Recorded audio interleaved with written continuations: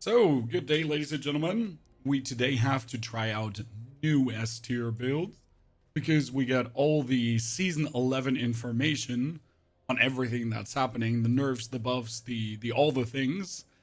And I am personally excited for the Necromancer a lot. So, what I would like to do is I would like to make a Golem Necromancer because that one is being buffed tremendously with a new unique, which means we got to try that one out, and we got to try out a Frozen Orb Sork and level some Barbarian later.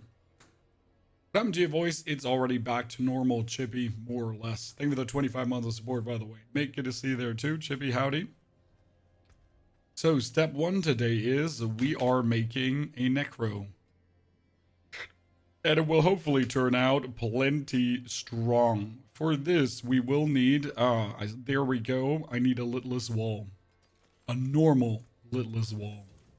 Okay, that's going to be quite intriguing. So we need a normal litless wall.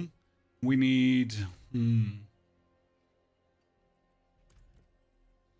Hell Gluttony aspect. We'll need probably the pans. What are they called again?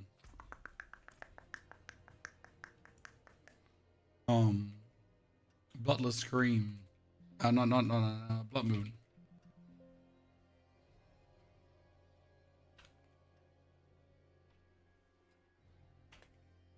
Blood Moon Breaches is from Duriel and Endariel.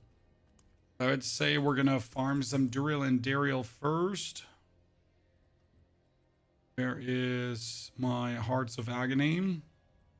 They are not here. No Hearts of Agony for Mr. Ponyhoff-chan.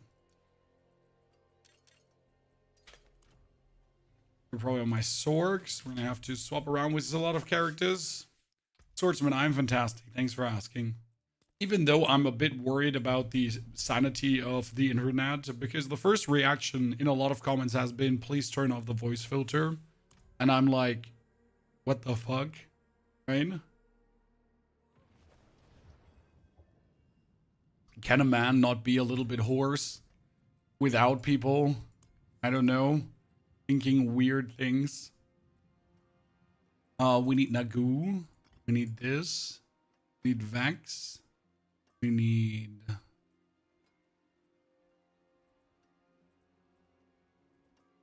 cooldown reduction rune.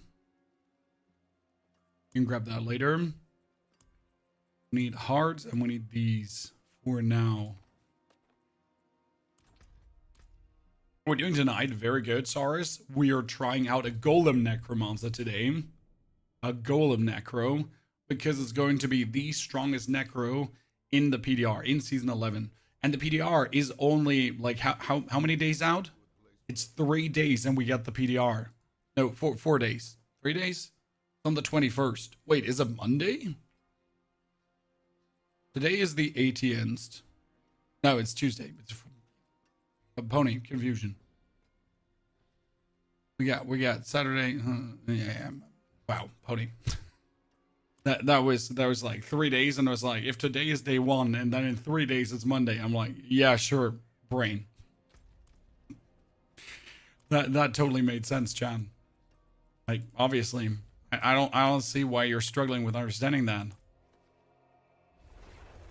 Yeah, 3 blood golems gonna be fire. Exactly, Sorth. But I think we can simulate it already.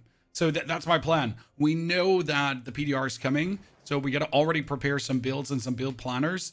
And that's where I'm gonna go with a Necro here right now to see what is possible. What can we try out in the PDR? I mean, we will obviously be leveling, so this is the #1 thing. We first have to try out the leveling on the PDR because the whole leveling in Diablo is about to change forever, and we have to really try it out, right? To see if it is turning awful or not. I mean, we'll definitely have to play the Litless Wall because the Litless Wall is this 100% damage multiplier. That's gonna be nifty. And then you have like 3 tiny golems running around with Litless Wall around them. That could actually be interesting. This isn't PTR already. No, PTR is on Tuesday. We are testing things PTR style, so I will deactivate my chaotic perks. because we are actually not getting anything new. And then I'll just play as if, right? We are in the PTR. We need to get the Bloodman Breaches, but with a 50%. This is actually set. Look at this. It's a 28%. So let's try to get a better one of those and then swap over. A lot of stuff has changed. I do believe that a lot of the changes with Season 11 are preparing for the expansion. That's the best way how I can look at it. So the expansion is significantly reworking the game again in certain ways, and it's going to push it in a certain direction. And I do believe that Season 11 is like the interlude to that. So we're pretty much starting with Season 11 to get like some of the changes in that Season 12 or the new PTR, come on, brain, say it. The new expansion is not going to be too much like what the fuck to everyone. That's my assumption, kinda.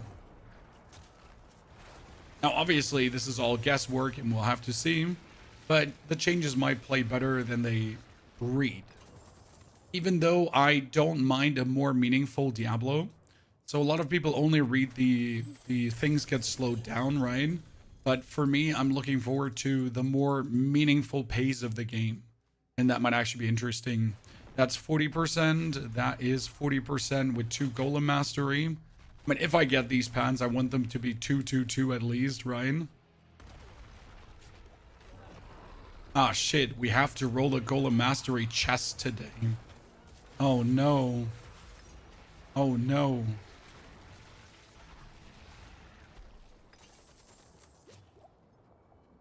You know what I wonder? If we have our golem ability and we have 3 mini golems, command your golem to go target area. Can I use it 3 times in a row? You know what I mean? So if I have 3 mini golems, can I do click, click, click, and all 3 are kind of flying out of this? Is this a thing, or is this not how it's going to work?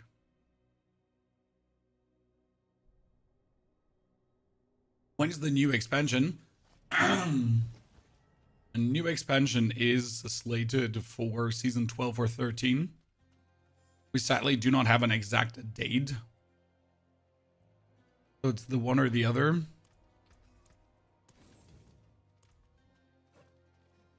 I gave away a perfect 4J Bloodman Breaches. Hey, we're going to test something. So let's find at least a GA one would be good.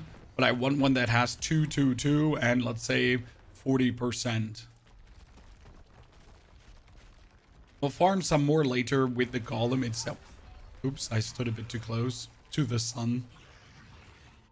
My apologies. The most controversial change I feel like with the PTR currently is that Sorceress is losing her teleport cooldown. But I'll be honest with you. As much as that hurts Sorg, as a Necro, I can't change to be happy. Right, because the Necro has 0 movement speed abilities, right? So if Sorg is not able to permanent teleport anymore around, yeah, thank you. Right? That's just like, maybe that's fair, because no one else can teleport that much.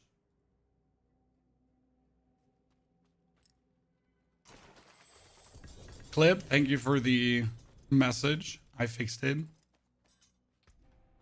Okay, we got 2-2 and 38. Wow, they're all horrible. I'm just trying to get, okay, 2 more bosses. We're gonna fill the inventory, and then we're actually gonna have to reskill this character. I do have my golem build from quite a while ago. I'm gonna cross-reference with 2-3 other golem builds, so we're gonna see if we can put together like a good one right now.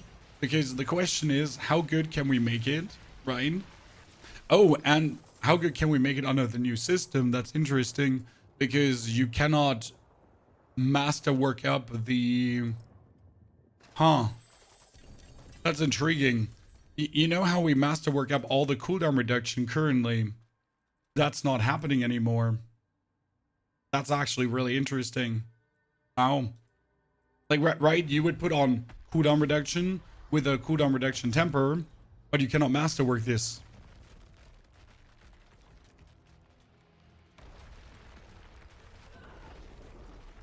Are you losing your voice? No, my voice is already back. This is like the final day of sounding slightly off, and then tomorrow is completely normal again. And no double tempers, yeah. That's crazy.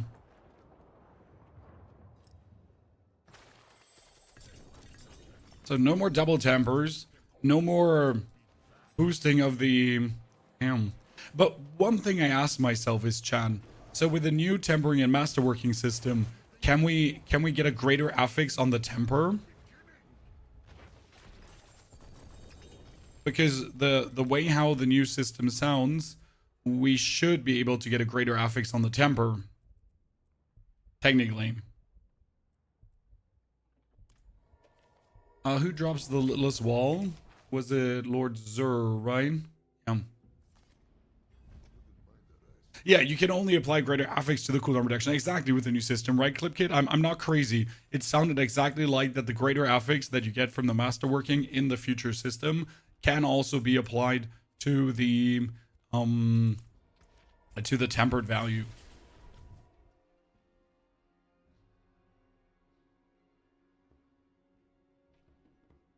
Already looking at season 11, Michi. Michi, we are reworking a lot of builds today to fit season 11 to see how viable they could be. Obviously, it's just like a bit of playing around, but I love the idea of a Golem Necro, so we're going to test that. I also want to see how strong is actually Fractured Winterglass and Frozen Orb currently. Since the game is like, there are drastic changes coming to power level of the characters. However, we're also going to be more tanky than ever, technically. So a lot of intriguing stuff is happening. Technically, we should turn out to be weaker, though. Lord Zur, we're trying to get a Littlest Wall with a greater affix. Get robbed. Didn't even get a single Littlest Wall, huh? Bunch of useless boots. You know what? Chan's casting a skill, trigger a non-mobility, non-ultimate skill that's currently on cooldown. Technically, Yen's Blessing is good for the Golem, if the Golem would be our only cooldown, right?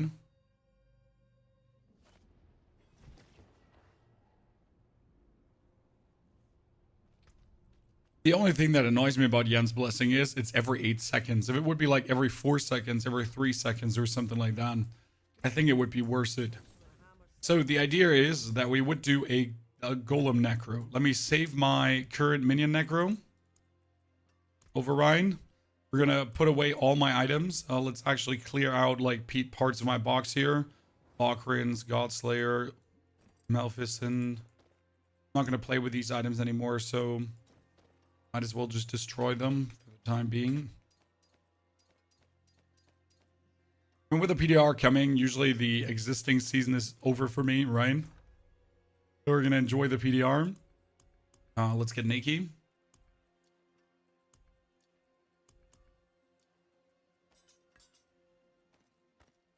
This goes away. I wonder if you play golems without anything, or if we're going to play golems with something. So we're gonna still go for the Reeb. You're gonna get the Blight. We need the Hoot Flesh. Yes. We need Grim Harvest with Fueled by Death. The Necrotic Fortitude and Titan's Fall. Probably going to play Bone Prison, right?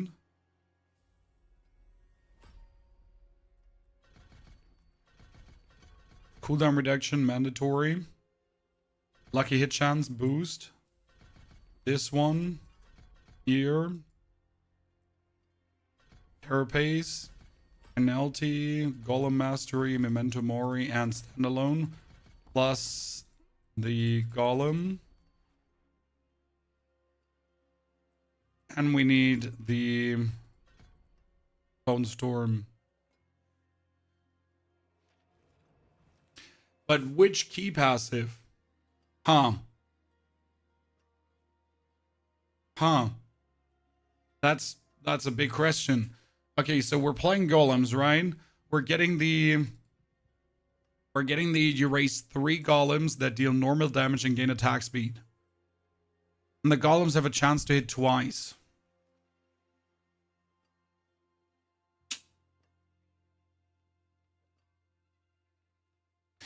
You're gonna actually play the Kellen's Edict, right? Kellen's Edict was 40% attack speed and 40% damage. I remember, sorry. They changed Kellen's Edict, so in case you missed that too, let me show you. Kellen's here edict is now your minions have 40% attack speed and increased damage. So that's a safe call, right? For the golems to just be faster. We like Rathmas Vigor useless, Ossified Essence useless because it's only bone skills.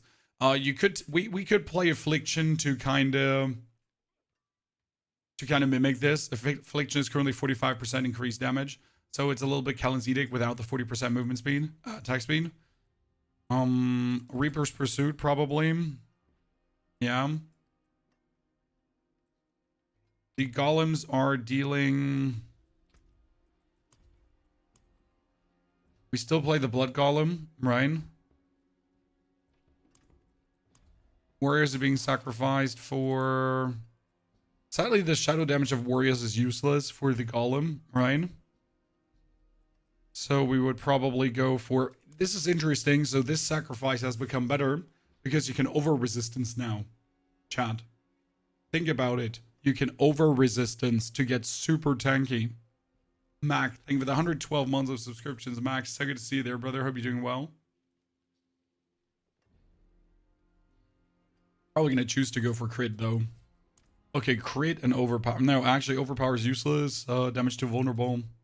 Because we cannot guarantee the overpower. Yeah. That's kind of it.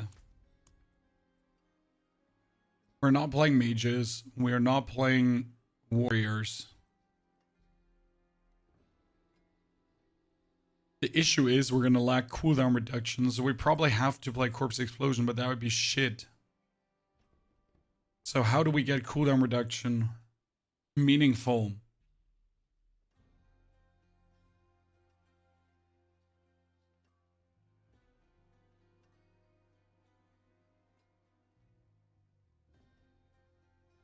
You could technically do a Bone Spirit for cooldown reduction spam. I'm just thinking about like how do we get the cooldown reduction down?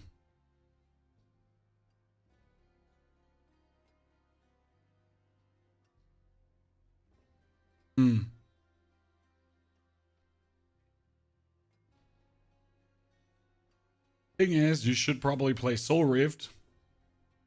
Problem is, you need the bonus crit damage from the Bone Storms, right? Huh. This is a tough one.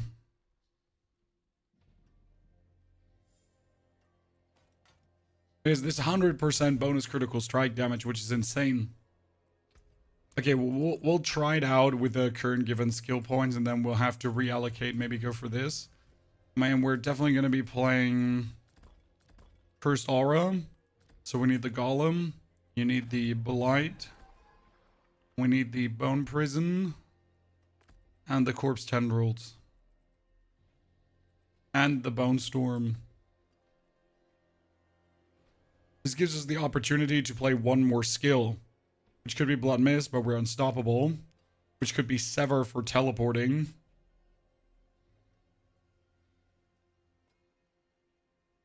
But it could also be Bone Spirit or anything for cooldown reduction. Which build are you doing, sir?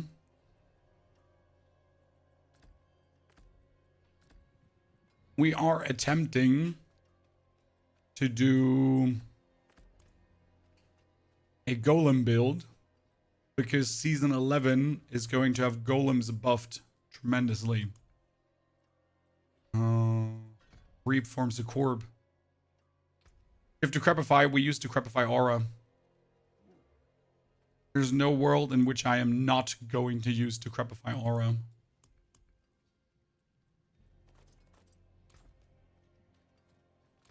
Cursed Aura is a must. because I'm not going to curse my enemies, right? That happens automatic or bust.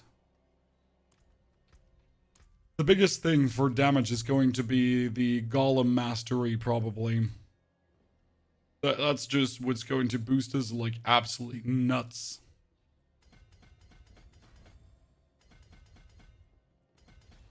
Put Eliminator in here for now.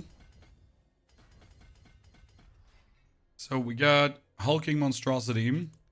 And Hulking Monstrosity says, and that's the interesting part, your golem deals 40% increased maximum life and damage. Skeletal, Mage, and Warrior Sacrifice bonuses grant additional 60% golem damage. So that's actually nuts in terms of the bonus damage that you're getting.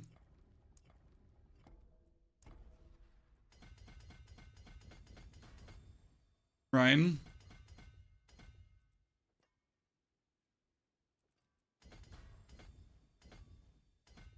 Last time I put Corporal in here.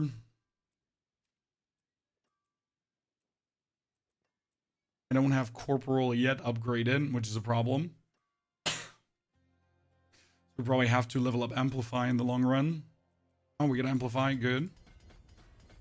This gives us a lot of golem damage.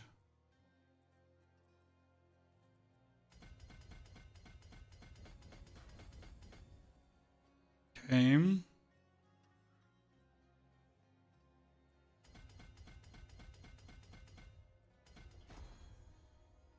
And more damage and total armor. That leads us into the cult leaderboard.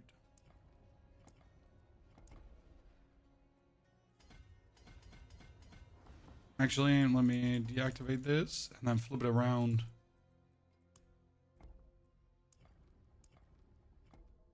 The Sorcerer Teleport nerf is dumb. On the one hand, I want to agree. On the other hand, the Sorcerer's Teleport has always irked me, as she's the only character that really has this level of mobility, and no other character has this level of mobility, which kind of makes her very uniquely overpowered in comparison, because I like with a Necro, I can never even remotely come close to that level of movement, right? No matter what I do. As a Druid, I can't do it. Like, and the thing is that the other classes don't have anything special that elevates them as much as the Sorc. So any movement speed based content is already dominated by Sorc. Right? And it just comes down to reduce your movement speed as hard as possible and you're good to go. If you're like, and that's like such a single-minded gameplay. You know? The Fireball Sorc is great. I know. I love it too, my friend.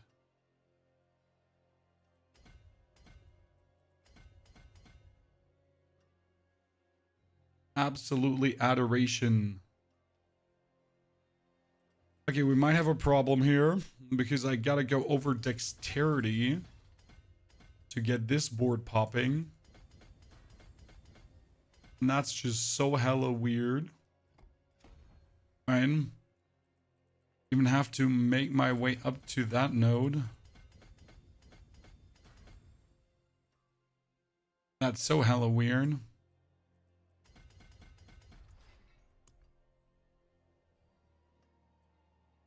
Will Season 11 powers have anything that can help with cooldown, or will only be farming related? Only farming related. Season 11 powers are wholly just to make your farm better. Which on the one hand is something novel, as they're not going to make us more powerful. However, at the same time as it is novel, it's kind of boring, because instead of being build defining, the powers are literally just making your farm better. And I personally find that rather boring, as I prefer the actual golem. As I prefer the powers rather making us actually stronger, right? And giving us new builds. That's at least my personal feels there.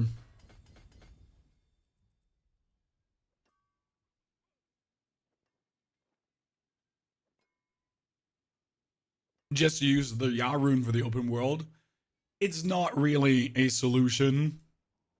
Also, it shouldn't be needed to move fast to do something like that, right?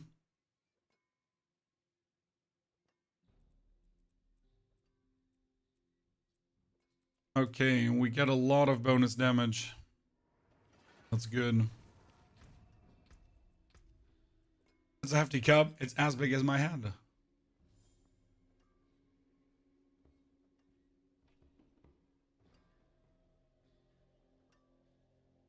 Okay, now the bag of tea slapped on my face. I'm not sure. That's disgusting. Chat, this is my last day of sounding weird. No worries.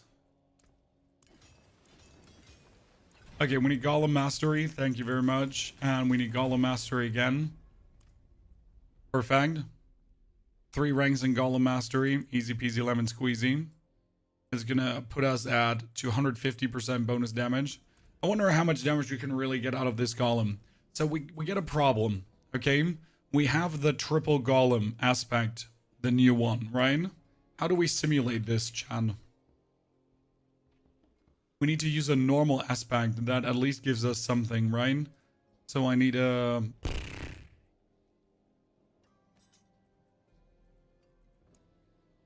a sword or something, a dagger, anything, to be honest, to maximum life. We got...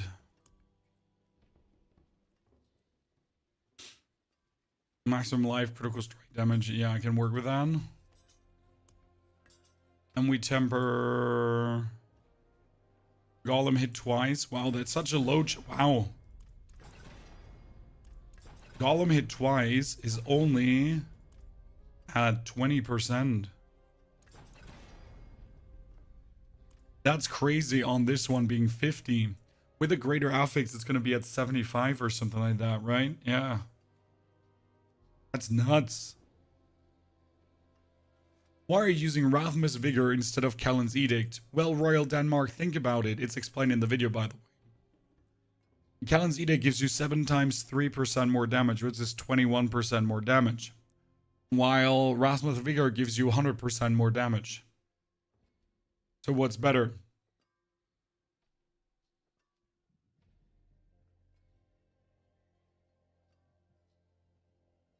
Are you saying you teabagged yourself, Gandrek? I teabagged myself.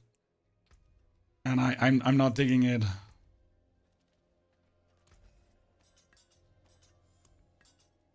Okay, and we need Golem damage here.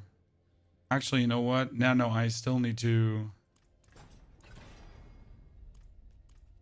get that. Okay, aspect-wise, it needs to be something that mirrors the damage of the other aspect.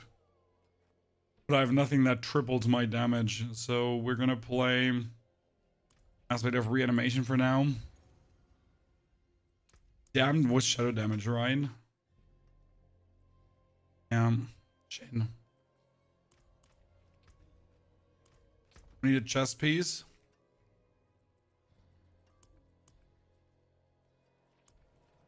Preferable with armor and intelligence. Oh, what am I keeping here for a bunch of useless chess pieces? Like, seriously, useless chess pieces. I could take this one. And then re-roll the intelligence into Golem Mastery. At least we could try to do that. And get very disappointed. And how likely is it that I'm actually going to get Golem Mastery? We're gonna roll down to like 3,500 Veil Crystals and then be sad we didn't get in. Oh, 1 rank. You know what? I'll take 1 over none. Okay, that can work. Rasmus Vigor is better for Bone Splinters since all your damage is from overpowered Bone Splinters. No, because in Bone Splinters, you're casting with full essence, and that gives you 140% bonus damage. Ulyss. So Ossified Essence is actually better. But by 40%, you could still play Vigor if you wanted to. So you wouldn't be making a mistake. Okay, Soul Rift duration needs to be Bone Storm duration instead. There's nothing Golem related, right?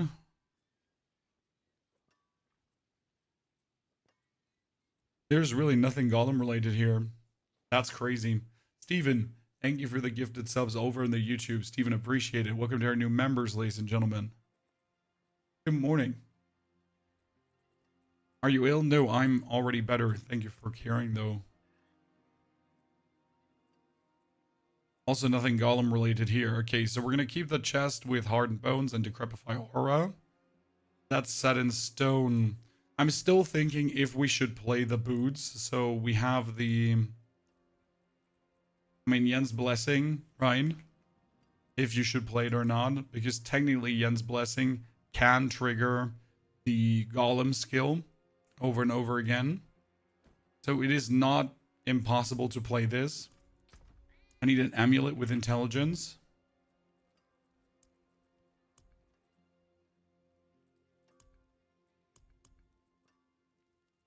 Prefer greater affix intelligence where I'm San.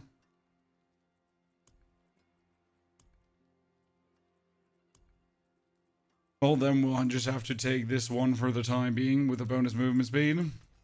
So in the future patch, guys, you will get a 4th affix, but you can only temper one single thing.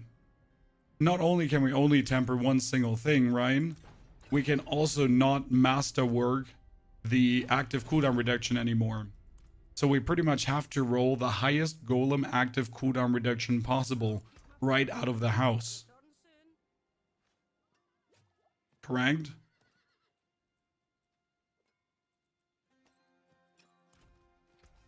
It always has to be that right away. I'll skip Sork. I'll definitely do play Sork down the line, but the new golems sound just too cute to not try out. Let's see how low can we actually get the cooldown here.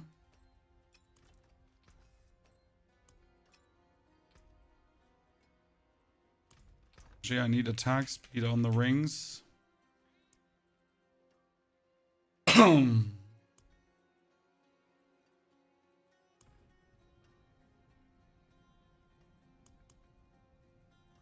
All my good attack speed rings are taken, obviously. Wow, I have this amulet flying around, which is actually an absolutely insane amulet.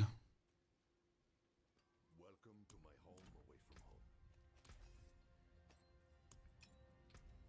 from home. Okay, Golem. I wonder how it's going to be with 4 affixes again on gear. How easy it's going to be to find fitting gear pieces. Because if gear pieces have 4 affixes again, right? How often are you going to get useless shit? Right? How often are we going to get 3 good affixes and then 1 shitty affix? Because that's the problem, right? You get 4. So it's in max life vulnerable and then life on hit. Right? And you're like, I didn't want life on hit.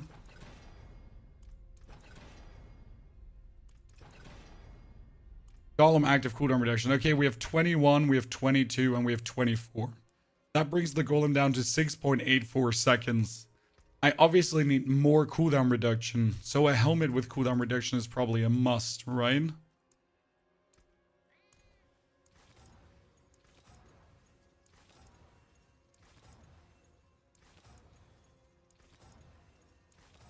Well, that could take the rest of the day, huh? That could take the rest of the day.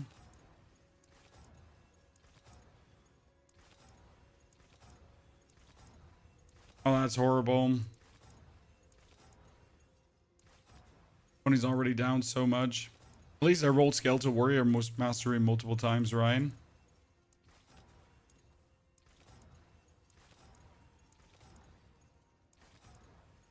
Okay, no cooldown reduction for me then. I could just take this helmet for the time being.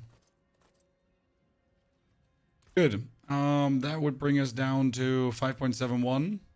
We can't actually masterwork the cooldown reduction on the shield, but what we can do is we can greater affix it. So I could try to at least hit it one time currently. Right? So what do I mean we can't masterwork this anymore? Well, you can't, right?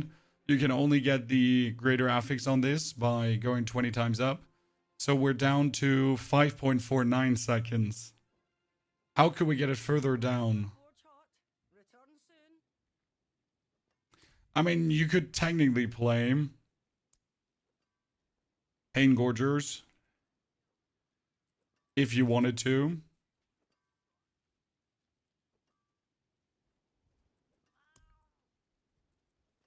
But that would seem stupid only for the cooldown reduction. You know what? I need a Fist of Fate.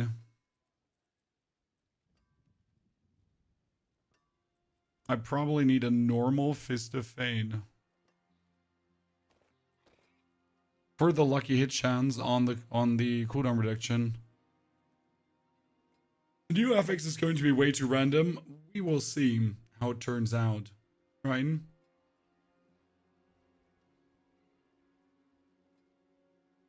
What we certainly need is, we need a rune for cooldown reduction, I feel.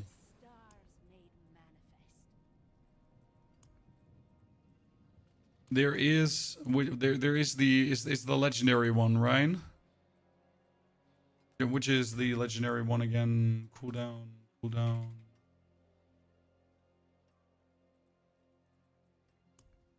What is the legendary rune for cooldown reduction called?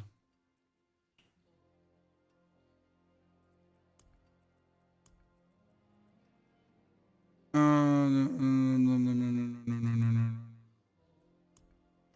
can't remember. We'll get it at some point.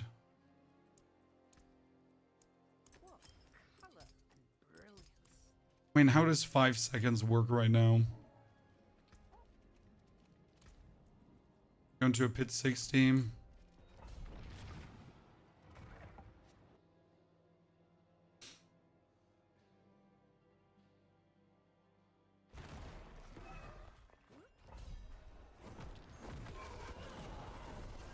I need to reset my... I forgot my aspects. Oops. Well, I'm like going in, I forget my aspects. So let me go out again. Eom. It was Eom, right? I have an Eom somewhere. One of the characters. I completely forget the aspects. So we need the...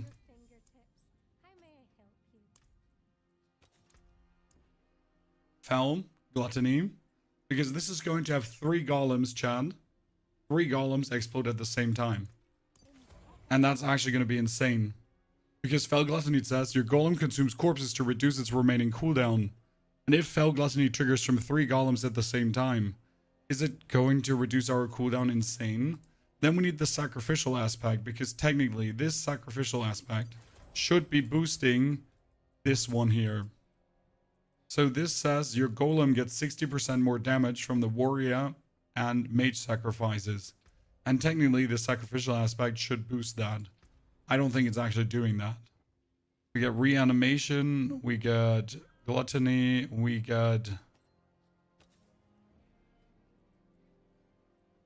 Instead of hardened bones, we're going to be playing Alberia. Because we could get Shielding Storm.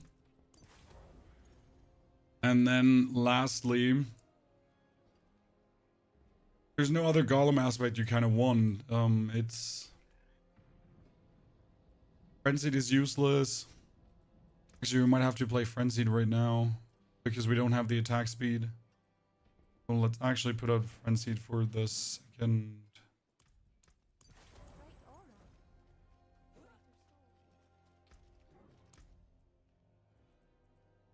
How much cooldown reduction would this be now?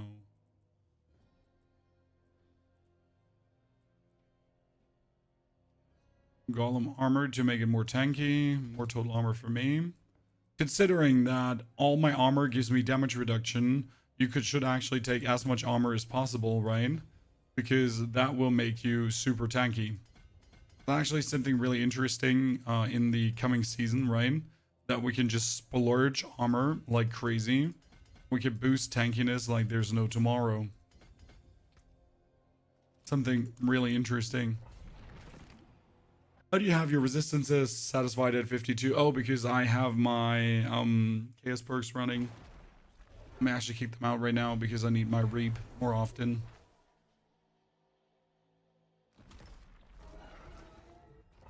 We're gonna kick this out. Yes, we're playing without chaos powers. It's useless to do that right now. I can do Neo into...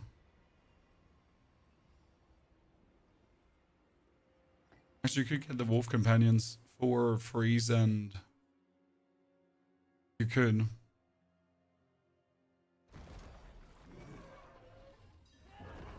Shroud would be great, yeah, but you cannot rely on Shroud.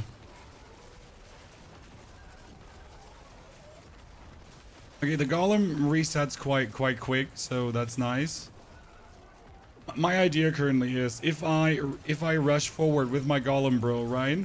And I sit here and I spam my reap, then I can just use the golem as often as possible. So golem jumps in, I just spam my reap, right, to reduce cooldown, and then I just have the golem go off. That could lead to an intriguing loop. I'm just not sure if we want to play the bone prison because right now it's just going to be like too much of an effort to like put the bone prison down on every mob pack. However, it might work.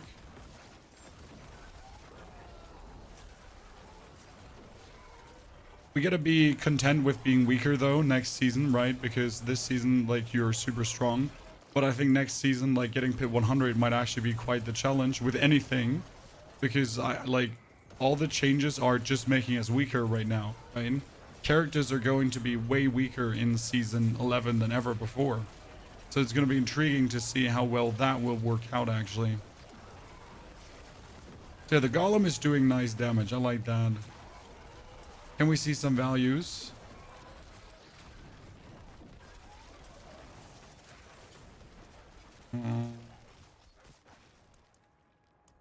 Or nothing too crazy high.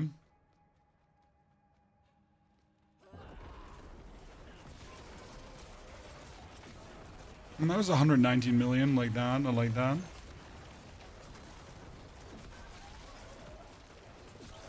I mean, nothing compared to the billions of other things, right? But again, those billions are probably going to be harsher to reach. So that's more realistic values right now. Unless they actually change the life of minions. Oh, that was 800 million almost there. Let's go, Chan.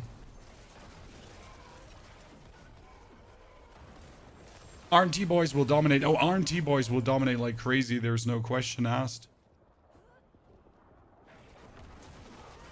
I mean, considering that we're playing this with 3 golems, so we're getting like 3 times the explosions. Oh, there was a billion hit, Chan. Woo, let's go. It's gonna be really nice.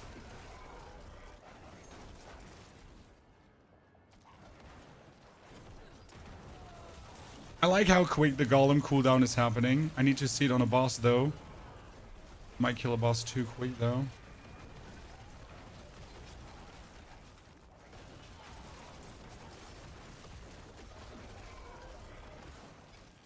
Why is the corpse explosion, like, why do we have the blight in here? It's mostly just to give us more damage.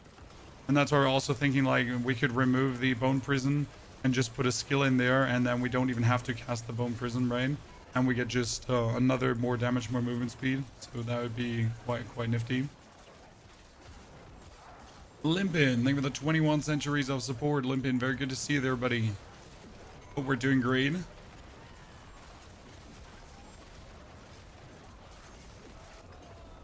I wish there was a way to have the golem automatically do his explosion, right? So you can set it kind of like on auto cast. Like whenever it's available, he would just use it and use it and use it and use it. Like if there was a trigger, like golem has an X% chance to actually trigger his shit. That would be cool.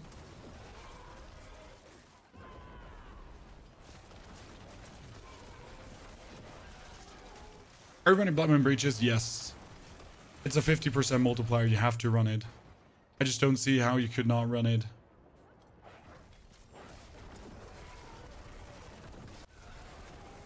So against the boss, I'm just holding down my Reap, and then I just spam my Golem. Yeah, that works. That will work. That will work. Fuck yeah. Okay, so that's interesting. I like the idea of just spamming the Reap, you know? It's kind of cute, because Reap itself makes corpses. Here. Reap forms a corp. And every 4 seconds it actually does that.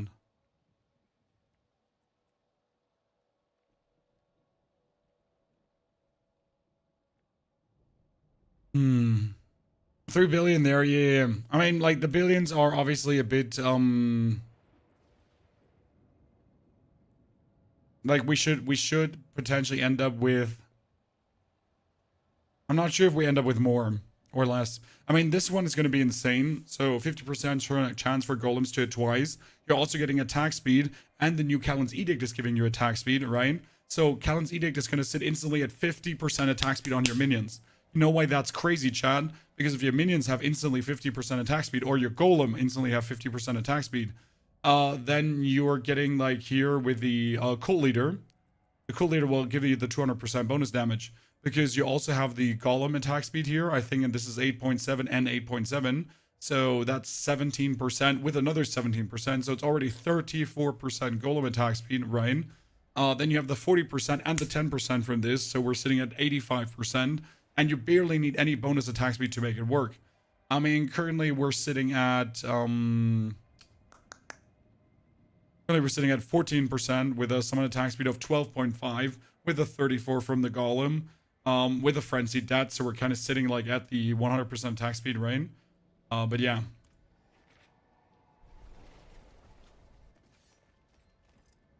What we definitely need is a litless wall with a greater affix cooldown reduction. That's out of question, right? That's 100%. Interesting part is this weapon is a one-handed weapon, so the new golem thing is a one-handed mace. So we get a one-handed mace, and we can play the litless wall. So we can move the reanimation over here, bomb, sacrifice, and the fell gluttony. I'm not sure about the Fist of Fate, but we need the lucky hit chance on the Reap, right, for the cooldown reduction. Why not PoE 2? I mean, it's over. Noob Adventure. Until next season, there is just no big interest. I mean, I might be playing some more PoE 2 after the Diablo 4 PTR is over. Because, again, on the 28th, the PTR is over. And then, like, I'm not going to return to the normal season, right? I'm not going to waste my time playing the old stuff when I have played the new stuff already. That's certainly not happening.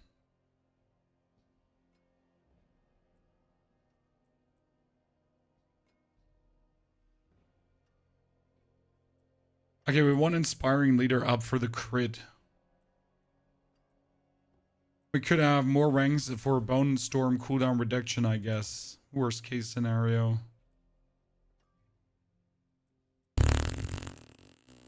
That's a big question. What is... I mean, we could do spiked armor, probably.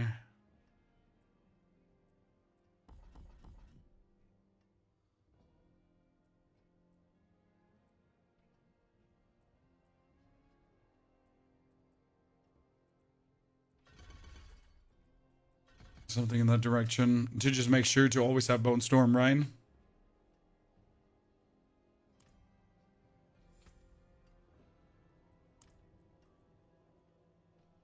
What do you think about Jens Blessing? Do we need those, or could we play something else? I'm taking suggestions here, Chan. So Jens Blessing is intriguing, right? It's useful. But do you need Jens Blessing? That's the big question. One thing we can try out is we can masterwork the... we can masterwork... So wait, let me masterwork here something completely inconsequential, like movement speed. Because I'm not trying to skew anything. We could masterwork the golem cooldown reduction, because I could get this as a greater affix, right?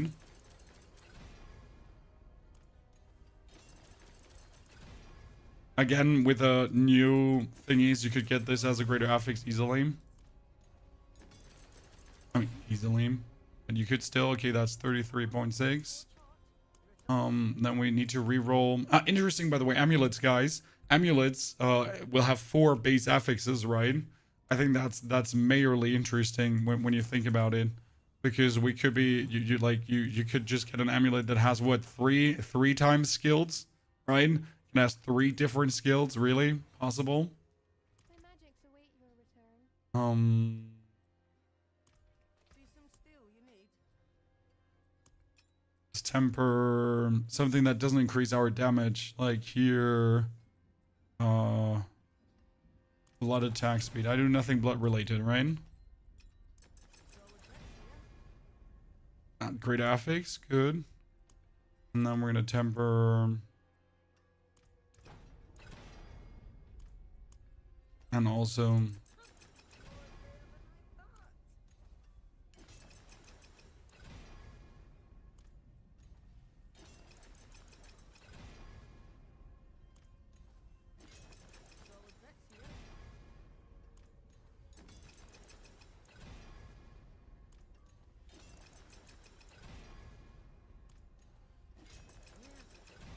come on, give it to me.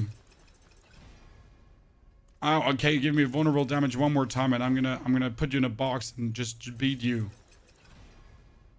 Seriously.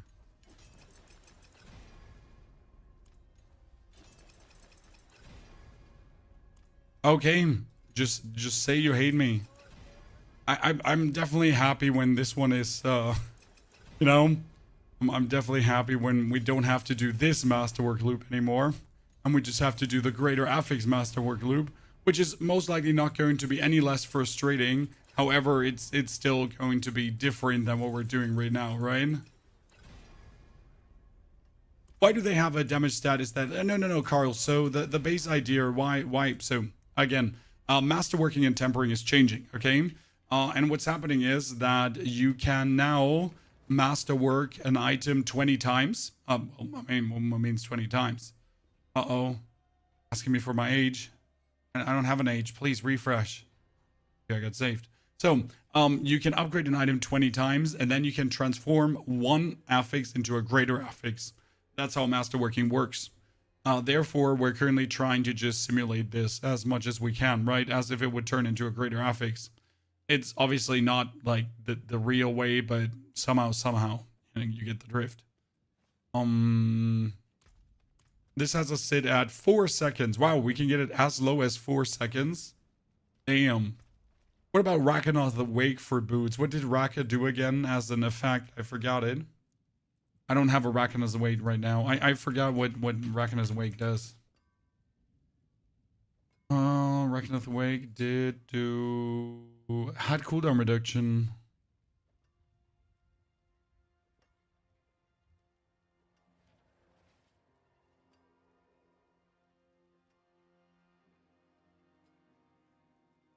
The cooldown reduction is interesting. You're not wrong. If you get that as a greater affix, it could be intriguing.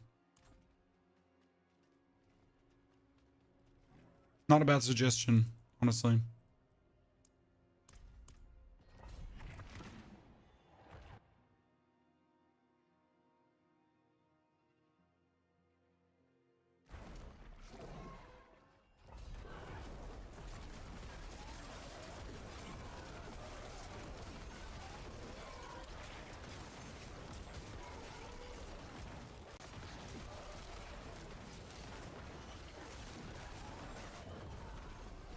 So you pull them together, you put the bone prison on, and then you just spam your golem, right? And everything dies.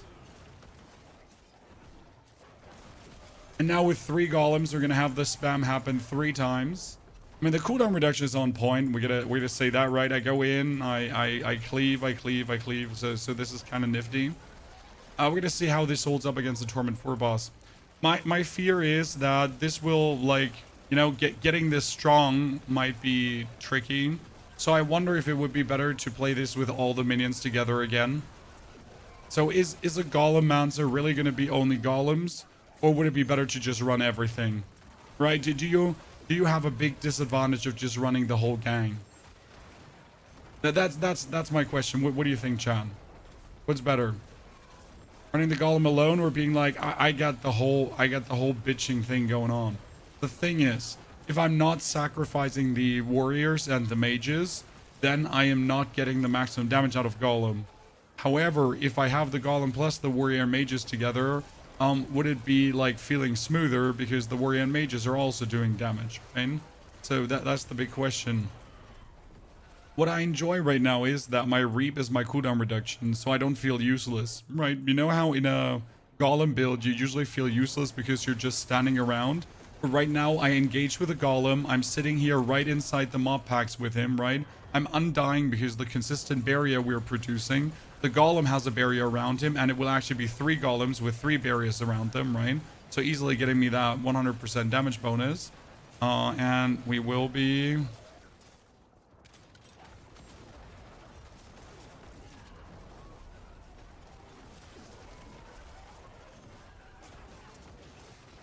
zoom in.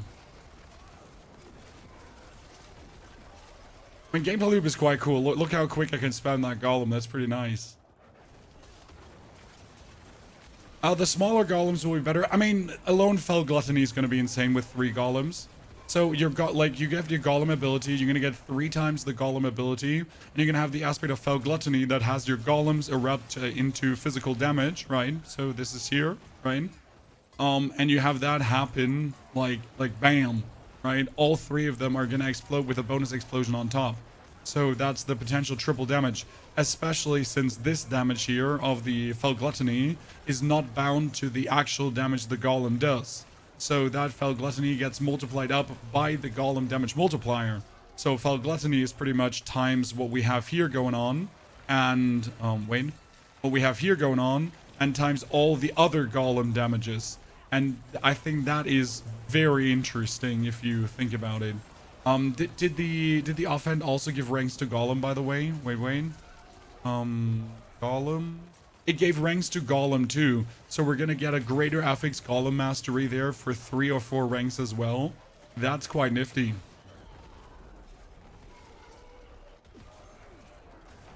Gonna have 3 Golems with more ranks. We're probably more sitting like at 12 ranks or something like that. We need a greater affix on the Blood Moon Breaches as well, so you can get like, what, 12, 13, 14 ranks maybe? That's a huge damage boost on top of what we're doing. Like even in a single boss fight, look how quick I'm getting my Golem Mastery, Chan. This is quite like, it's a lot.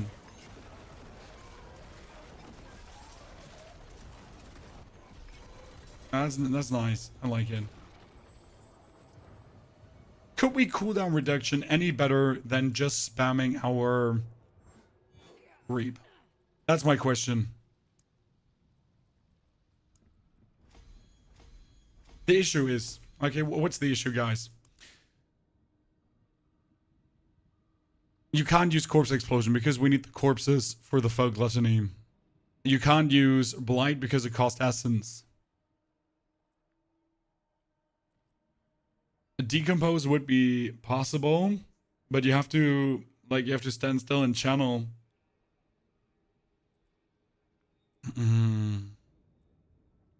I really feel like Reeb is just king with a corpse creation. It does too, because if you engage with Reeb, you instantly have the enemy always at your mercy.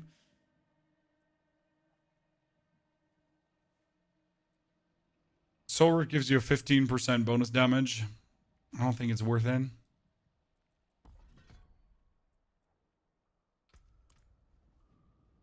Let's go for a boss here, Lord Zur, as always, as a testing ground. Didn't D4 start out with toughness and resistance? No, Jim. We always had armor, but we had infinite armor. So the way how Diablo 4 used to work is that you could stack as much armor as you want. However, there was diminishing returns, so after a certain amount, it wasn't worth it anymore. And there was like a perfect value to hit. For example, like it was it 8,000 armor, and then it was like 14,000 armor for higher leveled opponents. And that system was actually kind of shit. However, they're changing this now that you can stack as much armor and resistance you want to get even more tanky, but it will fall, like, you can never reach the 100%, right? The more tanky you get, the less efficient it will be towards the 100%. So if this is the 100% mark, you're gonna get tanky, and then you can never reach it, right? However, like, for example, for a Necromancer who has extreme low life, I have extreme low life here right now, correct? That is nothing. For a Necromancer who has extreme low life, you can easily, with the new changes, still not be a one-shot, because you would be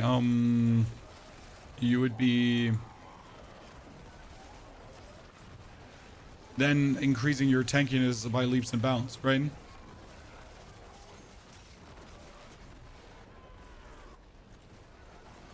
That's kind of like how that's going to work and how that's going to interact for characters.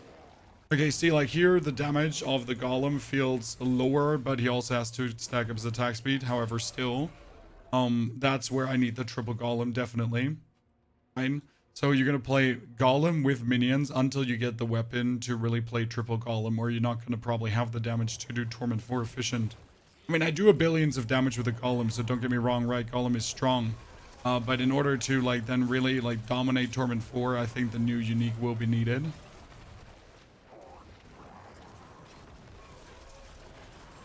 Otherwise, it's always going to be, like, mediocre or strong.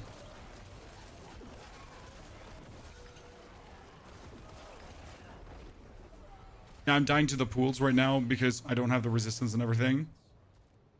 Do you think this changing or staying till the expansion? What do you mean, Gato? What they're doing right now, okay, so all these Season 11 changes, all the things they're doing to the leveling, the masterwork, and all that kind of stuff is the groundwork for the expansion pretty much, right?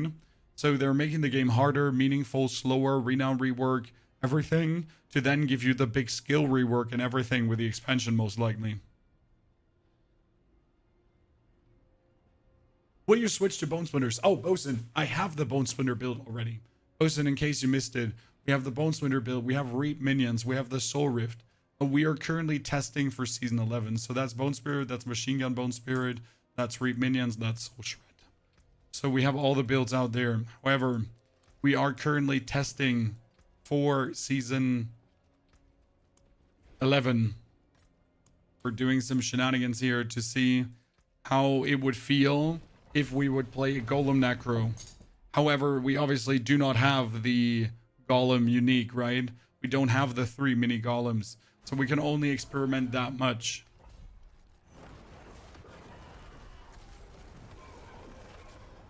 Still, it works quite well.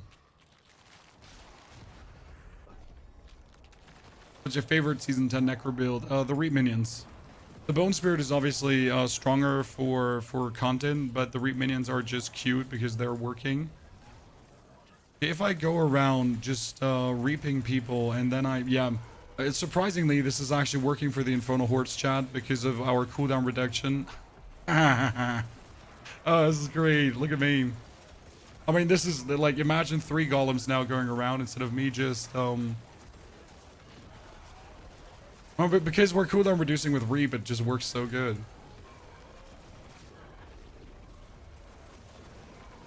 Actually reasonable. Not even bad. I need to try this out in the Helltide in a second.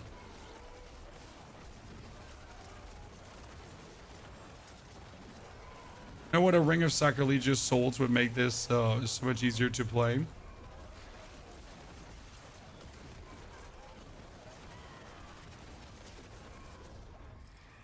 Intriguing.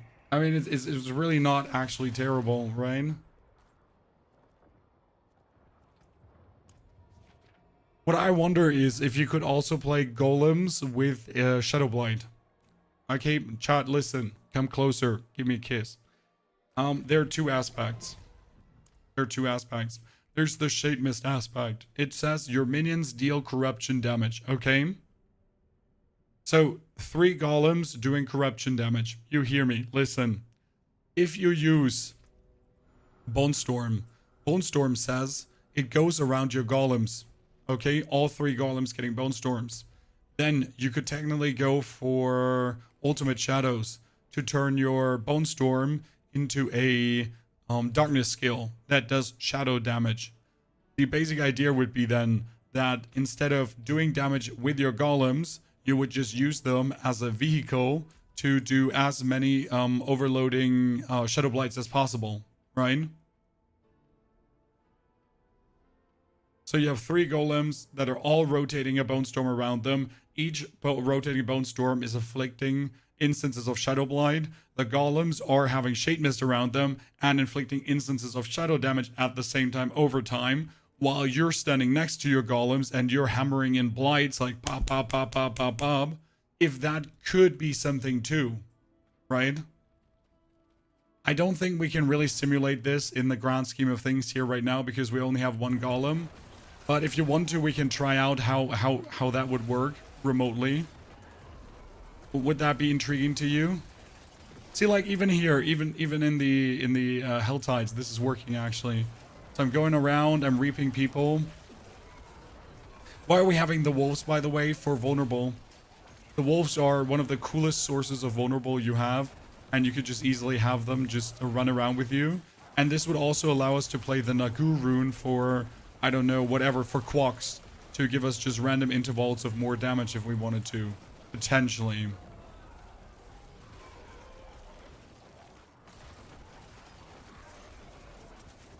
Combo with X-Felts. X-Felts is horrible. X-Felts is trash. Please no combo with X-Felts. X-Felts does nothing. What day is the PTR? On Tuesday. And I will prepare dozens of builds for you. So you got some stuff to try out. We also want to try out Frozen Orb today. So I know Frozen Orb is is changing in quite some ways, and a lot of people might not be interested in Sorceress. But I actually always liked Frozen Orb. I love the playstyle. And I have a Fractured Winter Glass, so you can actually try this out. By the way, we have so few life right now. It's actually disgusting. I need to get a bit more life. You know? I need to get a bit more maximum life as I run around with 4,000. I'm still not sure about the Bone Prison if we want to play it, Chan.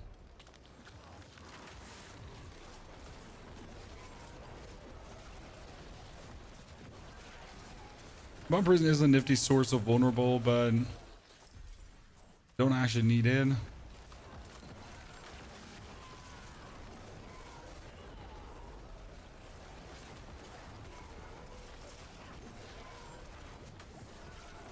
Okay, this is working. Let's try the Shadow Golem Mouncer. Okay, chat, we're going to save this one, and then we're going to try the Shadow Golem Mouncer now. So this is, save. Rename. This is Fell Gluttony. And then we're going to turn this into a shadow version. For the shadow version, we still play the Bone Storm.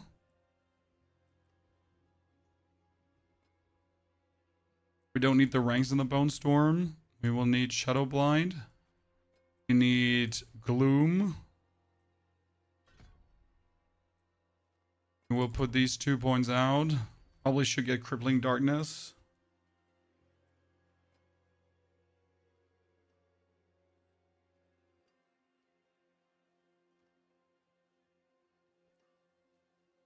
But let's pass on the... No, you know what? Here, these 2 points out. Crippling Darkness.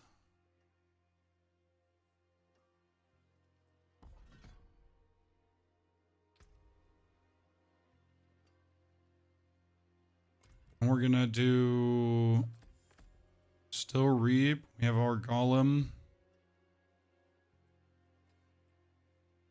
Corpse Tendrils, the Bone Storm. I need another ring. Thing is, do we need the Blood Golem then?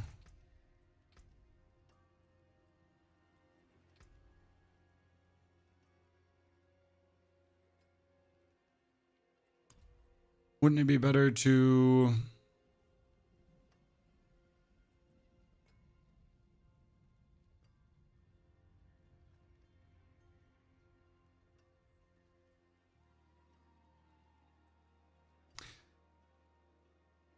None of them does base shadow damage, that's the problem.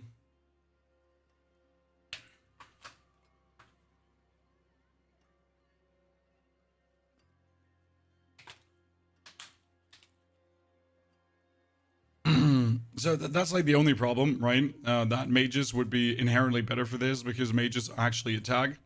But I want to see it with a golem first, so let's say we're gonna cape the bone golem for more corpses.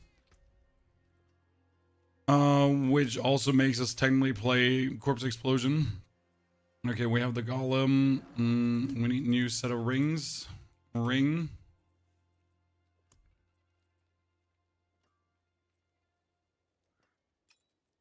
At least non-shitty rings, right? Nothing fancy, but also nothing that's like completely, utterly super trash.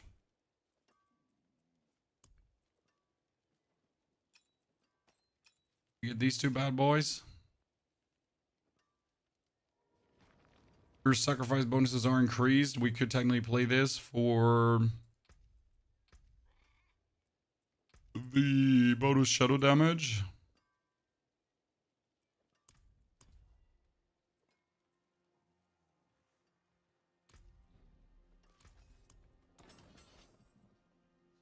Then we would have to play The wonders of sanctuary at your fingertips. How may I Shadow Blind for the blighted aspect. And Shadow Blight for the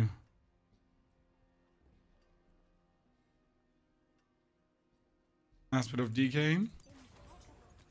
And the aspect of the damned.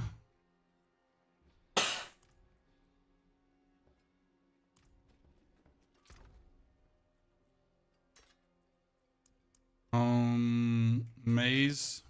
Let's see if I have something like shitty just flying around.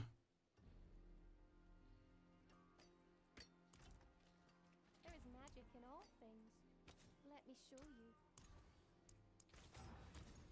And that would be Ultimate Shadows. So what are we doing right now? Oh wait, Ultimate Shadows. So wait, we got Ultimate Shadows, so we got Damned, we get that, we get Sacrificial. May your road We need a pair of gloves.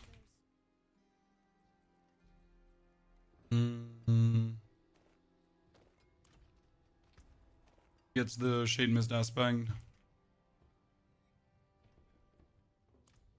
So the base idea is that you have a golem or multiple golems.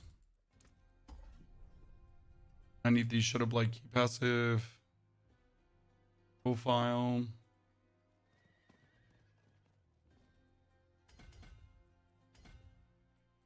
I take the planner from the Soul Shred Necro.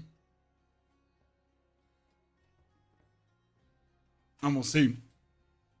That your voice is back. Don't worry. Don't worry, don't worry, don't worry, don't worry, brother. Actually, we need the Eben Piercer for this, probably.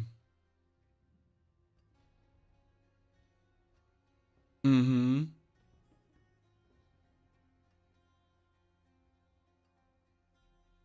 Yeah.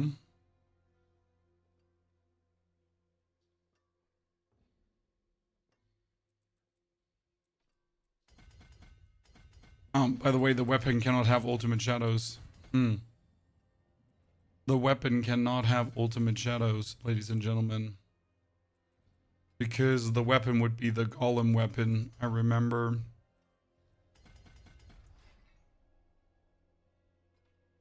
I gotta say, as much as I find this interesting, I already have the feeling that this idea is doomed for failure, Chad.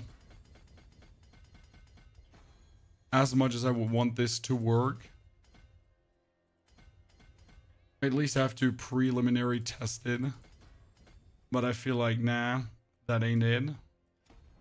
It's like stretching the main purpose of what Golem is supposed to do. Just for the sake of doing it, pretty much.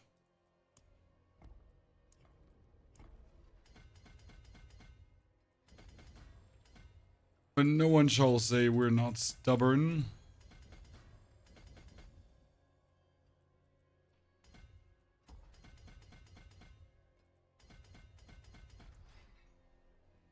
Yeah, I mean, worst case scenario, it doesn't work.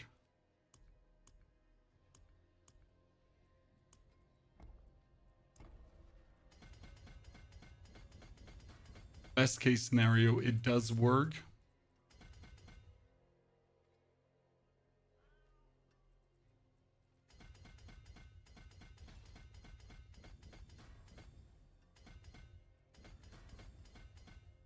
I mean, the actual golem already worked That's the most important part.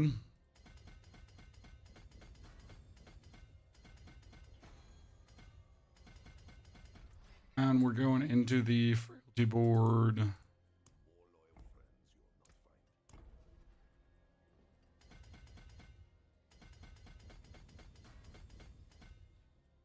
that would be Abyssal.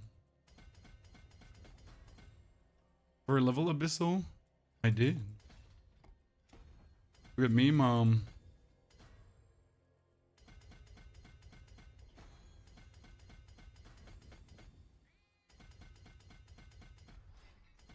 And lastly, we get Gravekeeper.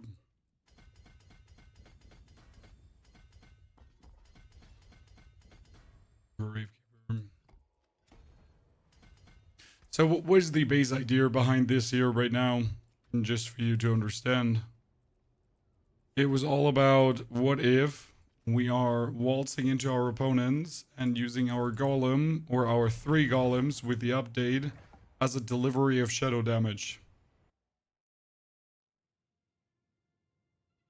What's happening right now, Big Drippy Drip? We're testing Season 11 stuff.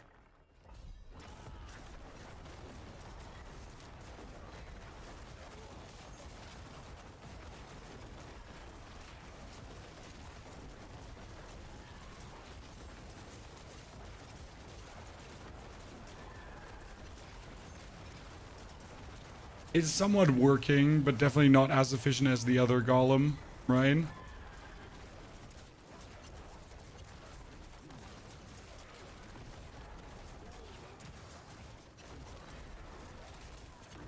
Yeah, it's just like, even if I had 3 golems, I don't think this wouldn't be it. Next season, they're getting rid of chaos powers and armor. Yes, there's no more chaos powers and armor. There is only going to be other stuff. Okay, yeah, we're gonna have to re-equip the Fell Gluttony and live that one. Okay, I'm happy with this creation. You know what? This one has me very, very pleased.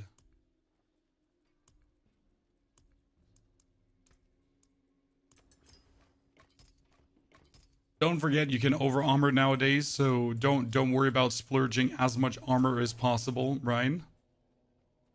I wonder how I have so extreme few maximum life.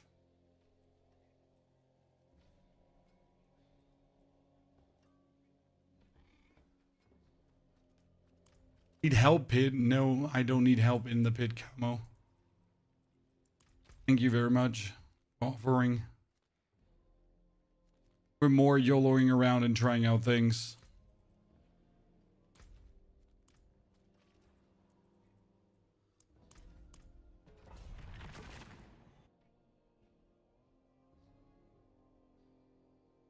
Is there a zoom out camera option? Seems very close to me. No. This is the closeness you'll have to get used to when playing Diablo 4. Now this is the version of the golem build you want to play.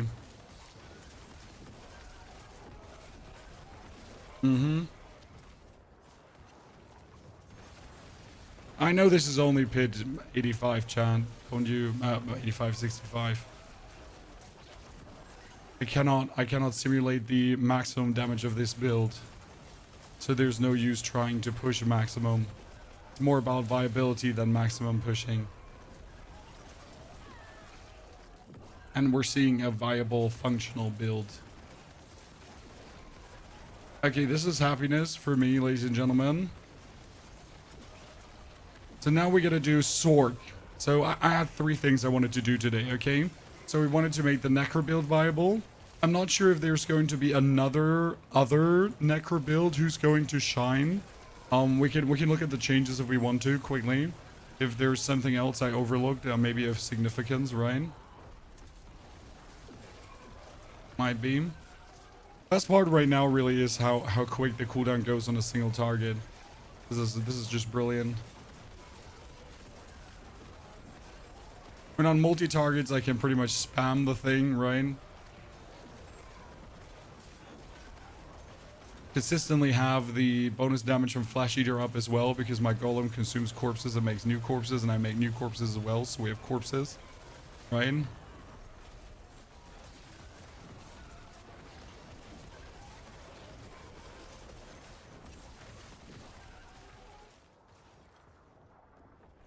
Season 11 looks damn good. The first thing we'll do on Season 11 is leveling. Because, like, so there's one big thing happening, guys. You're losing your starting skill points. Okay? Yes, you heard right. We're gonna be weaker.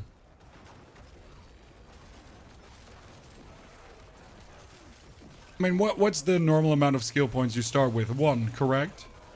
When you, like, on a complete new account, it's 1 skill point. I'm not mistaken.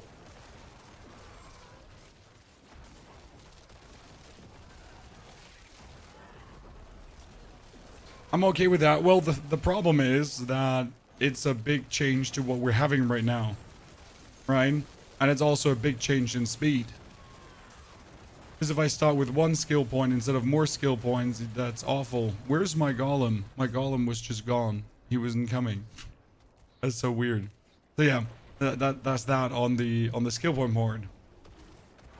Okay, let's check for Necro if there's anything else where I feel like we need to put our finger in.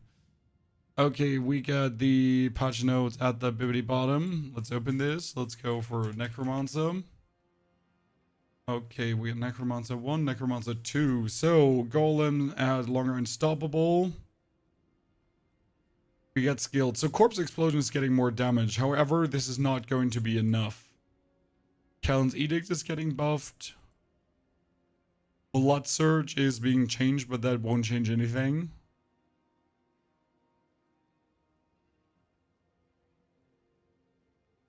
Hungry Blood is technically making Bloodlines better, but not really.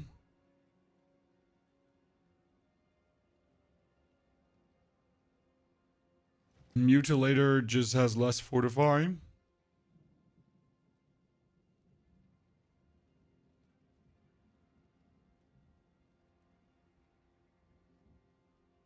Paragon also not really changing much. That's it. So the only thing we really have is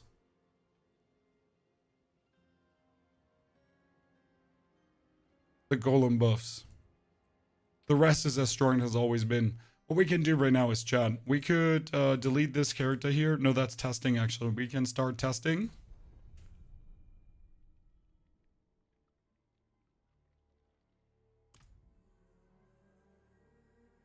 And let's see how long is the leveling now with 1 skill point. So if I have only 1 skill point, right? So this is it. You start, you have 1 skill point. Great. So I'll take Reap. Because Reap is OP, obviously, in the beginning.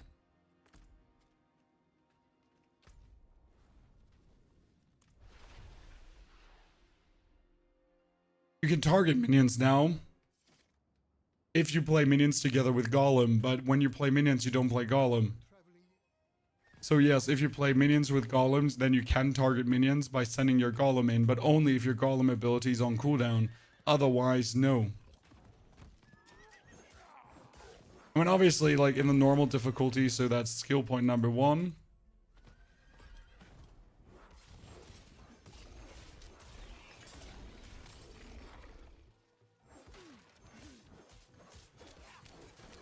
Well, it's essentially just slowing leveling down, right?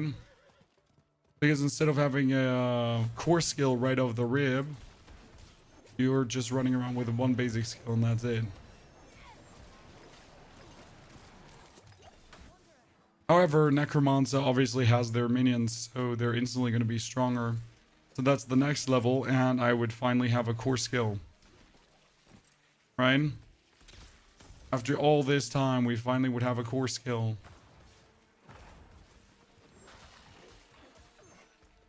Still don't have powers because we don't need them. Weather God, you know I'm already getting better, sir. And then tomorrow I'm back to normal completely. Extra skill points are gone. Yes, because Renown is gone. However, you will earn these extra skill points throughout the game again with your seasonal rank. So it's not like that extra skill points are gone. We are still keeping those. But like you just don't start with them. Okay? That's the big difference. They're still there.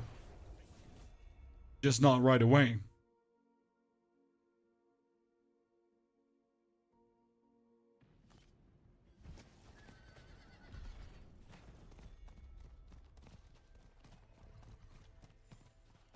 Well, I don't argue that this is going to be a good change down the line. Just right now, it feels shitty.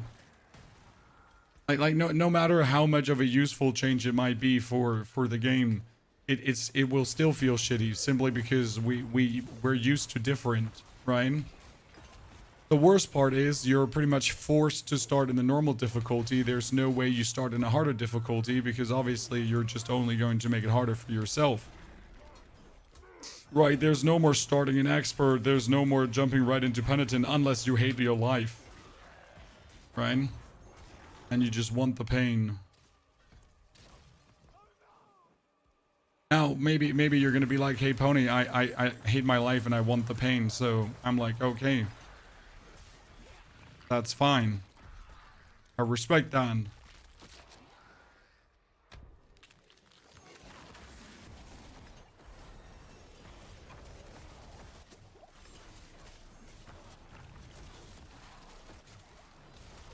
Oh, I knew this would happen. So, like, I surmised that when you do, like, even normal difficulty Chaos Rifts, your minions are going to be so weak that they just die instantly. So they are right now.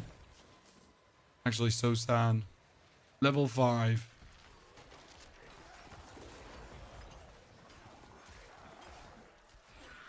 So this is now the strength you would have at the start of the new season, right? Plus, there's actually more difficult mob packs coming. This is something to not forget, Sean. We're getting new super juice mob packs. So not only are you starting weaker, you're starting weaker, and there are super juice mob packs. That might whip your ass. It's gonna feel like, I think the feeling we're getting is a bit like the pre-level 60 times. Right? I think that's totally what we're gonna go for here. Because, like, the level 100 times, they were like this, right? Everything was a bit longer. Everything was a bit more tedious. Yeah. We'll see how people will cope with this. Again, I don't think it's a horrible change. It's just that people are just not... They're going to have a hard time coping with this. Right?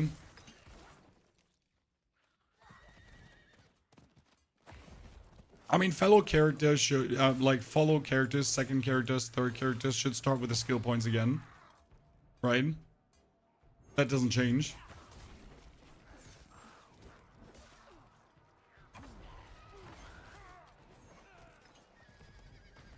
You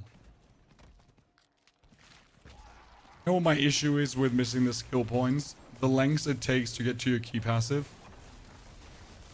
This is, I don't think this is something that's being considered right now very much, but think about it for a second, Chan. Okay? So right now...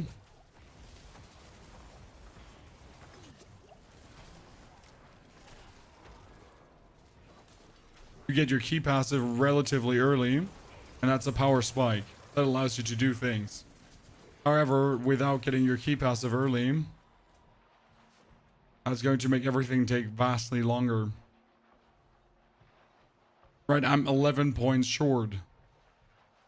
And I have to, like, I would pretty much at level 7, I'm finally here for my, like, for example, a Dance of Knives, a rogue build, right? Holy moly. Because when you play rogue with Dance of Knives, you actually start with Dance of Knives, but now you gotta go all the way for level 7 before you can even get your first Dance of Knives rank. It's gonna feel awkward.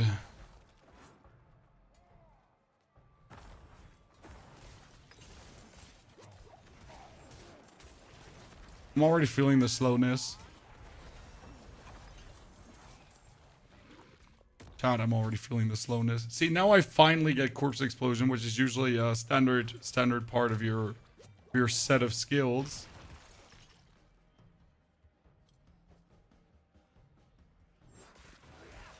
Is leveling not to have a full build in 10 minutes? Sir, but this is Diablo, not Path of Exile. How do I convey that making the leveling slower is not making the game any better, as the game pretty much starts at level 60? I mean, in Path of Exile, the game starts with level 1. And there's no denying that, right? Your journey starts with level 1. It's like, that's how it works there. You gradually build up your character. So, like, obviously with the new support gems, you upgrade some of the supports. But sometimes the skill you have at level 1, you keep all the way to level 85, right? But in Diablo, I start my journey at level 60. Everything before level 60 is useless.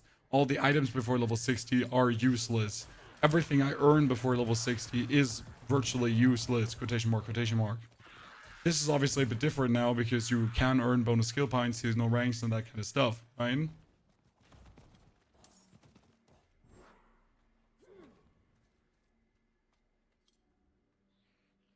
Visor, I get that you like the changes, but you got to see the flip side of the coin, right? I will like the changes too, but I see the great masses being disappointed by this. I understand that people some will like this. I assume the mass will at first dislike it massively, and then just get used to it.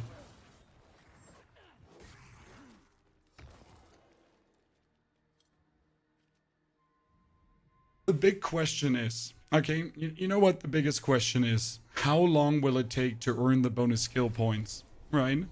Because right now it says we're getting seasonal rank, and seasonal rank will increase with certain activities. Plus, the capstone dungeons will increase our seasonal rank as well. Do I need the capstone dungeon to reach season rank 1? Or do I need the capstone dungeon to get to season rank 2? Right? This would mean that from level 20 on, 25, 23, 24, maybe, I could finally get my first bonus skill points. And that would feel kind of slow. So this is kind of like where it's going to be determined if or if not, or however it's going to feel by how quick the seasonal rank actually joins. Gross. One thing I find intriguing about the seasonal rank is it gives you a blueprint. So if I know that my seasonal rank gives me skill points, I'm actually going to pay attention to this, right?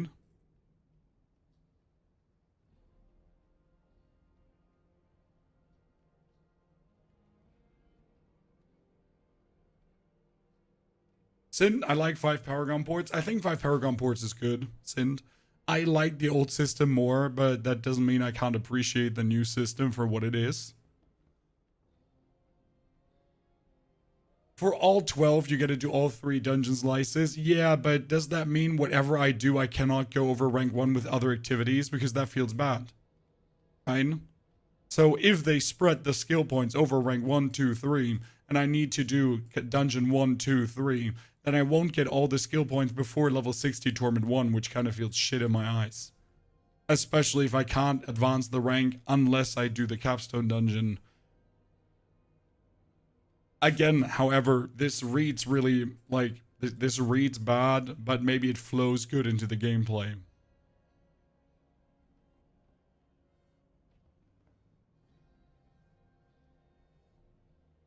This adds a challenge to leveling, yeah, but that's not what everyone is looking for. Again, Retro, I understand you would like to have challenge while leveling, and I think it's not a bad thing. But the casual player, the 99% of Diablo, might not look for a challenge while leveling. Especially since we haven't had a challenge while leveling now for over a year, right? Since Season 6, there has been 0 challenge leveling. It used to be somewhat challenging before, and people were complaining because the old system was slow and boring, right? This is why the game is going downhill. You could argue that Season 10 was the most popular season ever, as of late. I mean, you're saying downhill, but the game, like, everyone has been returning for Season 10. Season 10 was like, blah, blah, blah, blah. People still shit on it. People shit on everything, Retro. The people that actually play the game enjoy the game. I don't care for the opinion of people that shit on the game just for shitting on the game, because their opinion is useless, virtually useless. Pardon me, stranger.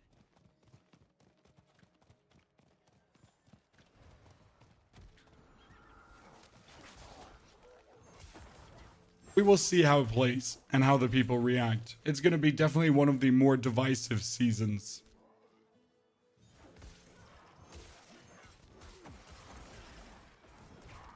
But that's why we are first day, Tuesday, I'm going to be level 1 and we're going to level, right? We're going to test out the seasonal rank. We're going to see how easy it is to get forward, how simple it would be to get to the capstone dungeons. How soon could you do the capstone dungeons? Like, can I do the level 30 capstone dungeon with level 20? Because that's very important, right? Can I do the level 50 with 40, maybe? How easy is that?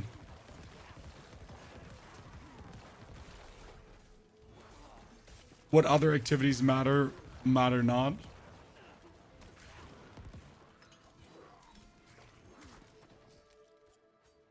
Subkit, I'll be reporting for leveling duty. You know what I find sad about the changes? That it's nerfing solo play. Right? I mean, like, look at me, Chan, right? If you play together with someone else, you get 10% more XP. So if I play solo now, I get 10% less XP. However, if I have 12 more skill points, this didn't matter this much because I was strong myself. Now I have less skill points and I don't have the 10% more XP. So inherently, if I play together with someone else, we already have 2 skills instead of 1 skill, right? And we're automatically going to have a better time in normal difficulty and a faster time, even though we're like kind of nerfed, right? So considering that, you're actually nerfed as a solo player. Can anyone get the PTR? The PTR will be here. You open your BattleNet, bottom left, you pop this out, PTR, and then you install it. That's it. That's how PTR works. Only available on BattleNet though. So if you don't have the BattleNet client, download BattleNet, PTR. I don't actually know if you have to own Diablo on BattleNet for PTR. Does someone know that? Or can I just install it without owning it?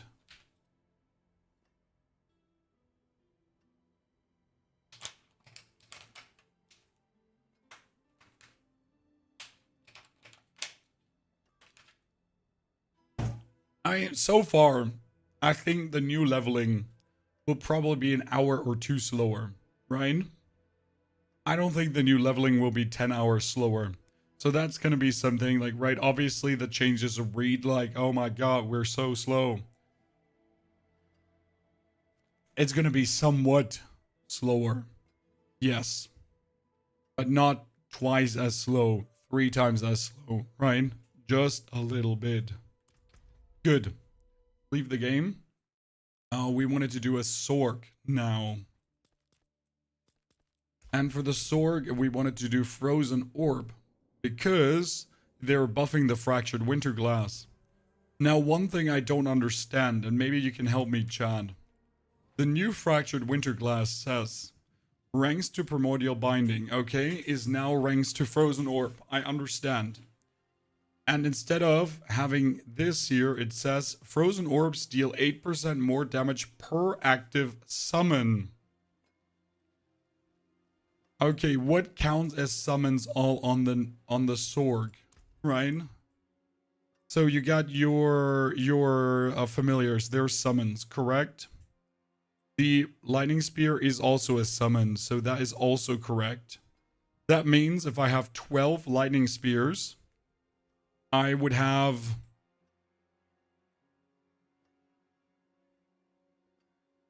96% more damage.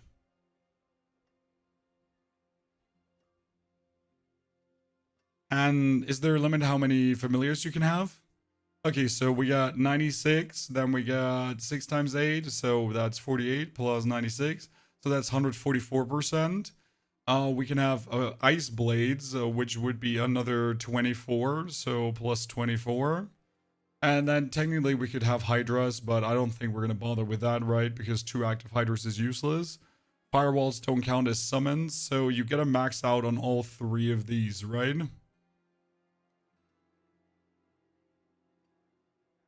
No, it says 6 familiars. You may have to add 6 familiars at a time.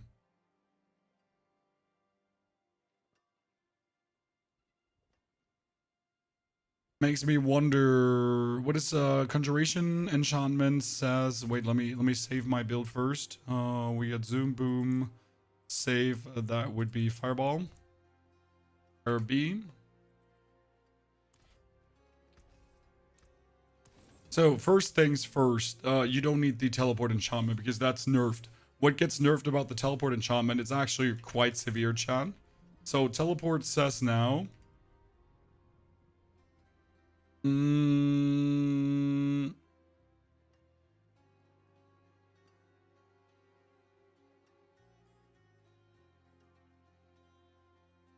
Here, evade is replaced with a short range teleport, and then evade becomes teleport, but the teleport cooldown cannot be reduced. However, it says with a 5-second cooldown that cannot be reduced. Does that mean that we can also not reduce it by attacking?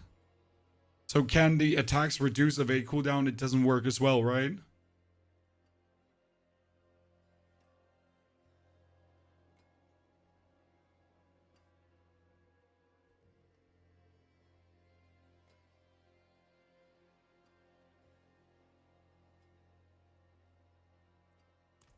Okay, let's see. Fractured Winter Glass. I have one.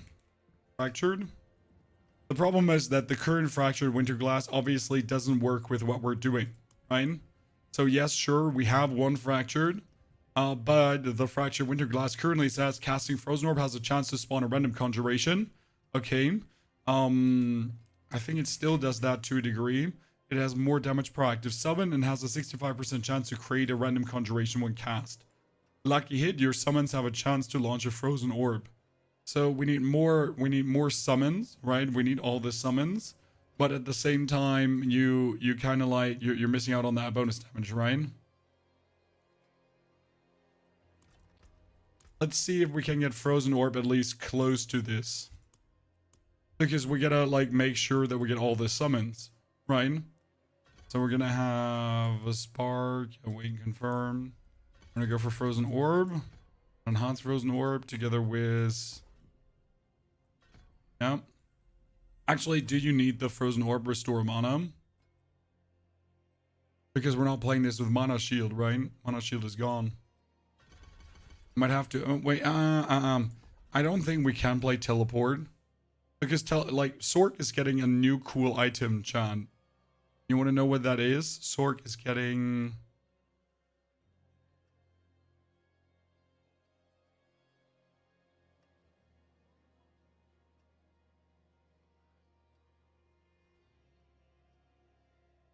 the Orzavain. For each defensive skill not in your action bar, you deal 40% increased damage and gain its associated enchantment effect. That's crazy, right?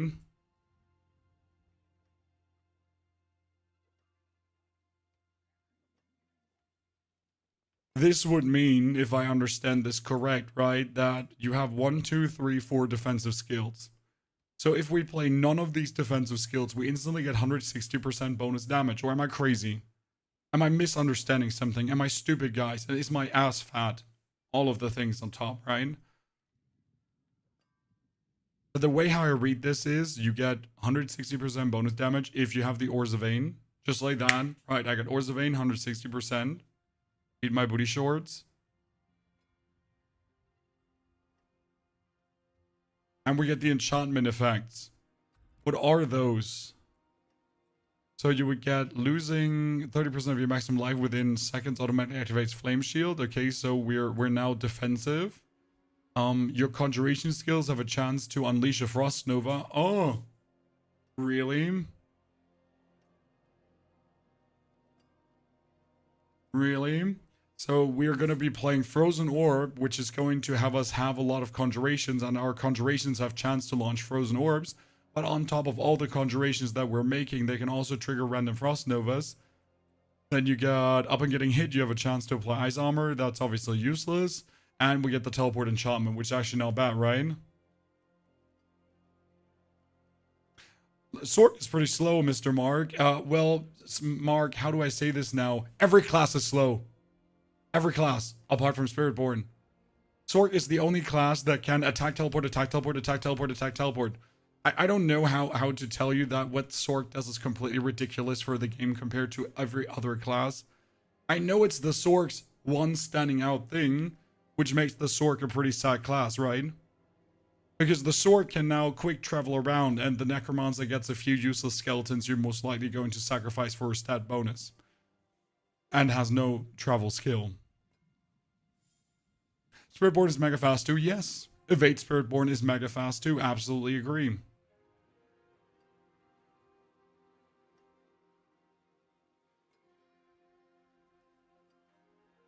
I think the main reason Sorceress is nerfed is for the tower, Chad. So they're introducing the tower, and the tower is going to be something you travel through. And if Sork stays the way it is right now with the quick teleporting, it's going to make the tower stupid. And I think that's the reason. I cannot think about a single other reason why they did this. I mean, let me check the creator Discord quickly. Maybe there's something from the devs on Sorcerer, because obviously the Sorcerer's complained. So I'm checking. Yesterday everyone went crazy.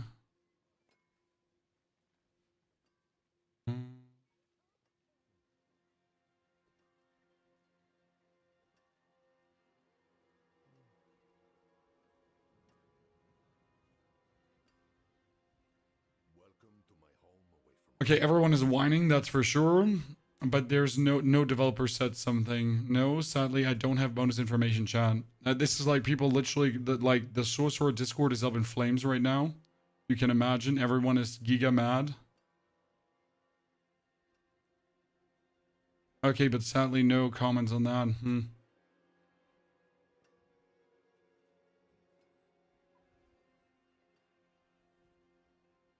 Okay, wait, seasonal class updates. We often put forth...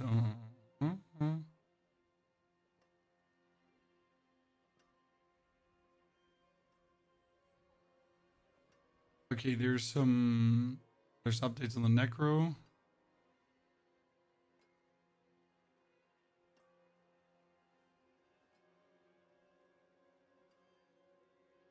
Okay. No, nothing new, nothing secret insights. Sorry, John. Was double checking.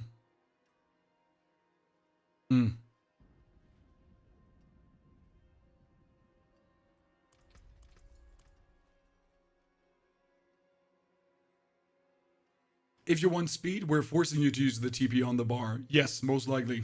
Unless obviously you have the new item, then you get the teleport, right? I mean, you have the new item. This will give you the teleport with a 5-second cooldown, which is still fine, right?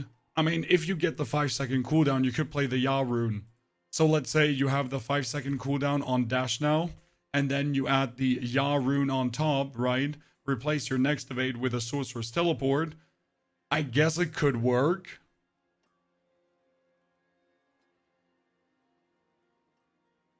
Especially if you're playing the Winter Glass, you could play Ya Nagu to consistently have the Ya rune go on. So then we teleport, Ya. Teleport, Ya. Still slower, but possible.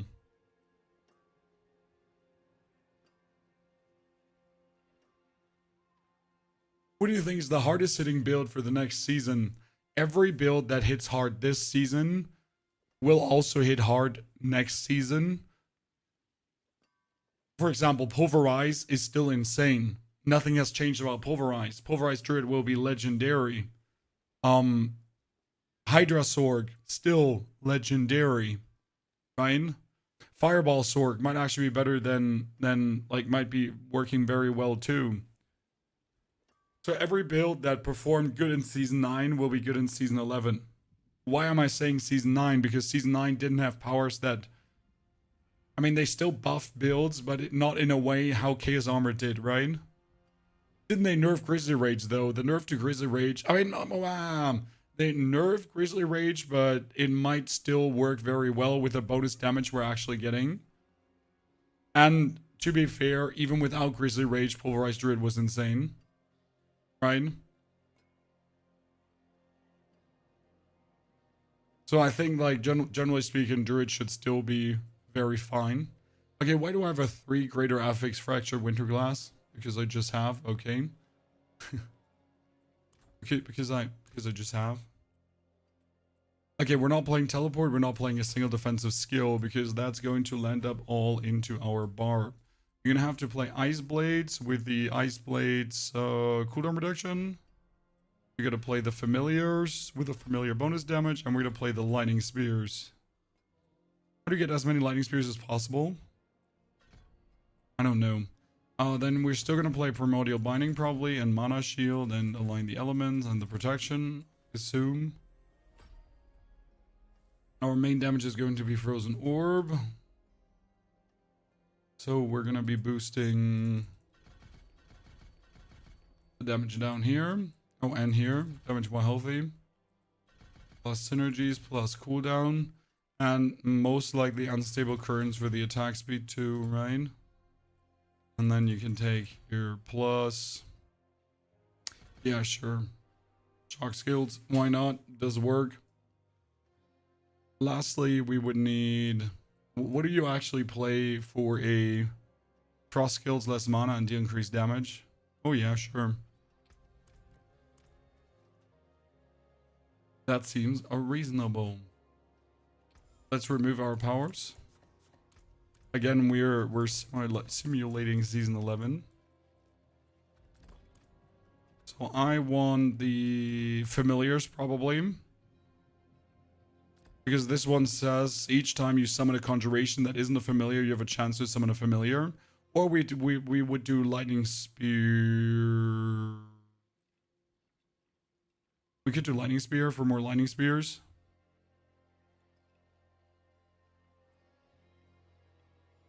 Probably familiar, right? The problem is we need 12 lightning spears, so that's like the most important one to get, right? More lightning spears is important.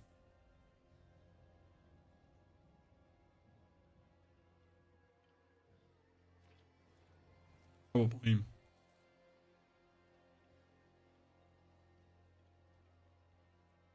You should add a Frost Nova to test for the enhancement. No, I don't think we want to do that.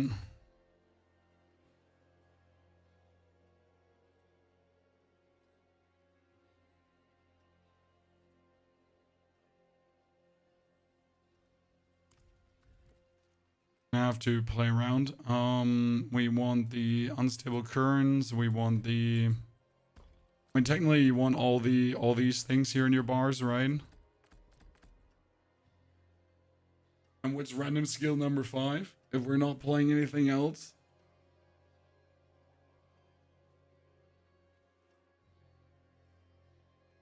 What was it? Elemental synergies is more damage for skilled, so you would just put a random blizzard in, right?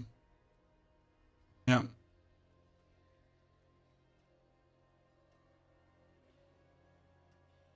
That seems reasonable.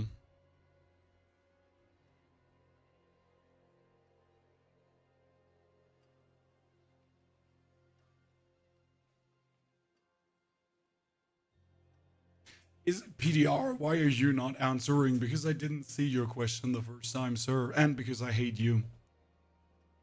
And this is not PTR, no.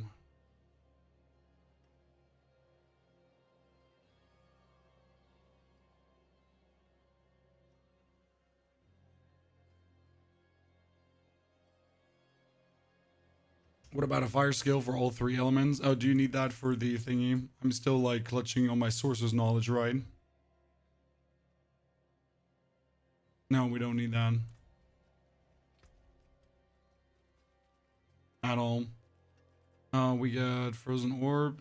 We don't have Holican Crest or anything. Flicker Step goes away. Banish Lord goes away. Gloves. Stuff. Oh shit, I need a whole set of skills. Yikes. Getting everything for the sword will be so weird.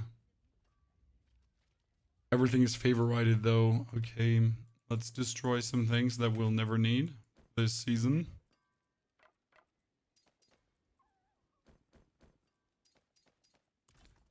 Good.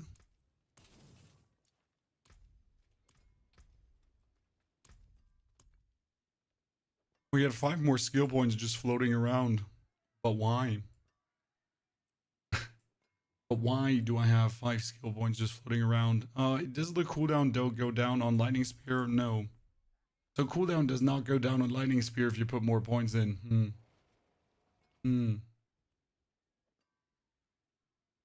Oh, we don't need the points in teleport, so that's that.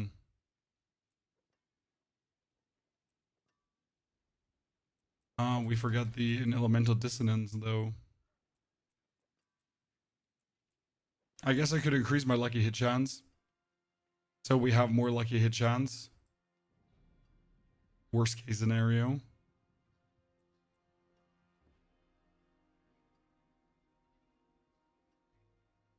Right.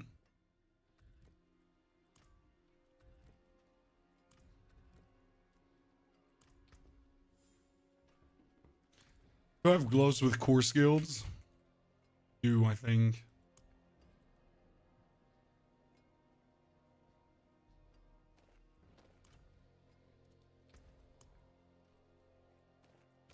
No, they were rerolled core skill ranks. Yikes. Sadly, don't have any other gloves, Ryan. Mm-mm.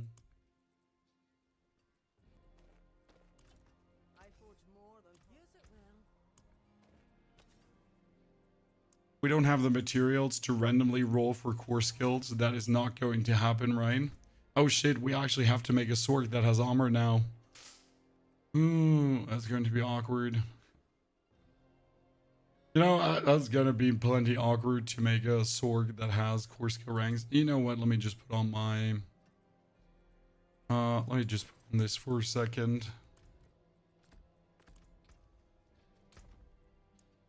I guess we would play Raymond again. Raymond. Where's my Raymond of the Infinite? I mean, most likely we would play Raymond again. I don't see why we would not do glass cannon. Pans wise, is there any unique that helps the frozen orb pans wise?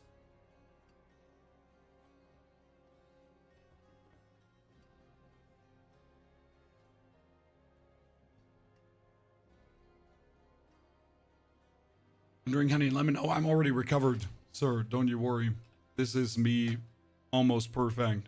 Tomorrow I'm already perfect. Fracture glass. We have fracture glass. Again, season 11. This is season 11. No chaos armor, sir. No chaos armor. Magic is neither good nor Okay, shivering. That would be more chill. Our window glasses here. We're gonna get ourselves a bit more conceited aspect. They have nerfed tenuous destruction, right? Take avalanche.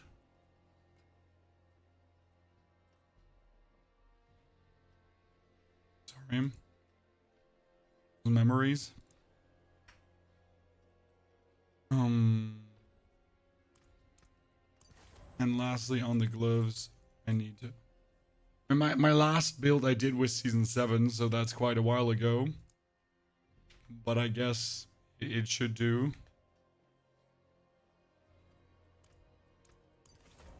Cutting blades, I need a pair of pants.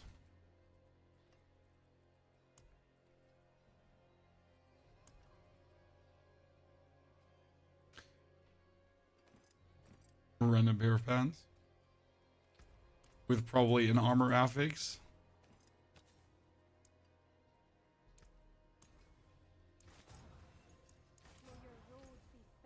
The Sork have some weird damage. I mean, orange probably, right? You want some orange herald going on, but is there some damage reduction going on from Sork? You had concentration, right? Casting concentration skill, yeah. And then I need boots. And these boots actually don't have to be cooldown reduction anymore. Actually, no. What is it called again? Jens. Could I use Jens almost on everything, right, Chan? Some random creation of things. I am so squishy with this right now. I mean, it's unbelievable how squishy you are right now. Like, I have no HP. I mean, even my weapon has no HP, right? Wait, let me reroll that damage into maximum life. Let's reroll that cooldown reduction to maximum life. So we at least have something going on. Okay, Paragon board. Might not have the glyphs for this. Yeah, I didn't think about that part, chat. I am sorry. I might certainly not have the glyphs for this. I mean, the interesting thing is we now have to once again take all the life nodes, right? Because life is king.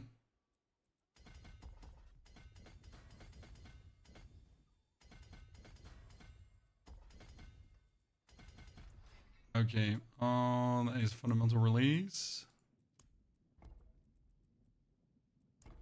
Honestly, I think I like the new version of this, because the new version of this can potentially just be way stronger.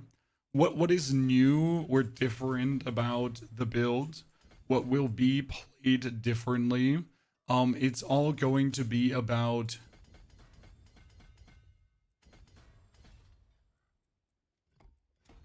stacking summons. So the more summons you have, the better it is. What I think we desperately should get is, what are they called again? We should desperately get the wolves, right? Because if you have the wolves running around you, you're tankier at the same time, and the wolves again count as summons too. So that's actually really useful. Yeah, Circe rune, and then just have them around you. I think that should aid us quite nicely. Pretty Katie, by the way. What's up with your voice? Is a new microphone? I need to ask you sincerely, what's up with people nowadays? Okay? With all the love in my heart. Because the amount of comments I've gotten on microphone filters and other shenanigans is deeply worrying me. You know? Instead of the first assumption being, oh sir, you seem to be a bit hoarse. And I'm like, yeah, my name's Ponyhoff.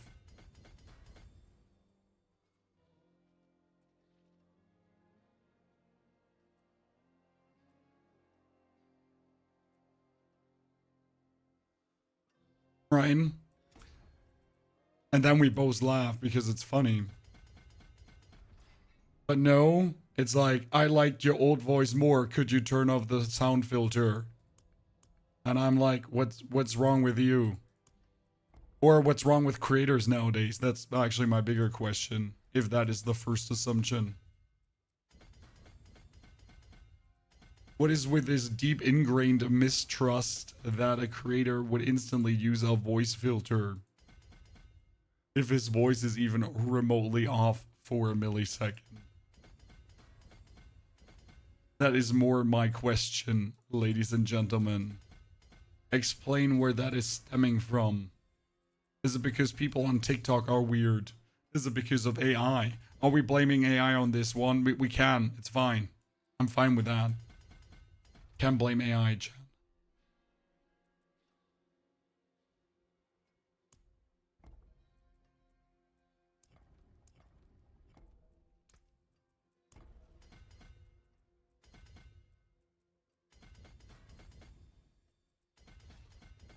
If you would like to blame that, please, for the love of God. I don't have a single good rune here. I mean, I guess I'll just have to activate this and be happy about it.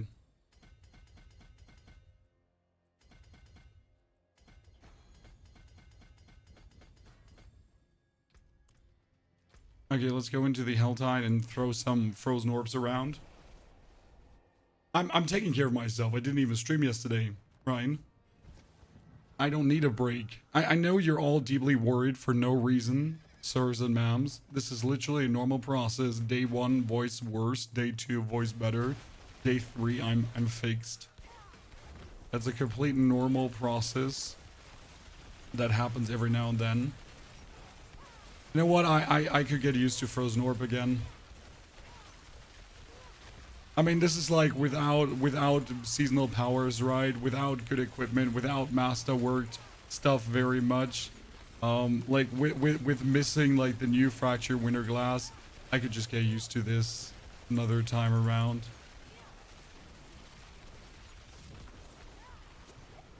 It's fun to play.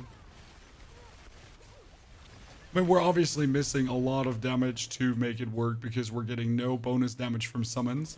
So you're literally missing like 200% damage that you should be getting otherwise. Just merely like the act of throwing out frost bolts. I could get so used to this again. Yeah, absolutely. But we gotta get like as many summons as possible, right? Because how many lightning spears do I truly have now? I would need 12 lightning spears. Oh, and we're missing the 160% bonus damage from the new unique item, right?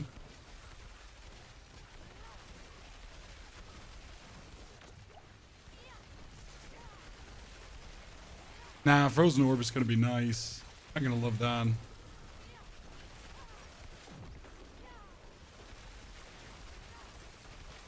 Question rather is what to play until then. Probably Fireballs, honestly. Yeah, like I don't think you can play Frozen Orb for leveling, right? So you would just play Fireballs for leveling. Have a grand old time.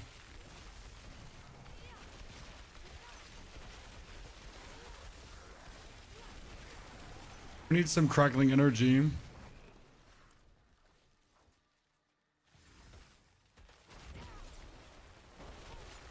And we need some more.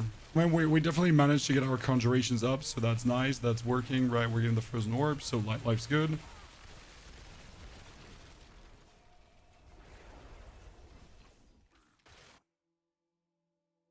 Yeah, the wolves are obviously needed too. I mean, again, how much damage are we at? 168%. How many wolves are you getting from Sir C?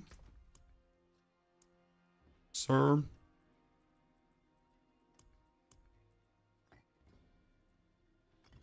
How many wolves are we getting from in? How many could you summon? It's 8% per, so if you get another, like, 5, this is 40% more damage. It's like 200% more damage on the thingy. What is Cersei? You don't even have to play Cersei, right? You could also play something different.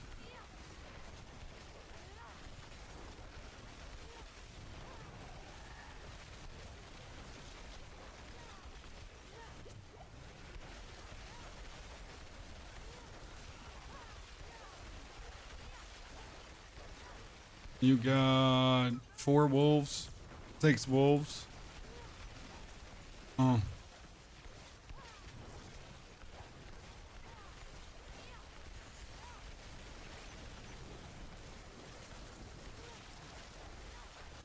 We need a way though to make crackling energy, right? That's the thing right now, because we're not making crackling energy, and crackling energy would give us more damage. However, maybe that's not what we want or need.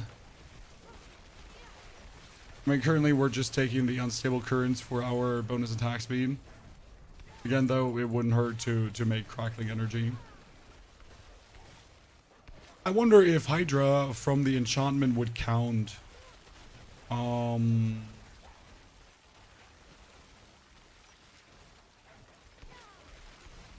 It should. Problem is, Frozen Orb only costs 16 mana. So even if Hydra would count, it's 154 mana spent, right?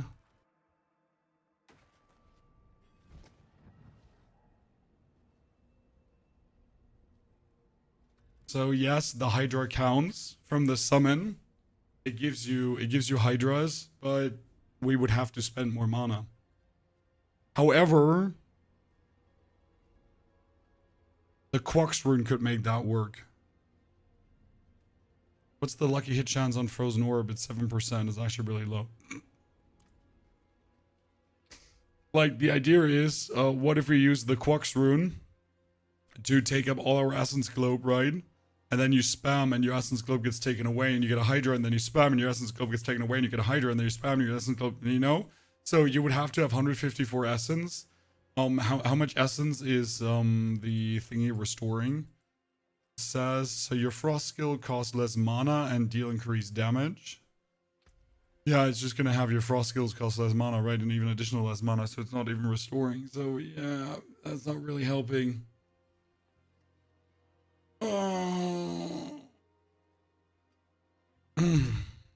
So I don't think that's an option, right?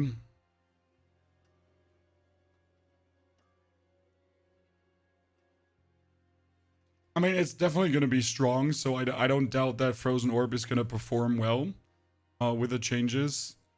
But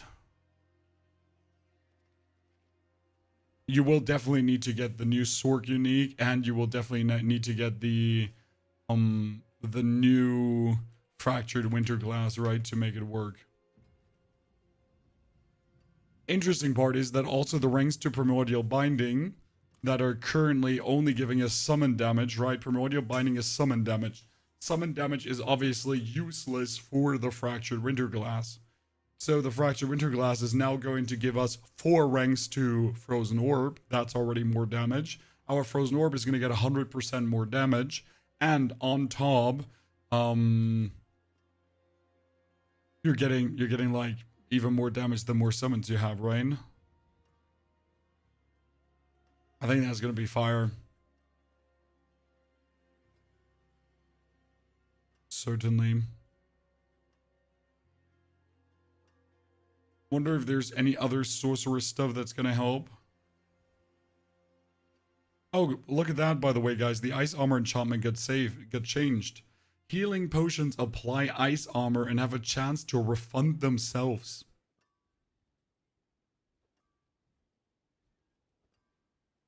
And the Frost Nova enchantment is also changed to lucky hit chance up to 10% chance to unleash a Frost Nova after hitting an enemy. Damn. Damn. Those changes are nice. You could just get an ice armor. Like if you get the new unique that applies all the enchantments, right? You could just get an ice armor for drinking a healing potion. That means you could technically put points in here for the mana regeneration and for the bonus damage. So drinking a healing potion will give you bonus damage. Right?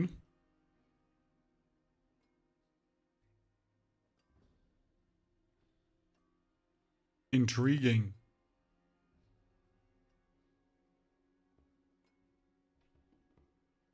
They're taking away the teleport evade enough to not play Sork. Yeah, Robert, but that's only people saying that are actually main sorceress players, you know?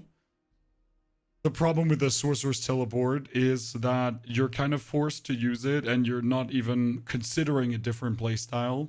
I don't perma teleport and I love Sork, right? My main Sork right now is a fireball Sork that just walks around throwing fireballs. I do not care for permanent teleporting. So it's intriguing that the Sork main players are upset, obviously, because it was their identity. Whereas people who don't main Sork like me are like, that's fine, I will still enjoy Sork. It's a very interesting disconnect. Now, where was I stuck? And they changed the Frozen Orb. Casting a skill has a chance to launch a Frozen Orb at a nearby enemy. Huh. Wait, that means I could technically spam basic skills. Because it says whenever you cast a non-basic skill, you have a chance to launch a Frozen Orb at a nearby enemy, right? So with this, I could actually spam a basic skill and just get more Frozen Orbs.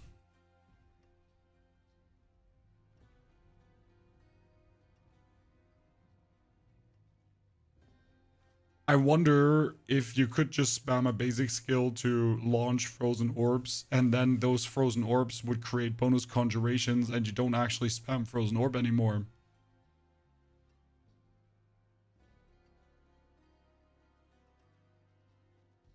Is that possible?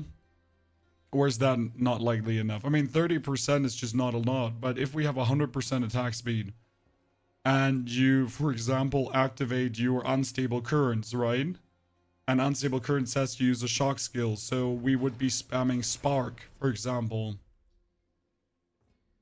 Or Arc Lash, I don't care, whatever, right?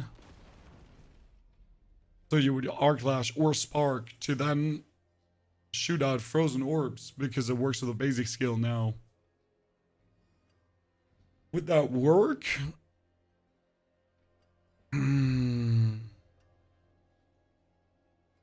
Or not?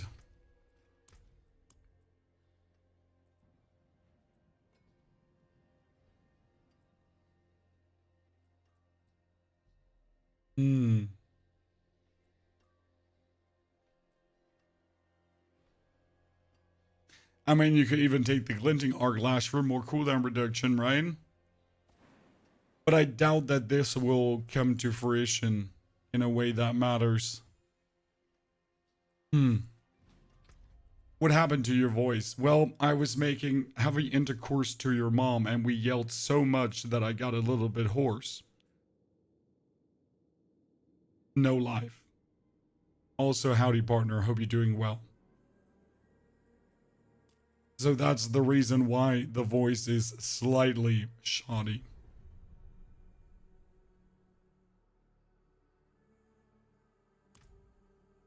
But we're obviously on the way of betterment. However, in case you don't know this, I prefer this to be my voice. People keep expressing concerns and I'm like, could it stay like this forever, please? Pretty please. That would be amazing. I would really enjoy that.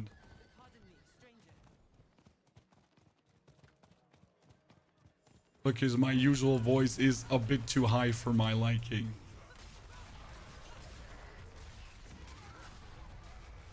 I know it's just in my head, ladies and gentlemen, but it's still in my head, so let it be there. What are we doing here right now? We're still leveling Barbarian for a Barbarian build, so there we go. So that was Frozen Orb testing, that was Necromancer testing, Necromancer Golem testing, so that seems pretty good. I'm actually quite excited. I think, like, let's be real, what's going to be good in Season 11? Everything that was good in Season 9. So if you want to play Bone Spirit Necro, that's going to be fire. Pulverized Druid should be good. The Hydra Sork is going to be nice. What I fear is that Season 11 is going to have an extreme low build variety. Because they definitely made a big mistake on the way how they changed things.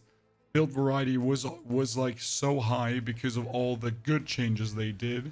And now we're sitting here with a bunch of shitty changes. So we're going from the super build variety to no more chaos armor to like one build per character. That's definitely not going to have me super excited for the future. Then again, due to some builds that were only overperforming due to the chaos armors, like, right, they're not going to be overperforming right now, which means that other builds are going to be stronger by virtue of other builds being weaker. Right?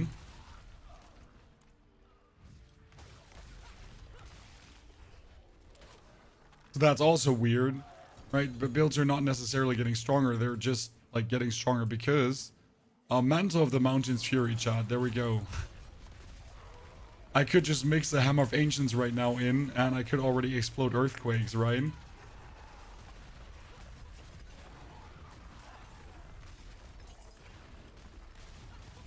Just remove a shout from the equation.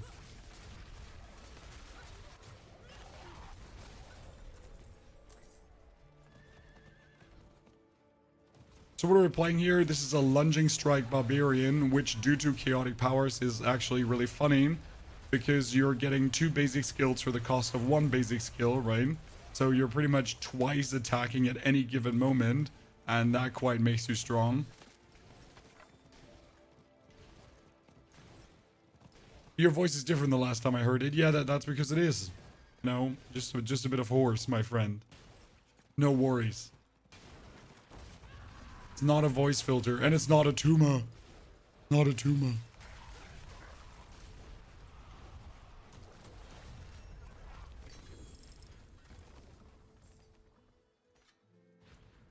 We're good.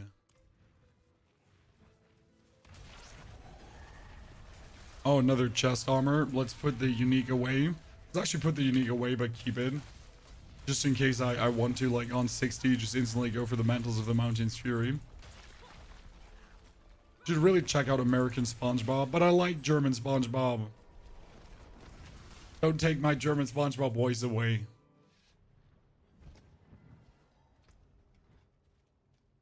We like him. What are we planning to do with this barb? I want to do the build that has infinite shouts, and the shouts are shouting, and then more shouts are shouting, and then shouts are making dust devils, and then you shout, and then dust devils.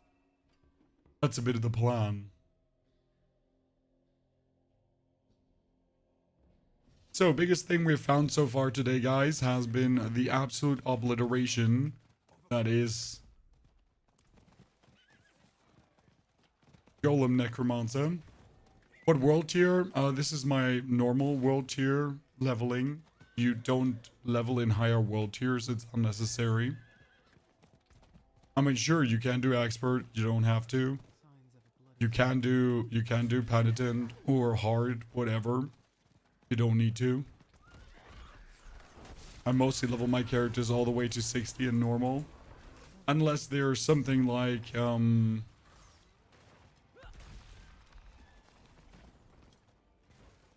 Broken Spirit Born or Rogue.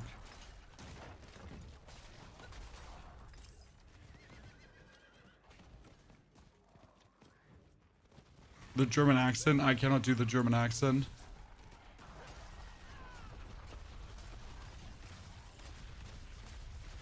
I'm chasing him, chat. I'm chasing him.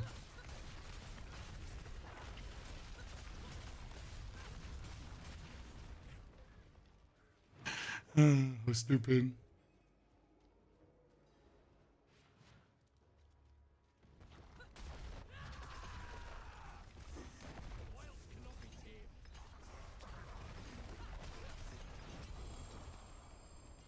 You shall not pass. You shall not pass. You shall not pass. You still should not pass.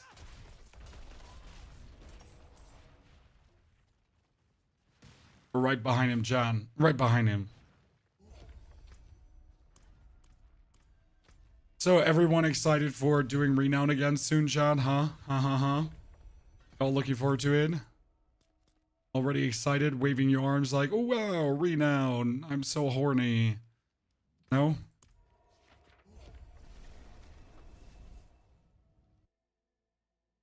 Why not?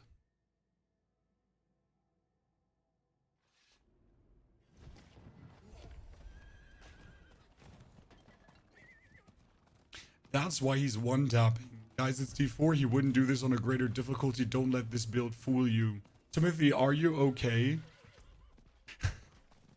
Timothy, are you okay? I mean, this is leveling. You're not, like, I mean, what would you fool anyone with?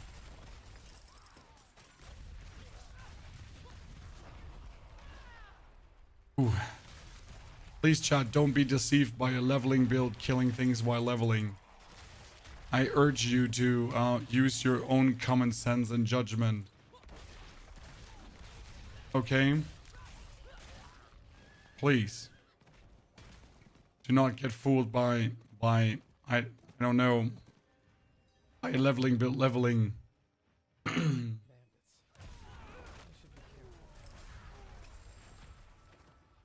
How's it going? Very well, sir. We are cautiously excited for season 11. Very cautiously excited.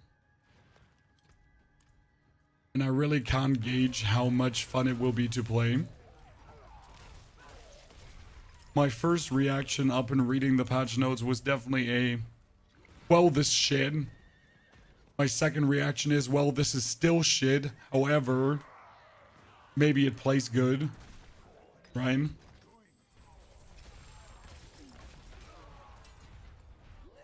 So the reaction on this is shit hasn't changed much, just some. Are we getting a new class as well? No. I could use someone like you on my crew. Don't run with bandits. Then die. Way too soon for that.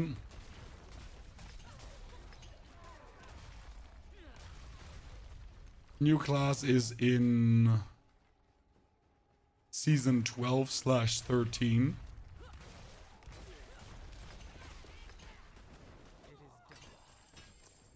That's when we're getting the next new class. Not before. The Wanderer, we all Wanderers, sir. The Wanderer class is a joke. It doesn't exist.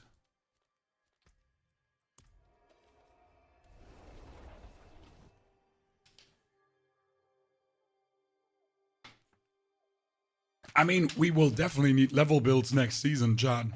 Okay? Ladies and gentlemen, listen. With the changes to the season, we definitely will need level builds. That's for certain. So it's not going to be like, oh, here, this build will get you from 1 to 60 super easy. No, it's going to be like, okay, from level 1 to 20, you need to do this and this. And then you're going to have to pick up aspect XYZ. Afterwards, you're going to be going over to the nether zone and get yourself blah, blah, blah. And then, you know, like level 25, do the capstone dungeon because your character's actually strong. And after level 25, you're going to swap over to the hard difficulty to then prepare for the next capstone dungeon at the expert difficulty. And then you're going to have like aspect XYZ and maybe temper beta to get things done.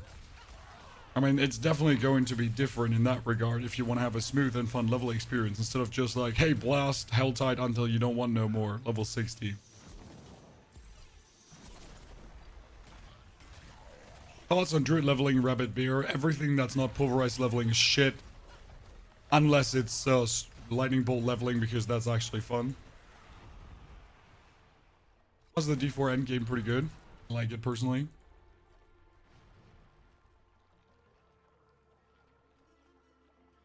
The new old resistance stuff, Yearn, the new old resistance stuff is actually good. I know it sounds weird to say that the new old resistance stuff is good, but what's changing is that you can just stack as much armor as you want and as much resistance as you want, and it's just going to make you more defensive. So I personally believe that the new ways things are being done will just make you more tanky down the line.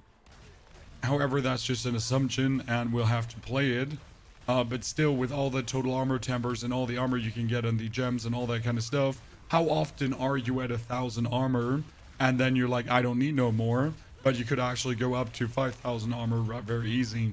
So it's kind of like, I do believe it just allows for a bit more freedom. Harold, it's your wife's birthday today. Well, congratulations.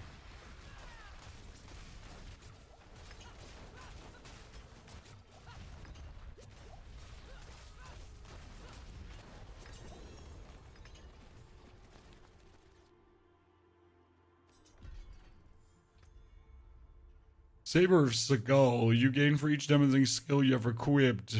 I mean, let's go.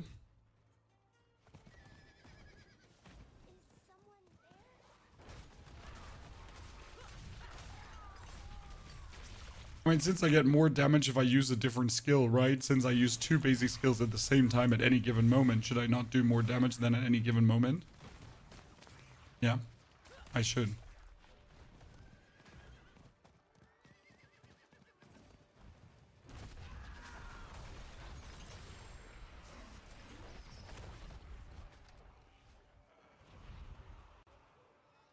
Probably.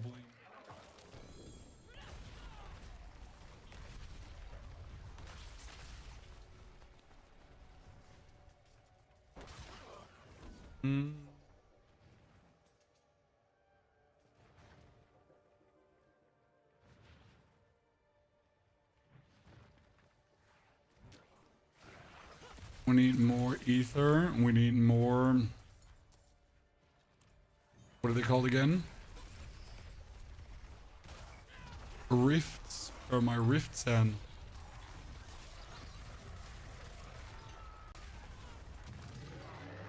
Yeah, I guess after fighting the Saber of Seagull, I should probably go on a harder difficulty, but again, I can't be asked. I mean, we'll reach 60 in the hour, right? That's gonna be simple.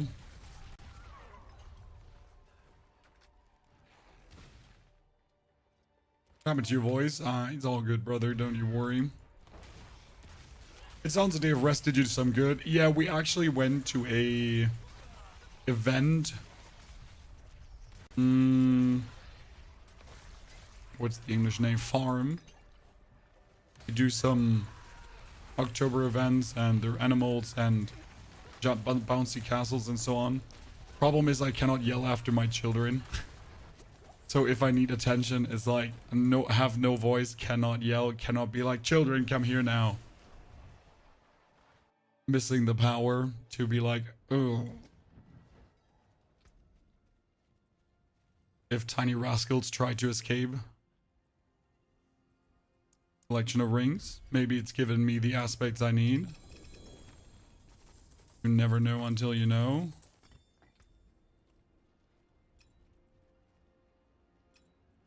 Nope, still not the aspects we need.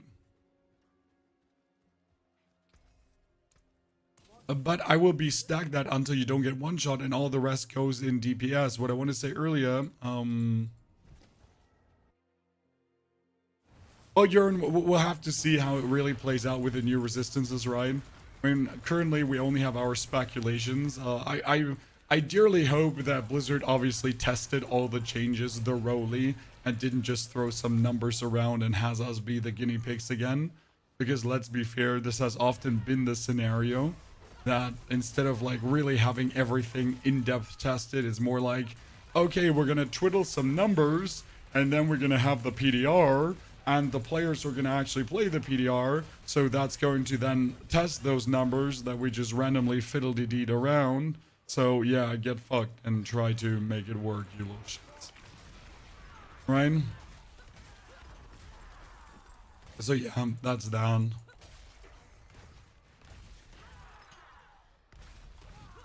We are the testers and we're not even being paid, Timbo. Even though obviously after the season 11 announcement, everyone was telling us we were paid actors again. Because how can you be excited for these changes? How can these changes be any good? Wow, typical Diablo partner behavior of saying things are good. We. I hate these changes, so my feelings are hurt. You know what I mean? The usual thing when a patch comes out and people don't have like more than 2 brain cells to rub together. Do I sound mean? Yeah, I sound mean, but that's fine.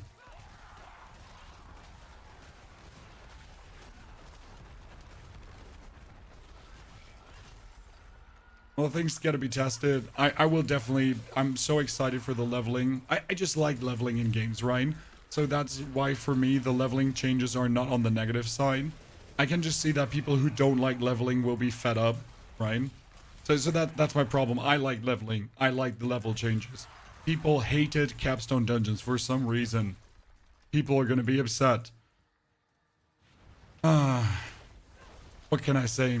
I'm excited for something people are not for, so I'm gonna be called a corporate chill again. Because I just like something. It's like when you say you like pancakes and the waffle crowd is like, wow. I wasn't aware that Pony's a waffle hater. And it is what it is. I miss capstones. I miss capstones dearly. Especially, you know what the funny part is? The capstone bosses are Dark Citadel bosses. Chad. Yeah. That's the crazy part. Remember we talked about no one plays Dark Citadel? No one is in the Dark Citadel. No one knows the Dark Citadel content. Guess what they did? They brought us the Dark Citadel content now, like this. So that people see the Dark Citadel content. It's actually so stupid. So we're not even getting new cool bosses, right? They're just reusing old assets for this, which I'm not mad about because the Dark Citadel bosses are actually insane. I will show you a clip in a second, okay? So you see what I'm talking about.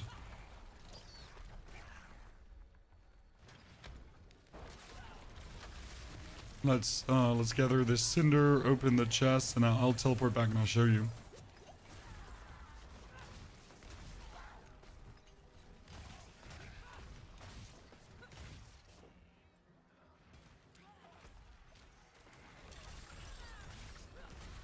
I need to go to the other Helltide in a second. This is good leveling, chat. This is a good leveling pace. You hate Dark Citadel, yeah, but that's why you get capstone dungeons, which are now having the Dark Citadel bosses, Boxo. Come on, Boxo. We all hate the Dark Citadel. I mean, no one in their right mind is actually like, wow, the Dark Citadel is so great. I wish I could play the Dark Citadel consistently so I would have more fun. Because the Dark Citadel is so great, yeah. I love the Dark Citadel. I wish the Dark Citadel would be my mom. Like, no one is like that, obviously. Okay, Mr. Riker, your live stream, your video. Sorry for the widescreen. Sorry for the weird ads. Okay, hi Riker. So, seasonal rank. Season rank. Yeah, so in the season rank talk, they are actually showing the capstone dungeon. This is the Unseen Awakening. The Unseen Awakening is the Torment 1 capstone dungeon. Okay. And in the Unseen Awakening, you are already here, Torment 1, 54 Paragon points, right? And look at this design. Slay Khazra defenders, find the entwined soul. This design here is Dark Citadel design. Okay, this is Dark Citadel assets. This is Dark Citadel soul stone shebang bangs. That's just that. They're literally taking the Dark Citadel as a capstone dungeon. I'm not mad, again, because everyone, like, many people have forgotten about the Dark Citadel. The Dark Citadel has great level design. It's fine. But it's actually intriguing how they're reusing the assets. But they're also showing the boss fight. And who knows this boss fight? This is Telsian and Dornfast. Telsian and Dornfast, these are 2 Dark Citadel bosses.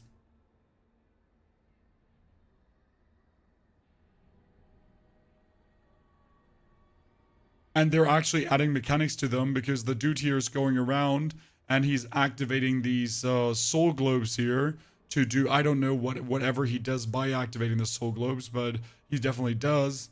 So it seems to be doing something for this fight or not. I really don't know. But yeah, this is the actual fight. So capstone dungeons could be cool because it's like meaningful fights, right?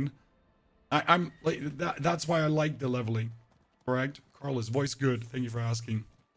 That's why I like the leveling, because these Dark Citadels are gonna be fun content maybe to do.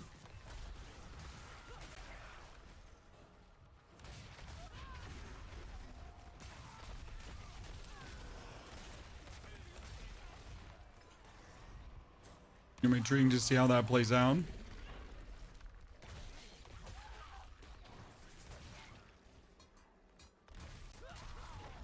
$200 million is terrible. I started on the Sorghum was trending 20 billion. Hey, 200 million is great, sir.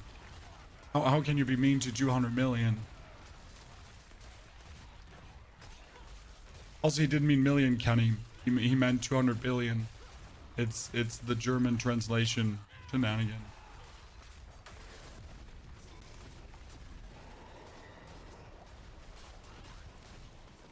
Can you only do capstone when you're 60? No. There are 5 capstone dungeons.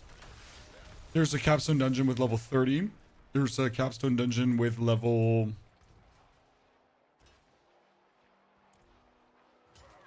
30. There's a capstone dungeon with level 50. There's a capstone dungeon with 60.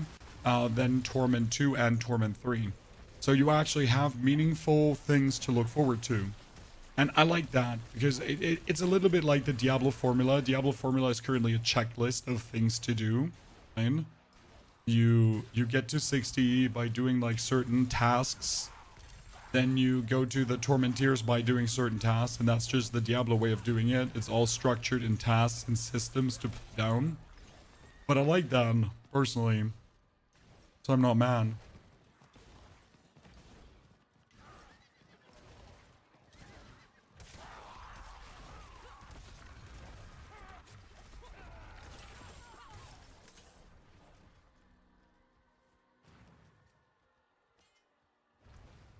They said 25, 45. No, it is 30, 50.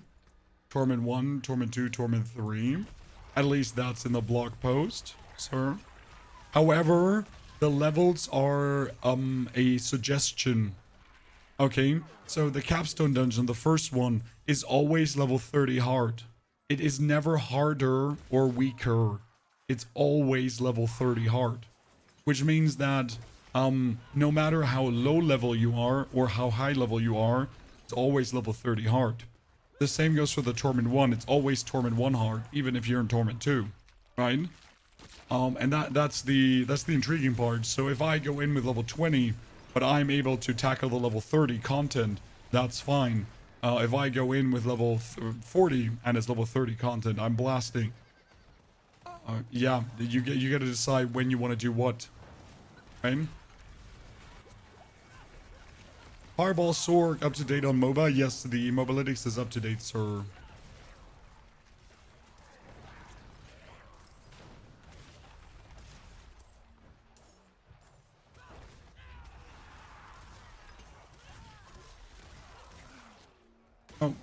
Game crashing, game crashing. Those dungeons are going to be a joke once you get to Ubers. They're not meant to be difficult when you're strong, Carlos. The capstone dungeons are meant to advance your seasonal rank. So with level 30 or around level 30, you're meant to do the first one. Then with level 50 on the expert difficulty, you're meant to do the second one. If you then get into Torment 1, you're meant to do the third one. So these are not meant to be stopping you. They're just meant as a check on your progress. They're meant to break the monotony by giving you something to look forward to, right? So you're suddenly getting this capstone dungeon and you actually get a try, right? There's a boss fight. The boss fight might have mechanics. So it's breaking you out of the monotony that leveling can be. And that is the kind of like their intention with this kind of stuff. Why are they doing it? Why are we getting this? Oh, like it feels like it's making the game more extra, but it is literally meant to make it better. However, people, I don't think, see it yet. They only see it as something that slows down leveling. They should keep Chaos Armor in the game of 400%, but they won't. Maybe they have a reason for it. I cannot see into their heads. There's definitely something at play behind the scenes. Obviously, Chaos Armor was the single greatest thing they have done since Season 6. Personally, for me. I mean, maybe it has to do with the expansion. Maybe the expansion is planning to introduce something, right? That says that Chaos Armor can't stay because the expansion is giving us sets or something like that. Who knows? Maybe Chaos Armor are also limiting development further by blocking other avenues they might want to go down to, right? So I don't know.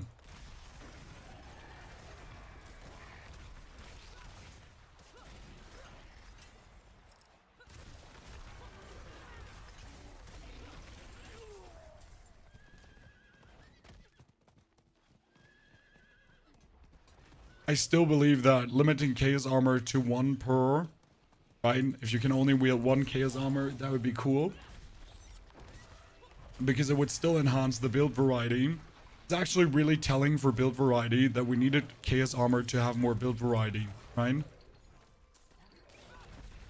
And obviously Chaotic Perks. Because now with Chaotic Perks and Chaos Armor being gone, build variety is dropping by 400%.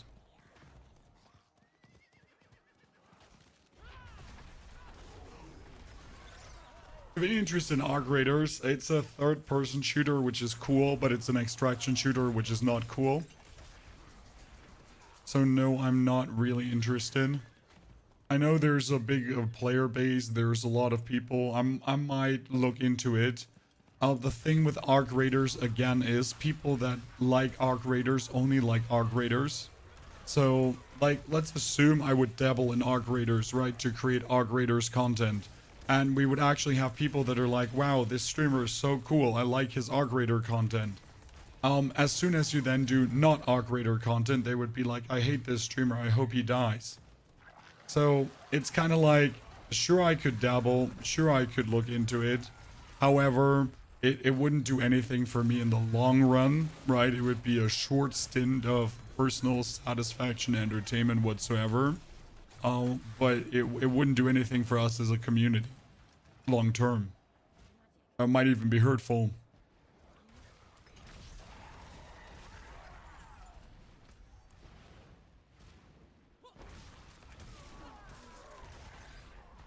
Modifying into Chaos Armor, I would like to see anything like Chaos Armor at this point, right?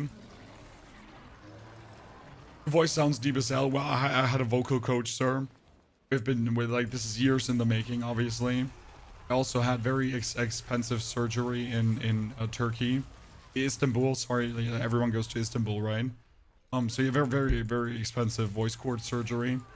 And that's why I need your Prime Gaming subscription to pay for this. Yeah. Good talk. This is obviously the truth, and this is not the truth. Okay, it is the truth. Not the truth. Oh, by the way, chat, I got a very amazing offer. in my emails recently. I actually got this offer 3 times already. It seems like I need it badly. I was invited to Istanbul for real. This is not a joke. For hair replacement surgery, if I want to. So, like, I would get the full trip sponsored and invited and chauffeur and everything. I just have to do some vlogs about it. Obviously, I'm fine with my hair. This is, like, I intentionally wear it like this. I don't want more hair. I hate my hair. Like, you know, I hate hair. I could go bald. I would be fine. But I've been offered now 3 times, like actually a trip to Istanbul's top clinic for hair replacement.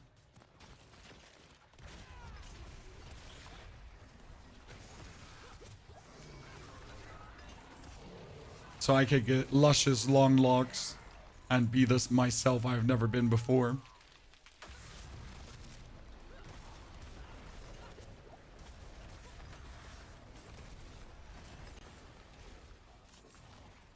Yep. Sometimes you gotta take those big W's, chat. Huskers got it free in America. Well, Huskers was also very unhappy with his hair, my friend. Right? There's a difference between being happy or unhappy. Like, I could go bald and I wouldn't care. It would make my life easier. Hair is for me a nuisance because I have to take care of it, right? It has to be cut. It has to be, blah, blah, blah. Like, unnecessary. I mean, apart from the beard, I'll keep the beard because that's fine. But hair itself, nuisance. What do you need it for? To keep your head warm, that's it.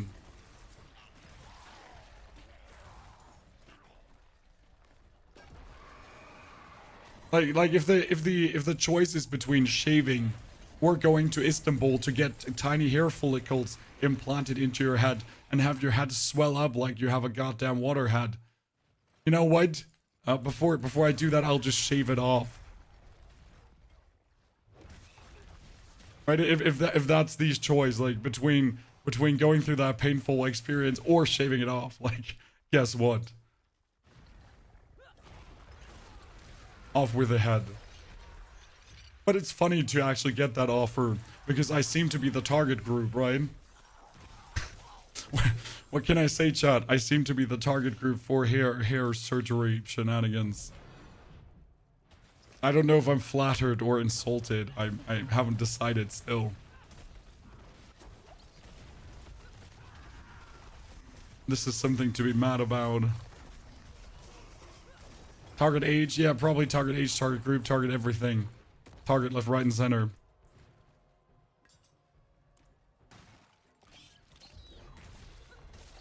I guess you get a lot of viewers who need hair. I mean, maybe you're the target group, Chad, right? Maybe I'm not the target group, but you're the target group because you're the viewers, right? I would be promoting that. So think about it, right? Maybe I don't need hair. Maybe you need hair. I'm botting. You see there, Ultimate Wolf. I'm gonna get you the code Ultimate Wolf for 20% off on your hair thingy, and I mean that's expensive anyway, so 20% off would be great. Yeah, like, exactly.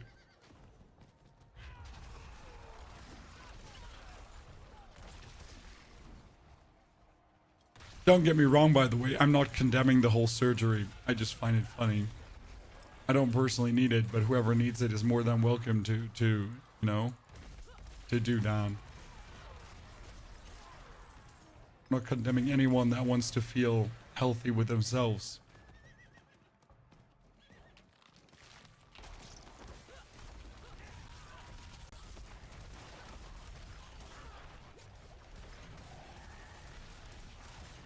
Look at day over 29. God damn it, sir, but I'm trying to be older. How dare you to insult me that way? I want to look like an old, sophisticated gentleman. Thought we're friends, Gumby.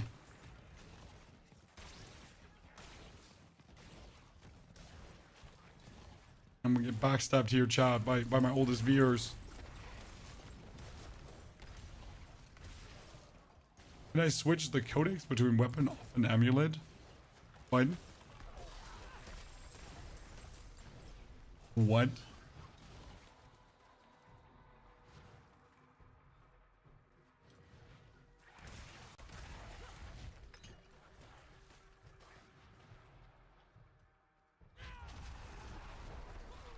Okay, we are level 51. Good job.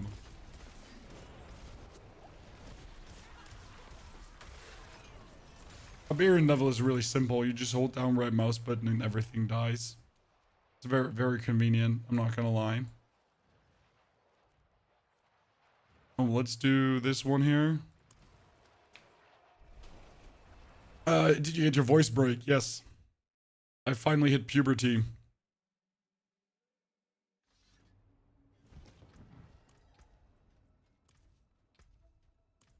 It's all the steroids, Chan.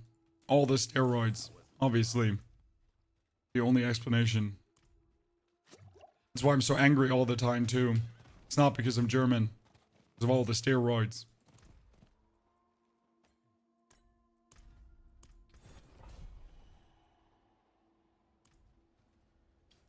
Hindry, thank you for subscribing for my steroid abuse. Appreciate it. Imagine getting puberty at 50, exactly. It's about time, Crimson.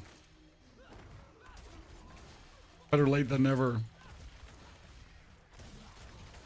Yeah, that's why we started bolding too. Now it's all coming out, Chad Ryan. The voice dropped and the Istanbul hair replacement because of all the heavy steroid abuse. Fine. It's all coming together. Shit. Exposed.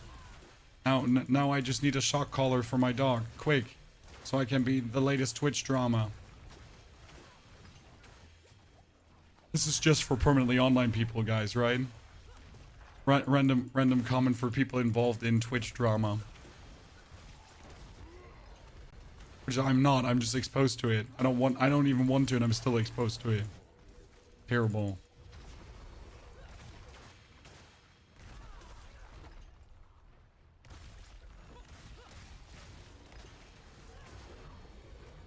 I'm watching your Necro build. I'm fairly new. How do you have 6 skeleton mastery on your boots, for example, as a level 5 on helmet?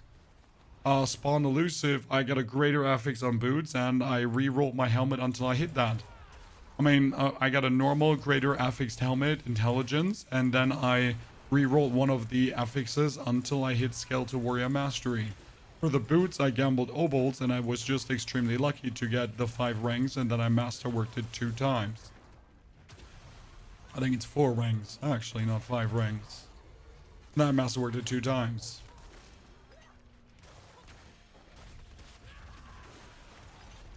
When you speedrun on PTR, is there specific things you do to level faster, like hordes or dungeons? Well, if you want to be the most efficient possible, for Diablo, for example, you obviously want to do no activity that's not a favor, so any activity has to be a favor for Tree of Whispers. Then Helltides and Helltide chests are obviously great experience. The most important experience gain you get is over drinking your elixirs, right, in the beginning, and playing with a friend, because that's 10% more XP. However, there's another thing, and that would be dungeons. But for dungeons, the problem is that you're getting Chaos Rifts right now. What you don't want is Chaos Rifts. What you would want to do is Forgotten Wisdom, because Forgotten Wisdom dungeons have a buff in them that gives you for 1 hour 15% more XP. So what you would want to do is you would obviously want to gather Nightmare Dungeon sigils and then have an eye out for which one does actually say Forgotten Wisdom, because that would instantly then have you level even faster, because all of the XP bonuses, they stack. Right? You tried re-rolling some perks earlier, but it made you poor. Yeah, it's super expensive. I don't recommend re-rolling anything unless you have an abundance of money, which means you're going to have to be lucky finding something. And for some reason, Blizzard wants everything to be a money drain and you to not have fun, so yeah, there you go. Cope with it.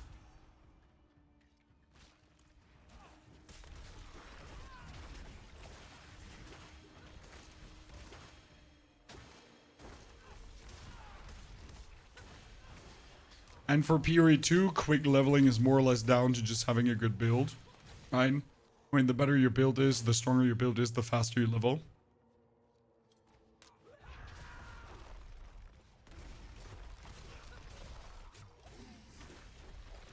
And then obviously knowing where everything is on every map helps tremendously too. Okay, where's the goddamn portal? This is the portal back, but where's the portal forward? Like, seriously. Eh? Eh?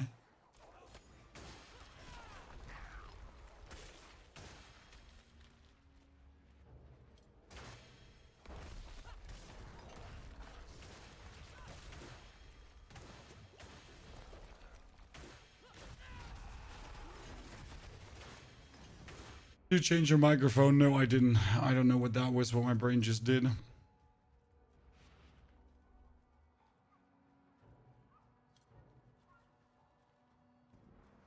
have that voice because of Corona? No, no, no. I'm just gonna be completely normal tomorrow again. That's it. And don't worry, children. I'll be back to normal tomorrow. This is stage 3 already. It's just unfortunate that it hit during a release of news, right?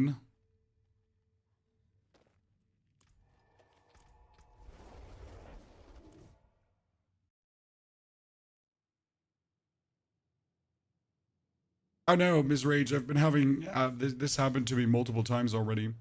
It's like every 6 months I lose my voice for a day and then recover in 2 more days. It's totally fine. And we could quickly just get over it.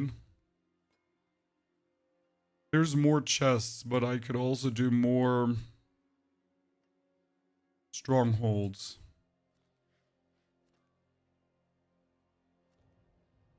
Let's do more strongholds.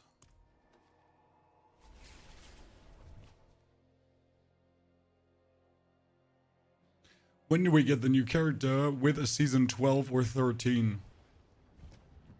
Not before.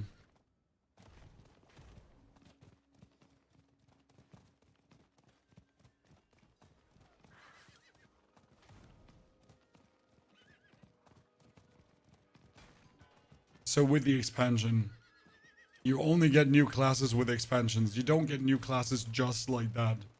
Blizzard does not like us enough to just give us a new class, right? Ooh. It's so weird that the Opticite Goblin can come before Torment, and then he doesn't drop Opticite. Do you know what the new class will be? No, no one knows.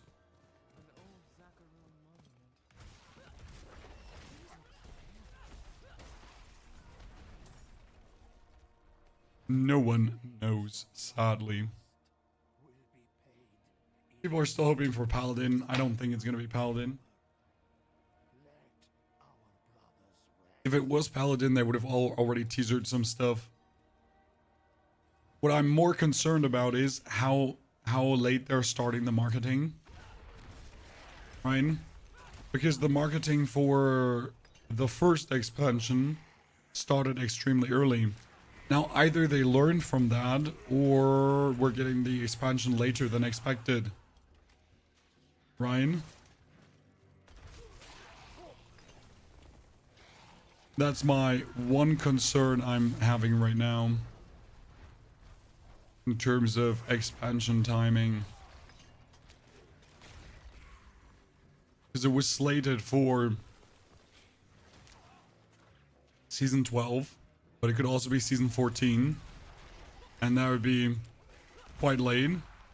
Right? We'll see. March or June. I mean, those are the obvious conclusions, Timbo.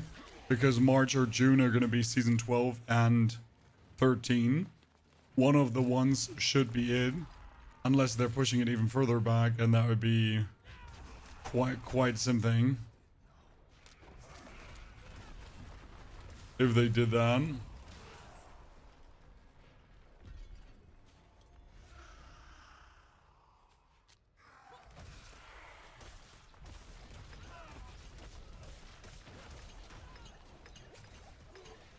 Leveling, so convenient. How can you see your character behind enemies with a solid red color? I mean, It's not like I'm not a thick boy. And my solid red color is very solid red. Can you not see your character?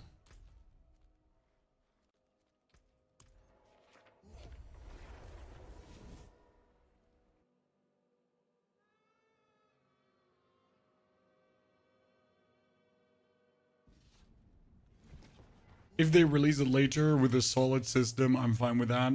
The problem is with Diablo's expansions, as with expansion 1, that they're probably going to be changing a lot of systems again with that. And unless that one hits the broad public, I don't think more testing is helping, right? I mean, look at how the Spiritborn got released with how many bugs, despite extensive testing and everything. Now, obviously, some people are going to say that's intended, Spiritborn should be OP. But to this day, a year later, we're still balancing Spiritborn, right? So you could say intended, but it's more like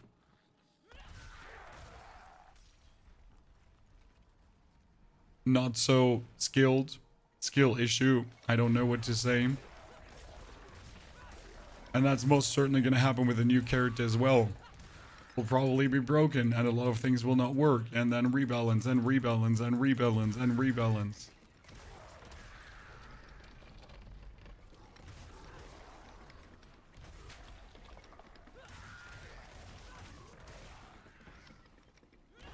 I mean, more closed open door test phase. I mean, it's obvious that we are not going to get to test the expansion before.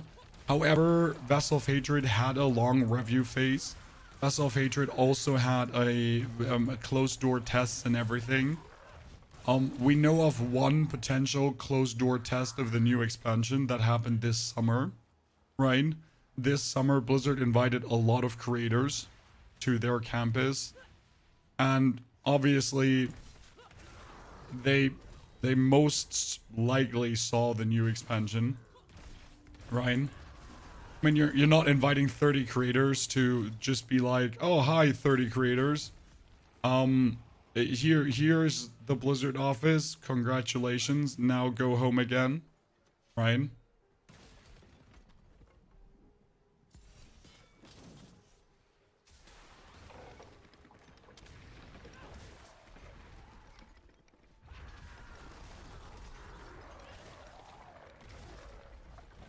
So yeah, I assume a lot of creators, or those creators, saw it already. I'm not sure if there's going to be another closed door testing. We'll see.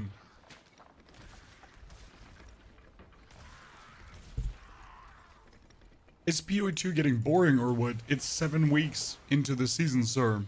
I mean, if you're still playing 7 weeks into the season, you either did not play a lot yet, or you're just really a super enthusiast, and that's fine. But yeah, it's 7 weeks into this season. Like, that's dead territory. I mean, Diablo 4 is now heading for its 5th week, and it's also going to be dead. Next week is the PTR, and after the PTR, it's officially dead. Because then most creators, after the PTR, just completely stop playing. Because they already enjoyed the PTR, and there's nothing more to do, right? The season is over. The PTR is only a week, 21st to 28th. Yes, Katie.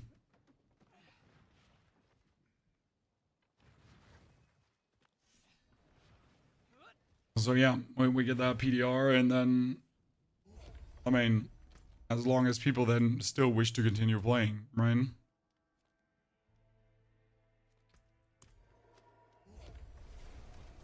I've been trying to find a Necro build. Which one? I mean, we have Reap Necro, Soul Shred, and also the Bone Spirit Necro, where Soul Shred is super easy to make when you hit Torment 1.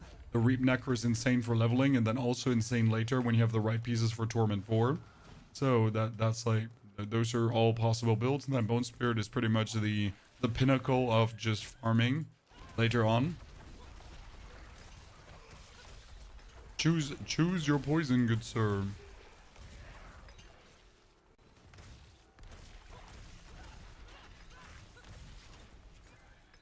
They had to sign an NDA. I mean, they obviously had to sign an NDA. So yes, they're obviously a creator that have seen the new expansion, and they're obviously under NDA. However, we at least know that there has been a closed door test with creators, or we assume there has been a test with creators, right? Just like they did last year for Vessel of Hatred. And that's a good thing.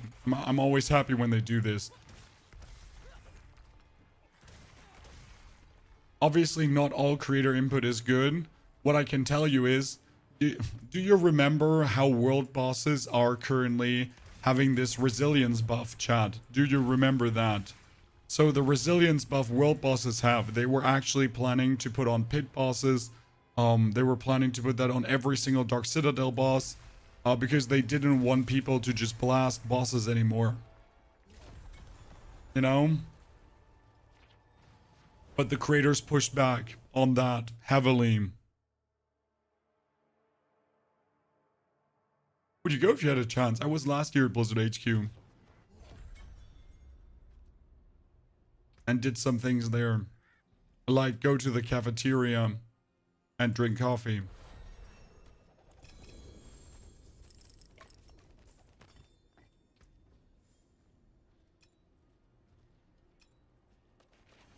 It was good coffee. What is resilient? Resilience is this thingy that makes bosses take less damage. Where if you do a 10 million hit, you afterwards only do 100,000 hit and so on. Or if you do a billion hit, your next hit is only 10 million. Resilience is that the thing that nerfs your damage so you're not blasting bosses into smithereens.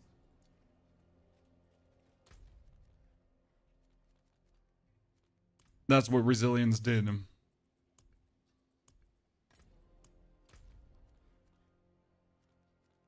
Oh, actually, I need to go for this. What will be the best builds in Season 11? Everything that was good in Season 9. Because Season 9 didn't have powers or chaotic armor that was making things stronger. So everything Season 9 will be good in Season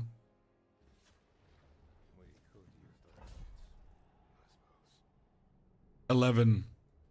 The builds that were good in Season 10, some of them, but less. And we will get a few new builds. Not many. A few new ones and a few old ones returning. Do you think D4 is going downhill with these seasons? Luke, Season 10 has probably been one of the most popular seasons since Diablo 4 got released. And that's not an opinion, that's, yes, a fact at this point.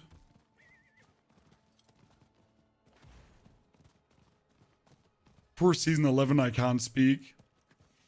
I still assume that this Season 11 changes are meant to prepare for the expansion, because they're pushing Diablo in a certain direction to, like, give us a new era of Diablo 4. So no, I don't think Diablo 4 is going down. I mean, inevitably, every game is going down, right? Every game is losing players. Every big game is slowly diminishing. But that is just the nature of things, right? No game will be there forever. Apart from RuneScape.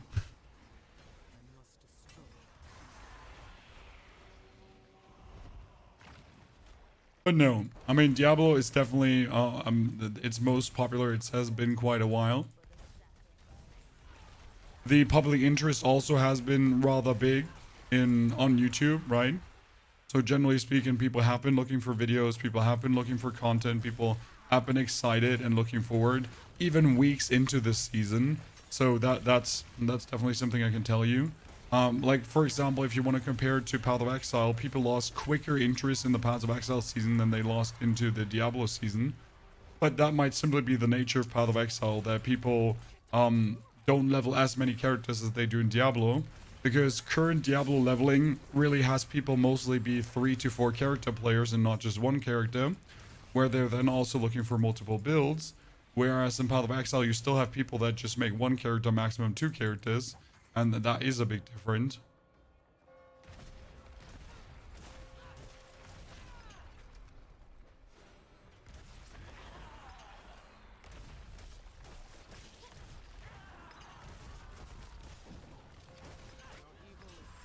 Honest, you all get destroyed so much. 152 more damage. Jesus Christ, what is my item power doing? Chat, what's my item power doing on my bludgeoning weapon right now?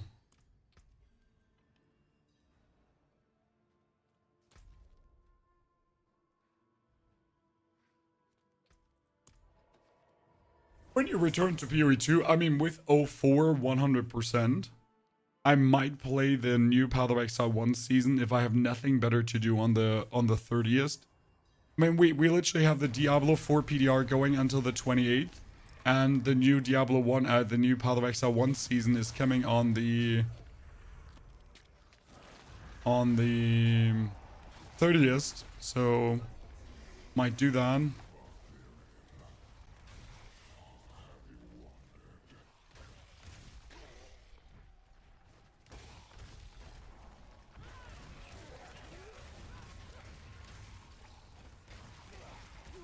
I might like more play it than actually release videos on it, right? I have to see about that. I'm definitely not excited when I think about playing Path of Exile 1. It's more like, nah.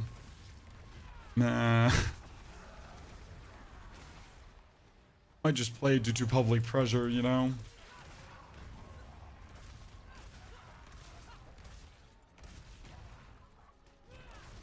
Why are they removing extra skill points from Renown and removing Renown entirely? Because the new system is going to make the game better. I mean, the skill points are not gone. We still have the Renown skill points. We just have to re-earn them differently.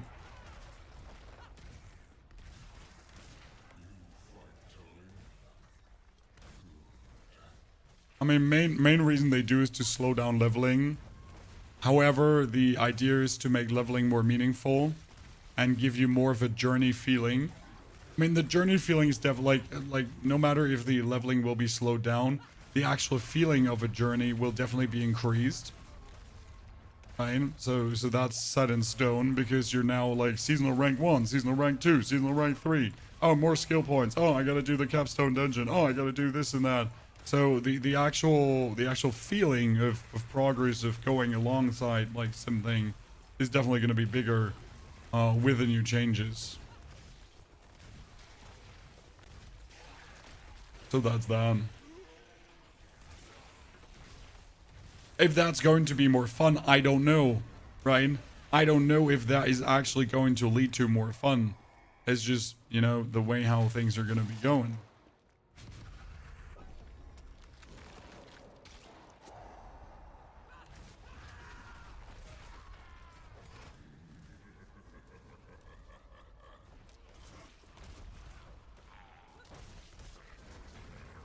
So yeah, that only the PTR can show.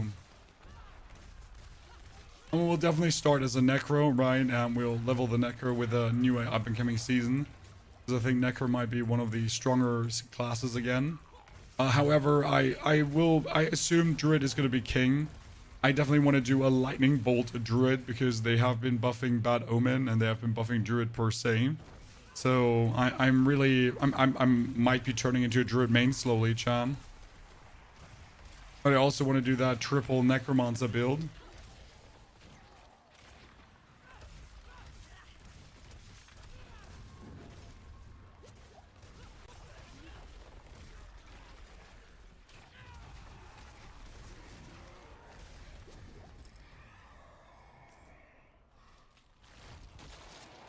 Ruthless Lords, please give it to me.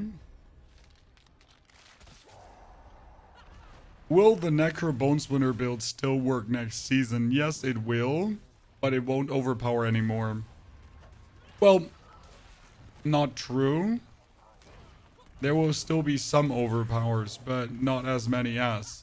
So you're going to be a full crit focus build instead. So yes, it will work, but weaker.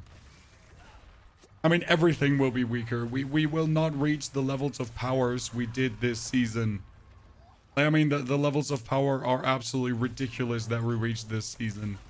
So there's no way we again reach these levels of power. And Druid alone get the 800% damage bonus from the overabundance, and Brawn over Brains with that 125% and all the other stuff, and you know, permanently overpower critical whatever. Like, seriously.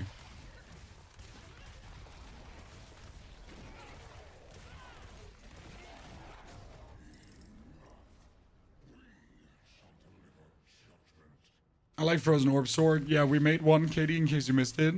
Obviously we cannot simulate the new items on the sword damage-wise, but it's feeling good.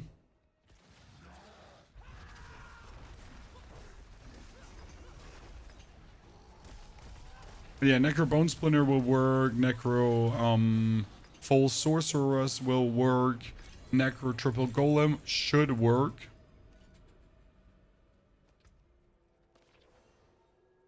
I say should because you never know.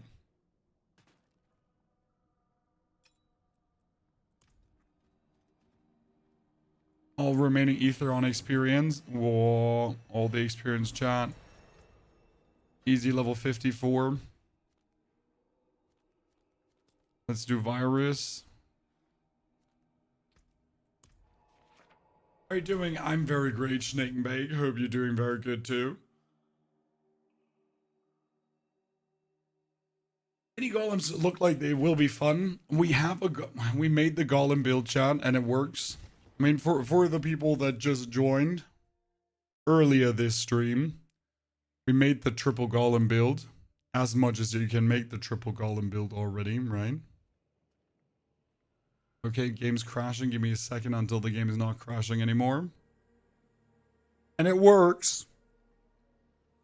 But we're doing less damage than we would with triple golems, obviously. However, we found a way how to really reduce our cooldown. And that's amazing. Because we really get super fast cooldown reductions going.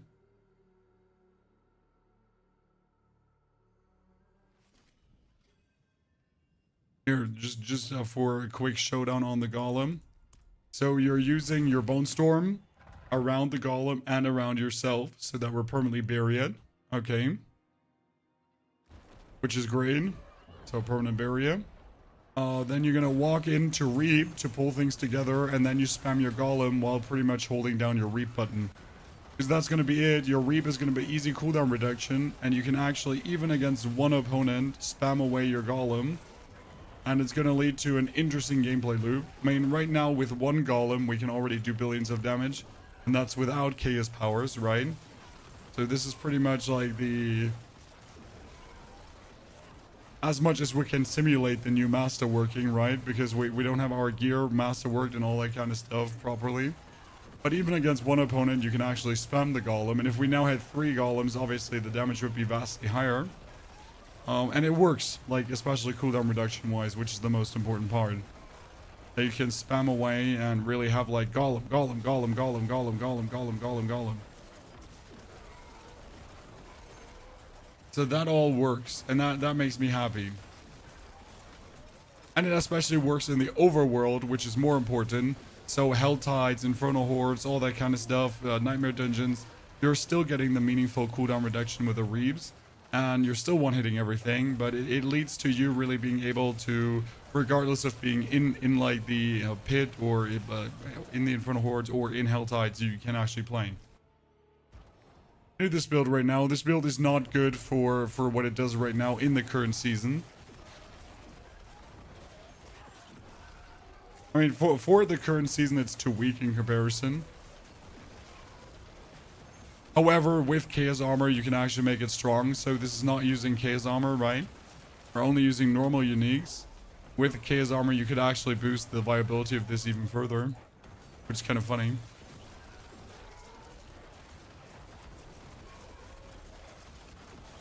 We'll probably slap in a random Even Piercer. Get your damage up. Even though that also gives us less damage now. Holy, I didn't even think about it. Because Even Piercer had 15 ranks of Reapers pursued, but you can't actually do that anymore. Dude, the damage nerfing is going to be real.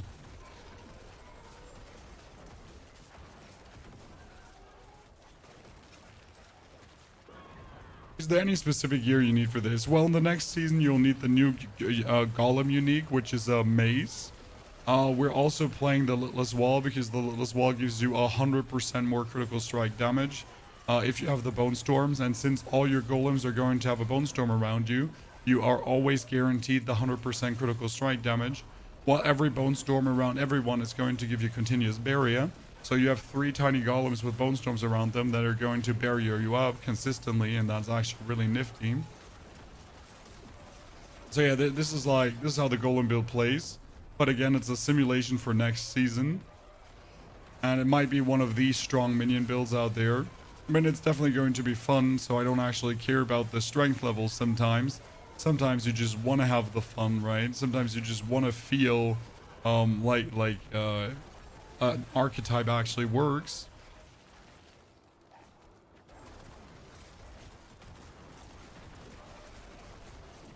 So that's gonna be good.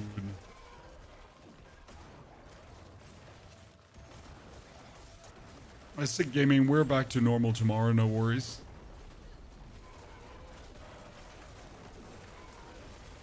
Gonna be having to indulge into the tea a little bit today, even more.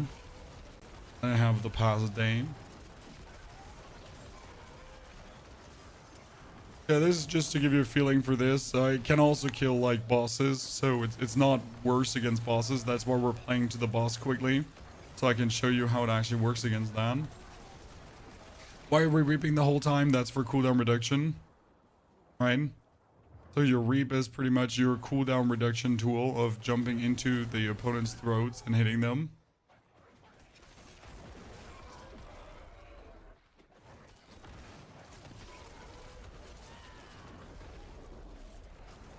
So even if you're a singular opponent like this one, right? You just go in with your golem, you spam it, and you just reduce the cooldown because of the reap spam. Very useful. Is Dust Devil Barb good compared to other builds? Yes and no. I mean, it is a nice little auto farmer. So Dust Devil Barb, you can pretty much put that into the Helltide and go AFK and you're good to go. Season 10 is already over. Well, that's because it is. I mean, we're going to test the PTR, and after the PTR, like, you're not going to feel like playing the old season again, right? So here, this is now boss fight scenarios. So we're going to put down our Bone Prison for more damage. We're going to put down our Blight for more damage. And as you can see, I actually have the Golem cooldown always up, right? So I use the column cooldown, and really a second later I have it again. I have it again. I have it again. I have it again. I have it again. I can like use and use it. And that's like the most important part, that you can actually get the cooldown and then like dot. Magic Rope, thank you for the 73 centuries of support. Magic Rope appreciation. Also Devil, thank you for the resub. I missed that. And Anti-Santa, thank you for the 3 months of support. Why do they make it like 2 months if we're already done EZO? Because you are not everyone. There are people that haven't even started this season. There are people who are still in the middle of their seasonal playthrough. And these seasons have to be made, right? The seasons have to be developed. The seasons have to be broken out. So why don't they just make more? Because they can't. They can't make more. They would make more if they could, probably, to farm even more money.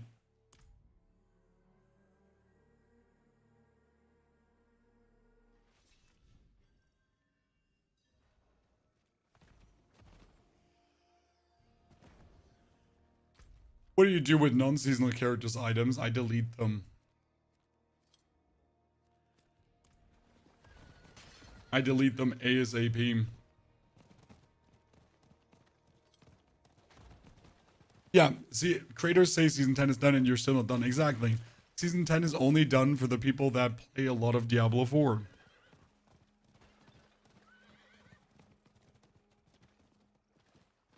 Why can't there be updates during this season? They actually did that back in the days, noticed that they can't sustainably keep this up and then stop doing it. That's why we can't have updates during the season.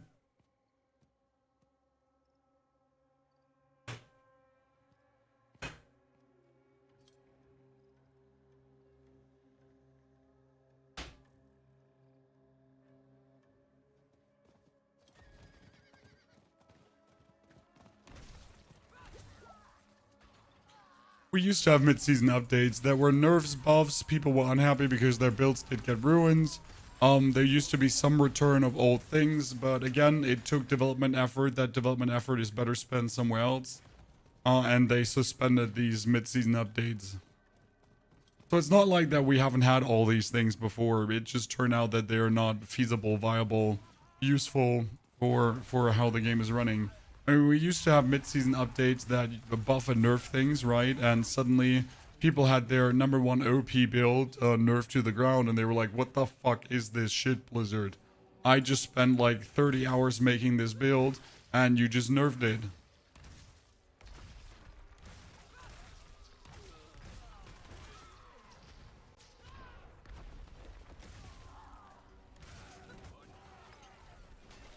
So yeah, that was obviously not so good. What was the worst season in your opinion?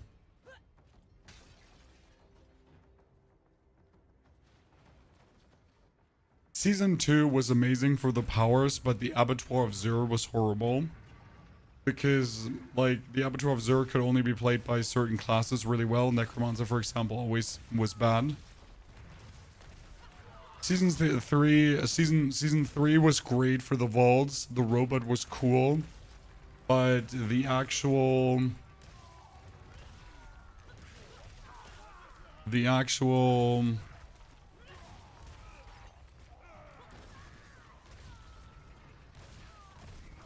Malphus thingy was terrible because you had to farm Malphus to hope to get one of the unique thingies, or your build would never reach maximum power, and that was terrible.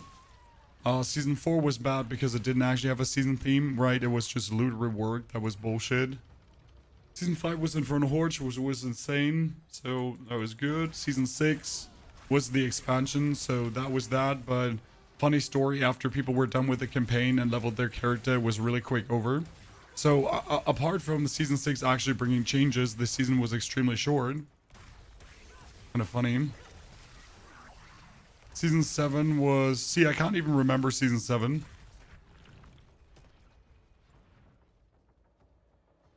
I don't know what Season 7 was.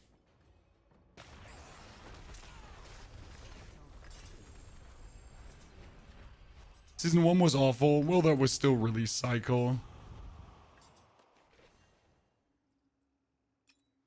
Yep, see, I can absolutely not remember what Season 7 was.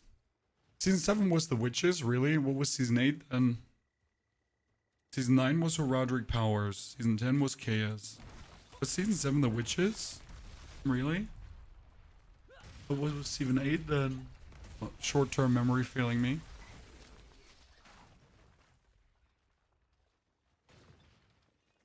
Oh, that was Belial. Oh. Belial was cool. See, I don't think there was an inherent super shitty season yet. I mean, everyone obviously has their preferences. Everyone does like or dislike seasons. But I actually like Diablo as a game, as what Diablo does, right? I like Diablo for Diablo. I don't like it because I make content for it or whatsoever, but I actually like Diablo. And that leads to me, like, I haven't had a season where I'm, like, deeply disappointed, like, for life.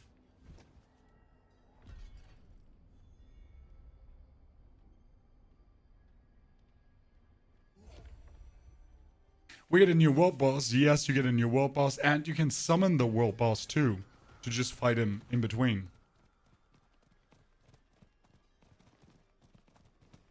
Ah, the Realm Walkers in 6. Wow, they were so trash. I don't even want to talk about them. But, like, they didn't ruin the season, right? The season was still good. But yeah, the Realm Walkers were something. True.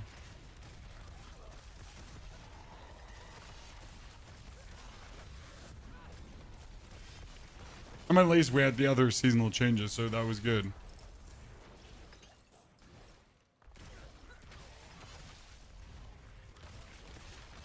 But yeah, I haven't been deeply unhappy with Diablo. I'm honest with you. I've been having so far 2 years of fun. And I'm looking forward to year 3. Quite some. I'm also not tired of making Diablo content. I mean, if you look at, like, creators that started with the game and creators that are still there, we have definitely lost quite some along the road that got fed up with the game, or that just didn't have fun anymore, or they burned out because they simply played too much of a game that doesn't give you enough to play. Fine. I'm still having fun, still enjoying myself, still looking forward to doing more content for the game.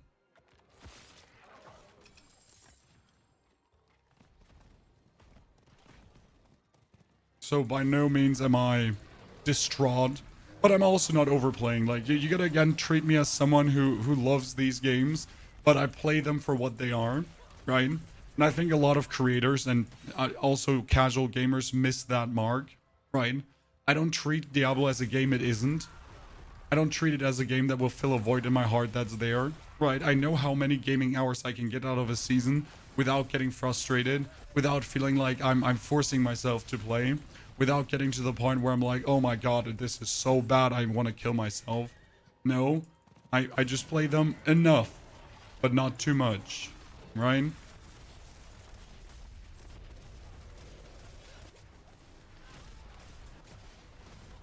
Until they're no fun no more, and then I move on to a different game.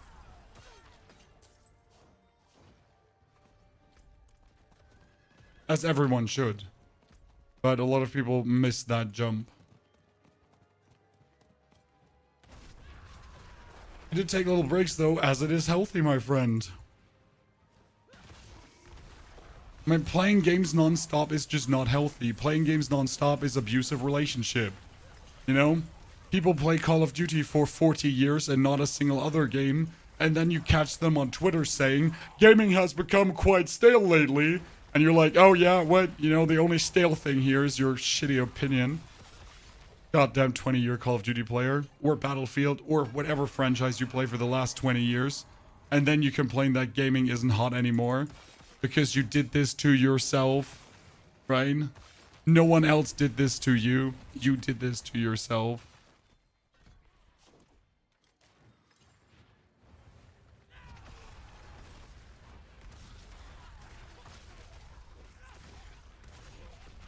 I wish I could stop playing WoW. At this point, you invested too much time. You cannot stop, sir. I'm quite... on the one hand, I'm quite happy I stopped playing WoW after Classic. On the other hand, like, obviously, there was a lot of content I did not get to enjoy, which is fine with me, though. I don't regret stopping WoW early in my life cycle. It would have definitely ruined my studies. I am certain about that.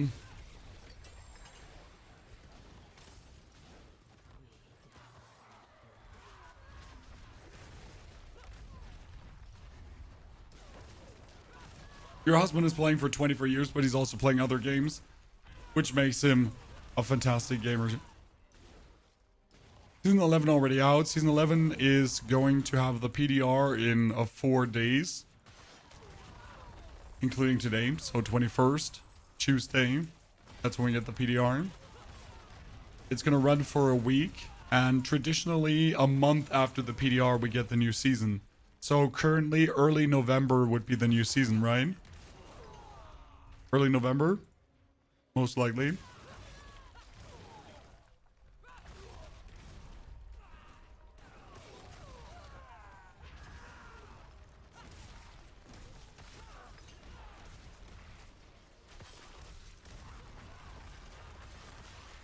And I like that. Early November. Did I say early November? Early December. Sorry, early December. Yeah, December 9th. That's what we're aiming for, which is good. Like, it just makes me a bit worried about December content-wise, what we're gonna do there. I mean, we got Path of Exile, but that's Path of Exile 1, so I rather don't want to do this. And I don't know what other game is coming out in November. Does anyone know of a good November release now, ladies and gentlemen? Does anyone know any good November release? Because obviously Diablo in November is not an option. I mean, we might make a Souls-like month. Chad? So my plans are currently, unless something releases actually, to have a Souls-like month. We do a lot of Souls-like games again. Like, so another Elden Ring playthrough, you know, some Lords of the Fallen 2, some No Rest for the Wicked. Maybe some Lies of Pi even. So, like, you know, a good old revisiting of all the shenanigans of just having, like, a grand old goddamn fucking time. Go back to your Hearthstone Roads. No, sir. Absolutely no interest in that. Hades 2. I liked Hades. Hades 2 is not a bad game, but I'm not sure how much I feel like playing it as of now.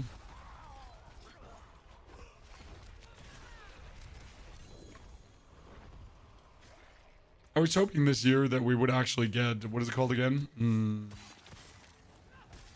We would get Slay the Spire, but that's sadly moved to 2026. To play some Grim Dawn, no, absolutely no interest in that. Game is outdated, old, and looks shitty. I know people like Grim Dawn, but for me personally, as someone who has never played it, zero interest.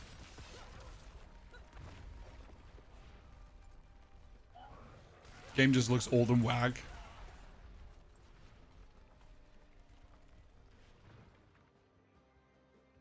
Okay, that thing is weird, so let's just move away.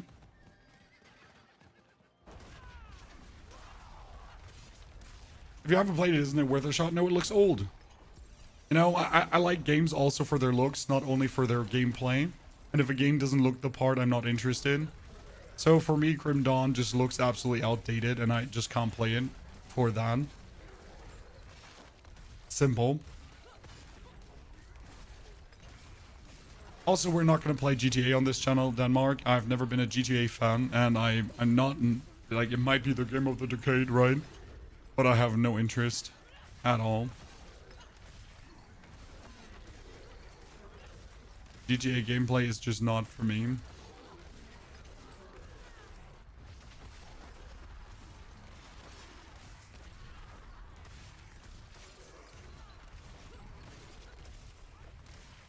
We might do a Lords of the Fallen 2 Platinum run if we really want to. It could be something interesting.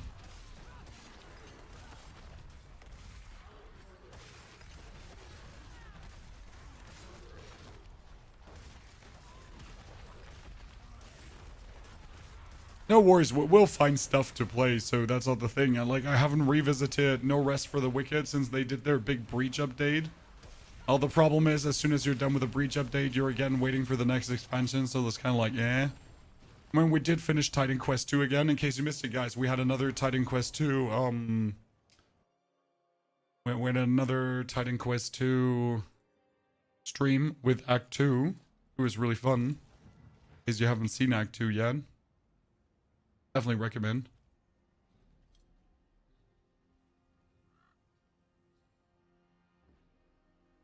It is done. One-handed weapons. Show me the money.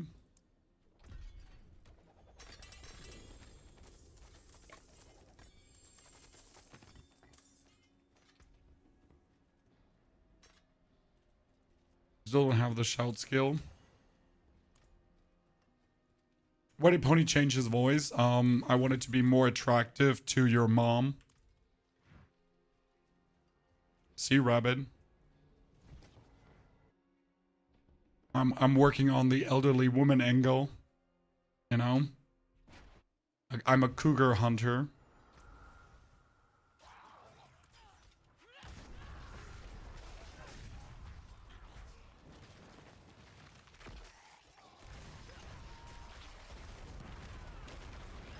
This is an as good explanation as any.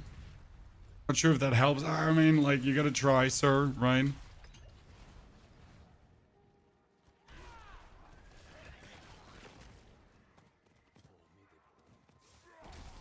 So yeah, I don't know if November's having new game releases. I know there is Vampire Bloodlines coming towards the end of the month, but I only heard negative things about it.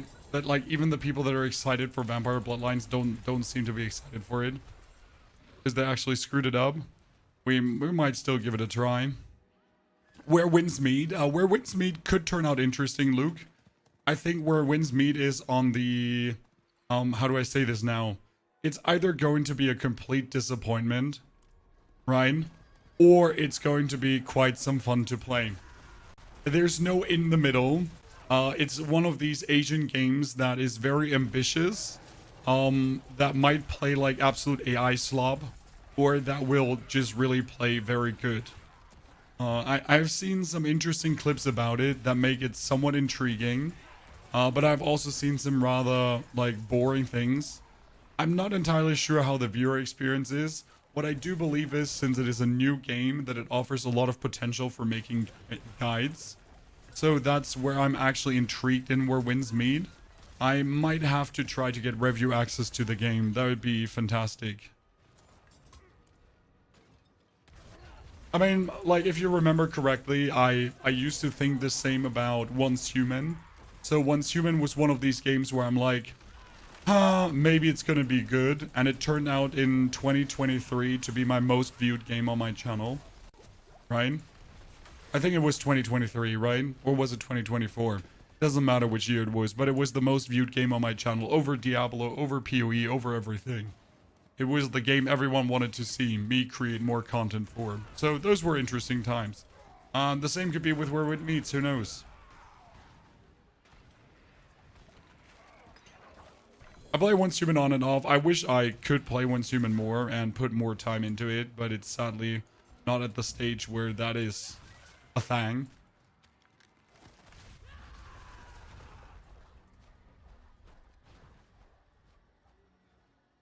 When a game booms, you stream it? No, not really. Because Once Human didn't boom. That's the thing. Right? So if you actually look at Once Human, like, no big creator was playing it. No big YouTubers were covering it. Once Human was absolutely not booming. We just made it boom in our niche. Right, the game flew under the radar. None of the usual big like guide makers and so on covered the game, and we just liked it. We just played it. There's a new lunar version, yeah, but still, there's like, you know, at this point, Once Human has no more interest. There's like very selected few still playing and enjoying it. I think it's mostly in the Asian room when it comes down to Once Human right now. So the West has moved away from the game, sadly, mostly.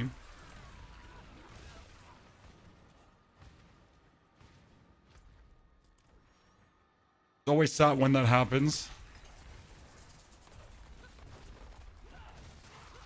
The Pal World collab, isn't that out already?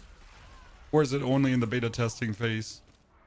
I thought the Pal World collaboration was already running.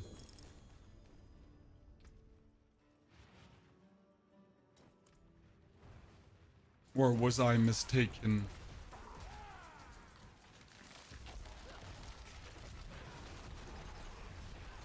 I think it's already out, just FYI.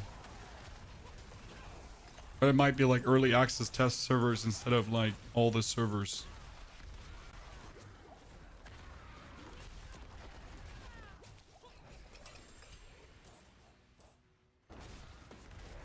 October 30th? Oh.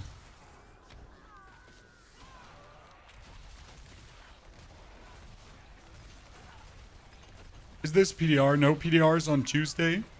We are simulating some PTR builds today. Or we have simulated some PTR builds, and now it's Barbarian leveling time. So far, conclusion is PTR leveling definitely slower. But we're gonna get a really interesting Necromancer build. that I'm quite excited for.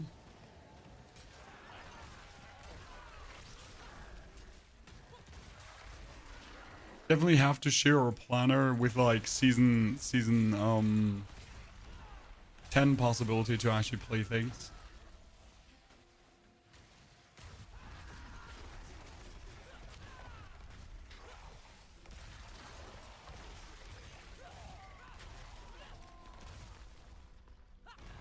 Only 3 more days. I mean, should probably just take a vacation for 3 days. And then come back and play more. But I still wanted to get this Barbarian pushed forward. And see how the auto-shouting works, right? I mean, Bard definitely this season, not like pinnacle, but maybe the auto-shouting is cool. You never know.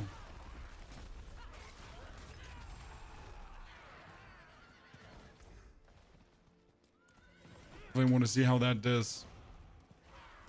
Are you doing a funny voice or is your audio broken? Maybe it's both.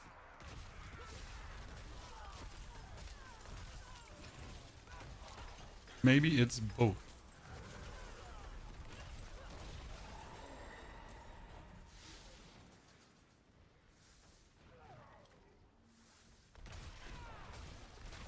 Hey, your voice is too low. Rabbit, I'm literally ill. I have a hoarse throat. This is not a voice changer or a filter or anything. I don't know where this assumption really comes from.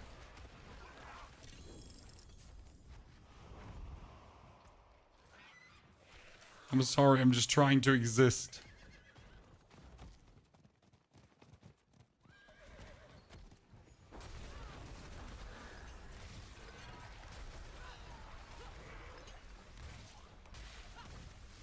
Not sure why I wouldn't need a voice filter. There have actually been YouTube comments like, I had to turn off the video because of your new voice filter. And I'm like, sir, are you stupid? What am I supposed to do? Not talk?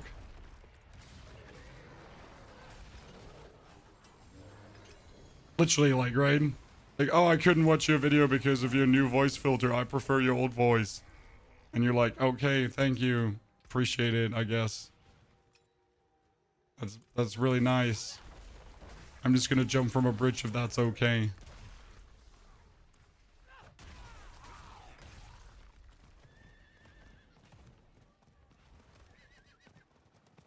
Oh, we should get a new tea, though. That's important.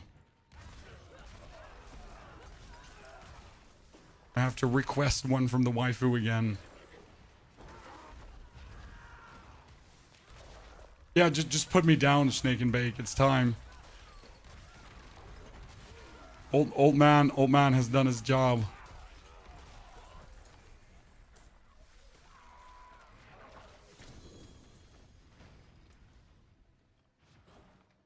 Okay, I'm gonna run upstairs quickly and get the wife the team, and she'll give me more team. It's toilet break time, chat. Now, chop chop, double time. In 2 minutes, we reconvene. 1 minute.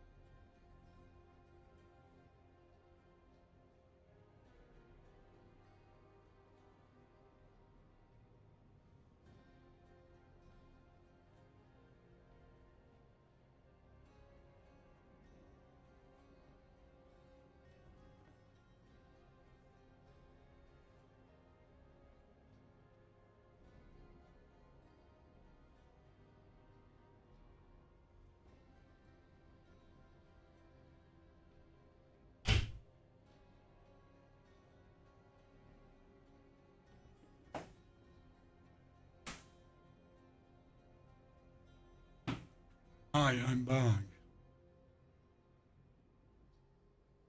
Oh, Rabbit, there's tons of people who thought it's a voice changer. Don't you worry, you're not the only one. There was an unhealthy amount that made me already question what creators are doing nowadays. Right? It's like, what are creators doing that people, instead of assuming someone is ill, assume voice changers. I blame pirate software, chat. That everyone thinks it's a voice changer.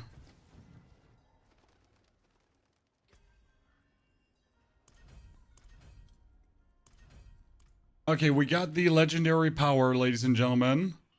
So I can now get automatic shouts.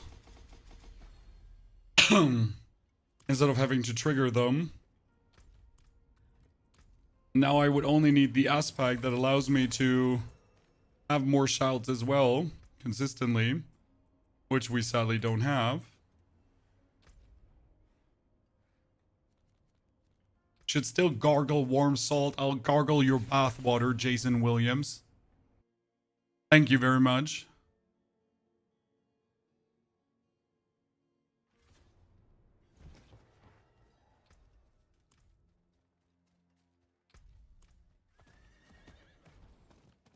Let's get to level 58 now. Experience.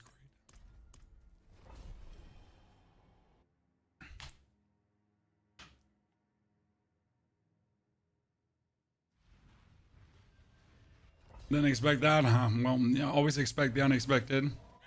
Okay, so now we're continuously having our shouts go off. We don't have to care about that anymore.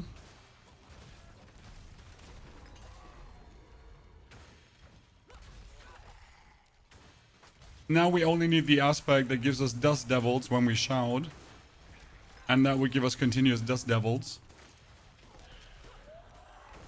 It helped to repair your throat. Oh, it's good. That's why I drink honey tea, my friend. Honey tea for the peptine.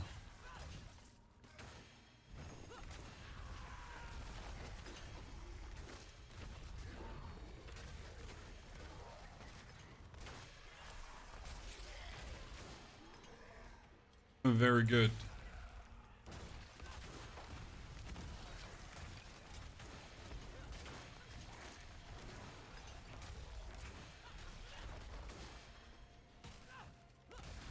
So now what we're gonna do is we're gonna take all our earned tier reputation and we'll hope that the goddamn bartering will give us the aspect that we're looking for, because that should help us to level 20 times as fast. But we're obviously not looking for these things now at this level because that would be a mistake. We're gonna wait until we're level 16 because then we get 750 item power items.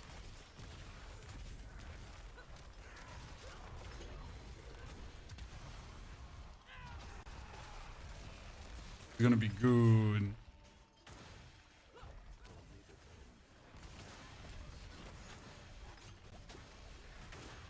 You know, if you send season reward chests to a low, you got case items at 800.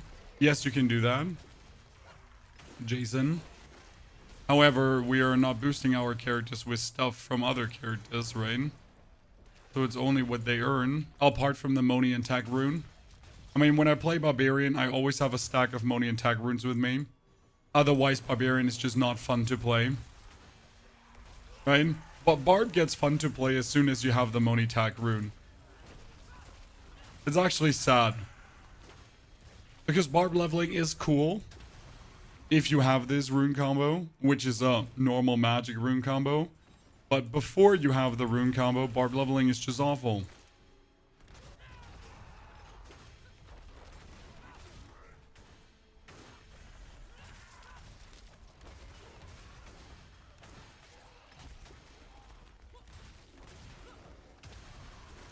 So high recommendation to not play Barb as your first character ever. Always play it as your second or third character. As soon as you get the combo, it's just good.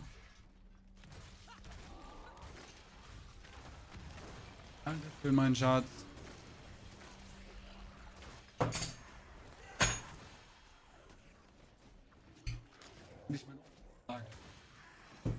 Dankeschön.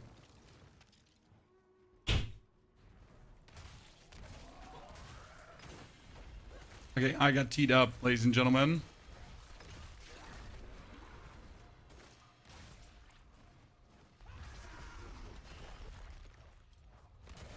I'm using Raven's build in the fireballs. The fireballs are love. It's her. Absolute love. I regret not leveling with the fireballs. I think that would have been more fun than lightning leveling. That would have been cool. But I noticed the greatness to Lane.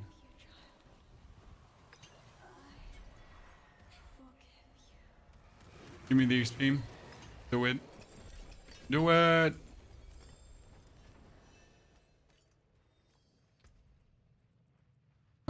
Another weapon. That is still not the aspect. Oh, Quarun. That's still not the aspect we're looking for. Potion. I forget to use potions consistently, brother.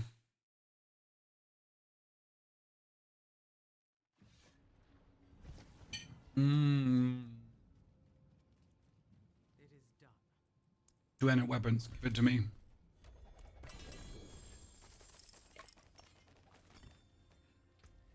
Two-handed sword. Earthquakes. Actually, that one is really good. Like, your earthquakes deal increased damage. Use it well.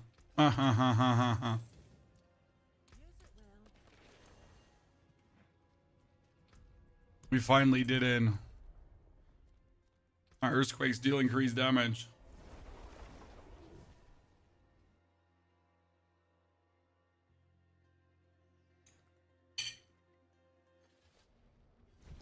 Is Masterworking and Tempering going to be a patch? It's Season 11.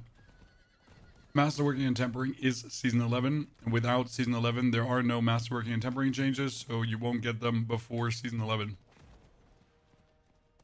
Okay.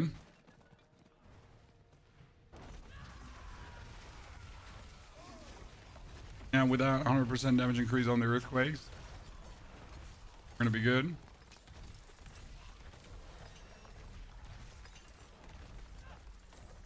More XP, more XP.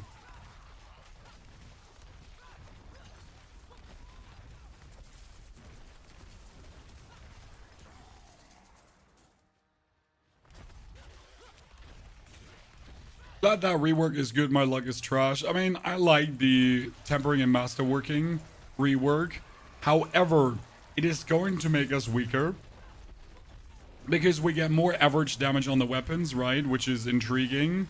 That being said, though, you are also losing a lot of potential damage from the masterworking and cooldown reduction and everything. So I'm really not sure how that will actually play out in overall player power. Because we could only finish a lot of builds in high finisher style this season due to chaotic powers. And if we now don't have chaotic perks and the actual power level of our character is going down as well due to masterworking, I'm not sure. I mean, that being said, like we're getting a 4th affix on gear by general. So that's also something to consider while leveling, right? So if legendary items now by nature have 4 affixes again, and as soon as you get a legendary item with 4 affixes, you're going to be stronger than before because you got a 4th affix, which is actually quite useful. But how much is that really going to be good in comparison to having like then the masterwork later on?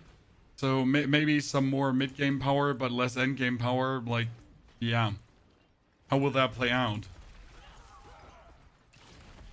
How long is the PTR life? For a week, and we get the PTR boost character.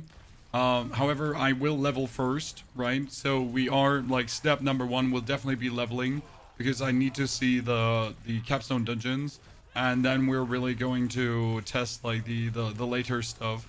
But it's first going to be leveling there. By the way, I got 3 obol backs, Chan. I found 3 curious merles while leveling. That's actually illegal.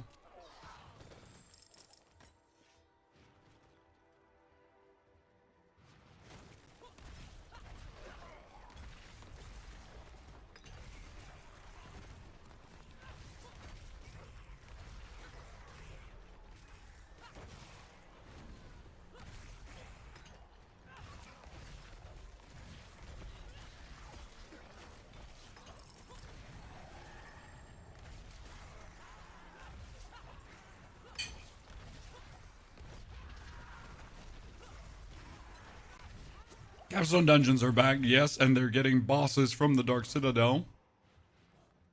When you gamble a little bit, gambling before Torment 1 is a waste of resources.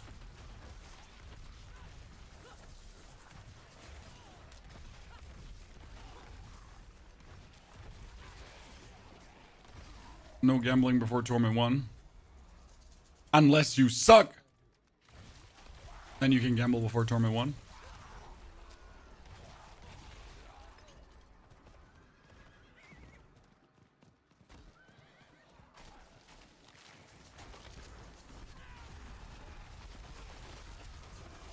I am worried about build diversity without Case Armor. Well, it's back to Season 9 build diversity, which is low. Yes, build diversity is 100% going down. We are back to like then two builds being the absolute dominating builds with a lot of like B, C, D tier builds. Just like it has always been. Which is sad in my eyes, yes, definitely. I preferred this version as well, like this build variety. Hopes and dreams that it would stay this way, right? We fools. Do you have any tips for stash management? Only keep greater affix items. Everything that does not have a greater affix just gets dumped. Unless it's a build defining unique that also works as a 750 item. But I literally only keep greater affix items. I don't have anything else in my stash. Because they are the key pieces that you need.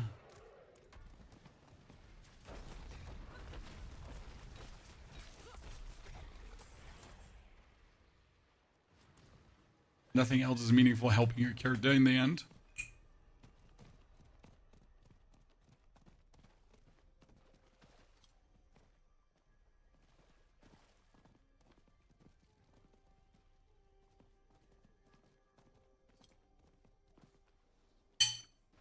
I hate builds that need specific armor, but that's what the specific armor is there for, sir.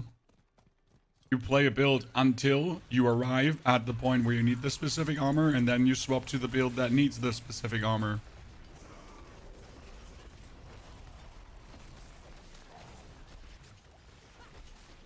That's literally why we have uniques. Build defining uniques.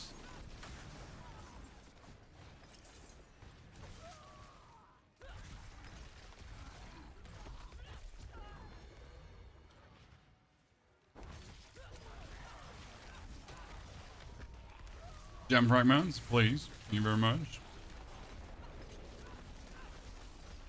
That was a lot of earthquake damage, dude. Absolutely demolished.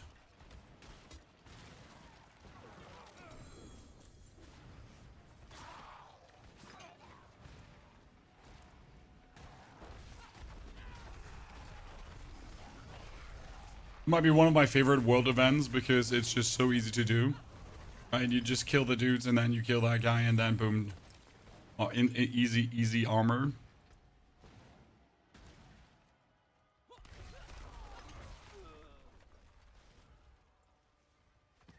No, Luke, there's nothing wrong with disliking a certain something. If you don't like build defining uniques, that is just what you do. However, that's pretty much how build making works in the end game. Using build defining uniques to then make something special. To transform your abilities.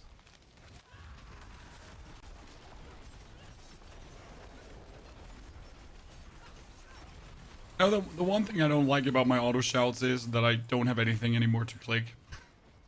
You know, like, I like my auto shouts because, well, auto shouts isn't that cool. But on the other hand, it's like, well, auto shouts, what am I going to do now?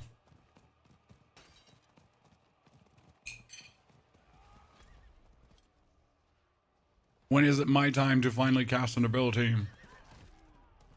I think the Diablo community is nice to new players. It might depends where you're going. I mean, if you go on Reddit, you'll always be ridiculed. If you go on Discord, more likely. I've never felt us being overly disencouraging to new players in our community. Obviously, new players ask very simplistic questions because they are new. Right? They don't know basic things, which is always sometimes hard to understand. Like, how do you not know this? Oh, because you're new. Well, no surprise that you don't know this.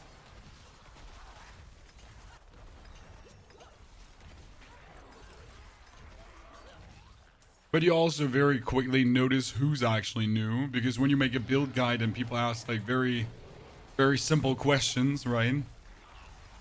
That a bit of game experience actually solve, then you already know that's a new person.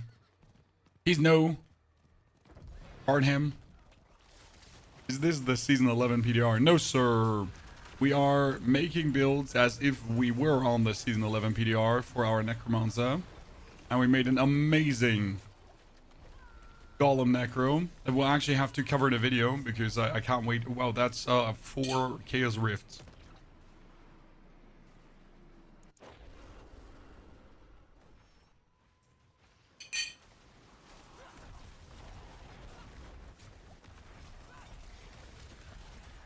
Why are there 4 Chaos Rifts here? I'm like, seriously.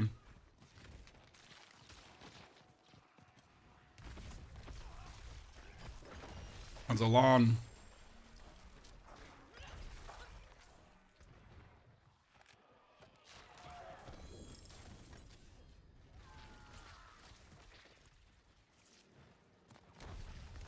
Let's see what we have. We got more cinders. I prefer if you were more bonus XP, my friend. Where are you running? Why are you running? I mean, seriously.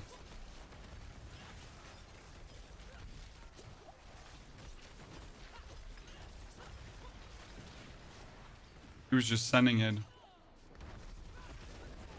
Oh wow, these pools just destroy me. That's crazy. Ooh, corpse. The whisper done, as we're here already. Then clear the other thing out.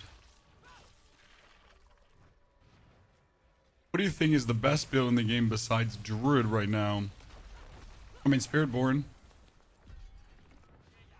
But you'll need a lot of stuff to make Spiritborn good, so...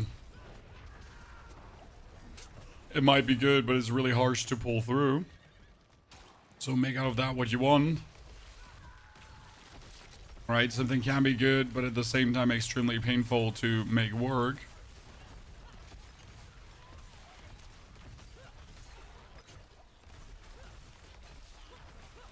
So yay on strength, nay on gameplay experience.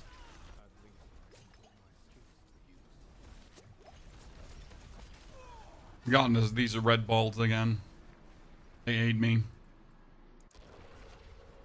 Seems they finally listened to the player base about masterworking. I mean, they wanted to rework the system for quite a while already. You might not be aware of this because, well, creator Discord, but that the masterwork system was getting reworked was already in the stars for a long while. However, we never knew what they're exactly going to do. I don't think they had to do this much. So what I personally dislike is that they like they could have done less to lower the RNG without reworking the whole system, right? So we could have kept the 25% bonuses, but just let us reset in steps, for example, and some other stuff. So I'm not like, you know, you didn't have to do all of this just to balance it out. You could have done less to balance it out, pretty much.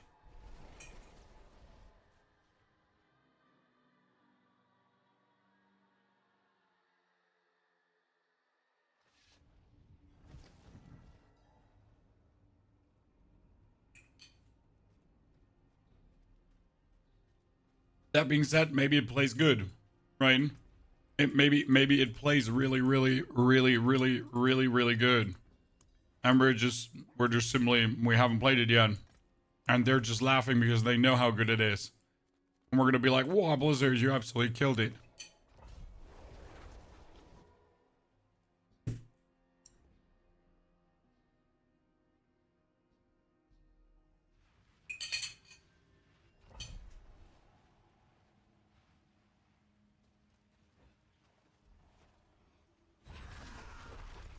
So that's for us to now figure out with the PTR and then yell at them. Because yelling gotta be done, Chan. If we don't like the PTR, oh boy, the feedback gotta be feedbacking, right?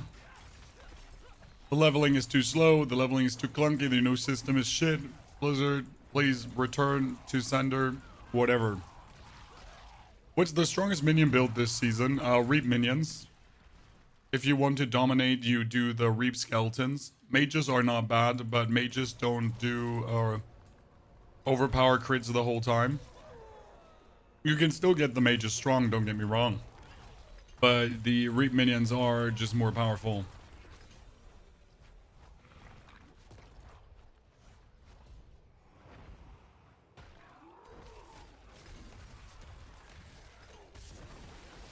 It's sad though that we're gonna lose the whole playstyle again with the going away of chaotic perks, right? So the chaos perks are going away and the Reap minions instantly don't exist anymore. At least we got one season to enjoy that, right? A really cool archetype gameplay. And then they actually decide to bring back the Melted Heart of Selig as a potential amulet for a mana shield.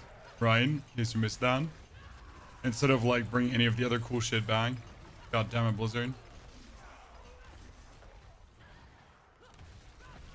We're trying to decompose Necro build. No, sir. Decompose is a horrible, unfun skill to use. For me personally. My Necromancer basic skills are all trash. Apart from Reap, which can be used for cooldown reduction purposes, and that's about it.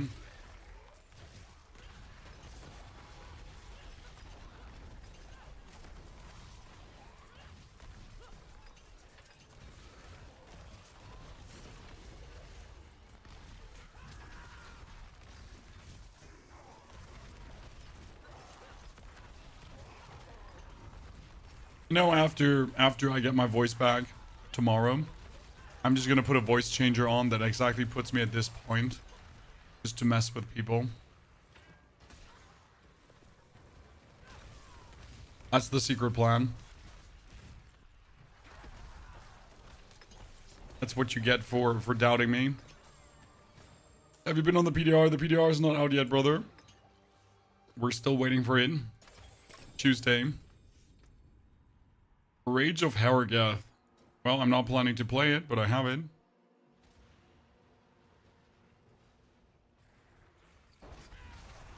So Tuesday's PTR, I will be there right on release. We'll be banging, we'll be jamming. I'll be having slept before. I'll probably play all night long to test the leveling all the way from 1 to 60, because we obviously need to get all the way from 1 to 60. I'm gonna tell my family to not count with me. Daddy Hov is busy. He needs to play computer games for a living.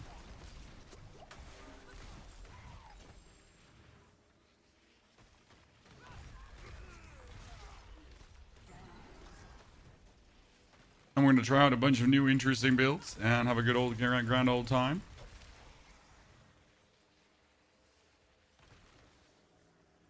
And after those 7 days of PTR, I'm finally free, Chad. I'm finally free after those 7 days of PTR. Or however many days of PTR we're actually going to play. Because PTR usually for me is like a 2-3 day affair to test the new changes. Then I'm satisfied, right?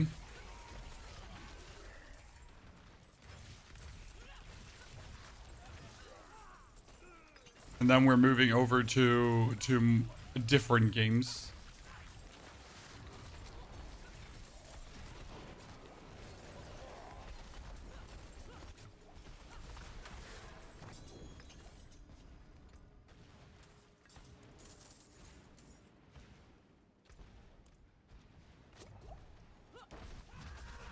And see what the gaming world has to offer in my absence of ARPG gaming, right?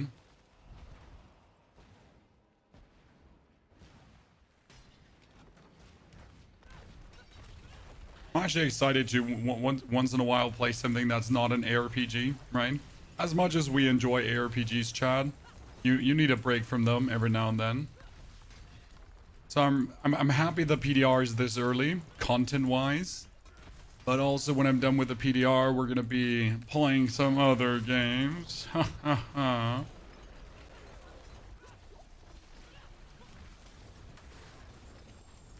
And it's gonna be glorious. Okay, almost 60, ladies and gentlemen. Not long.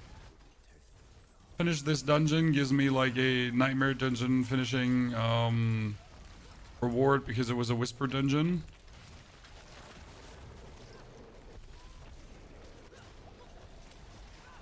Should have me almost there.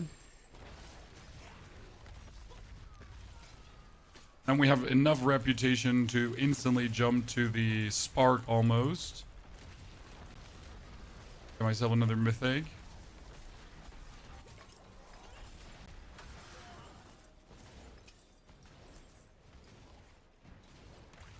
I think there's one in the wall.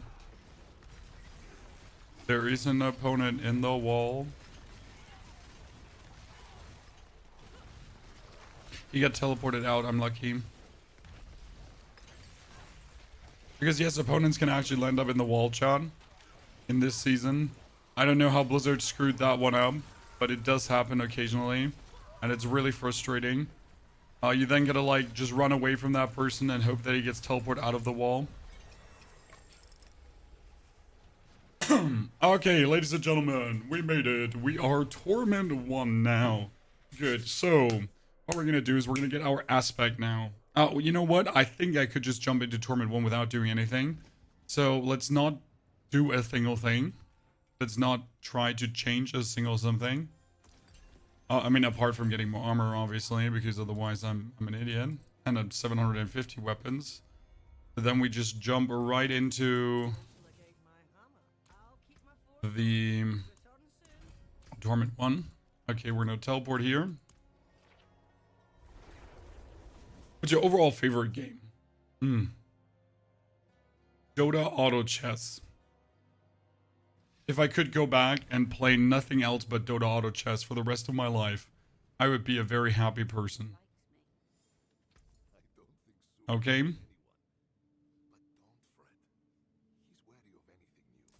Sounds a bit crazy, but I really like Dota Auto Chess.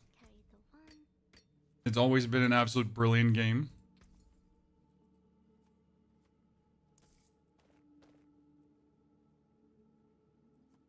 Defensive aspect cache. Just gives you the armor you need, right? 850, 750 I mean. And 750. I'm gonna restock for free and I'm gonna get myself not a sword. I need a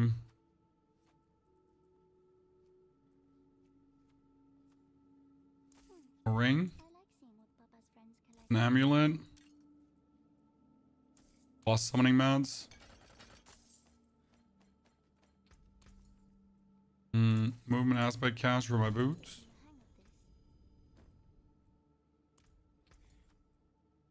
But I wanted a mace here. I still don't have what I want, right?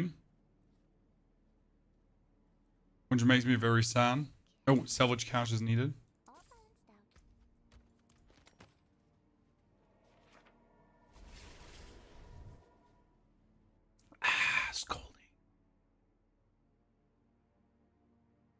World boss in about 6 minutes. Yeah, I need to be Torment 1 for the world boss or bust, sir.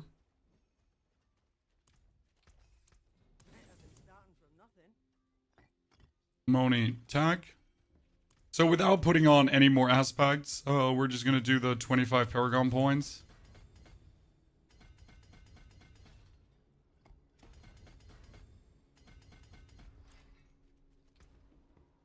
We're just jumping in at tier 65. Tier 10, Torment 1, let's go.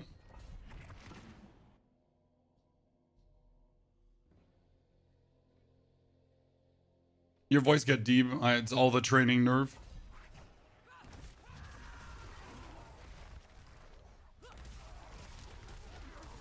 Yeah, that's what I assumed. You would enter Torment 1 and you would be like right away strong enough to just do it.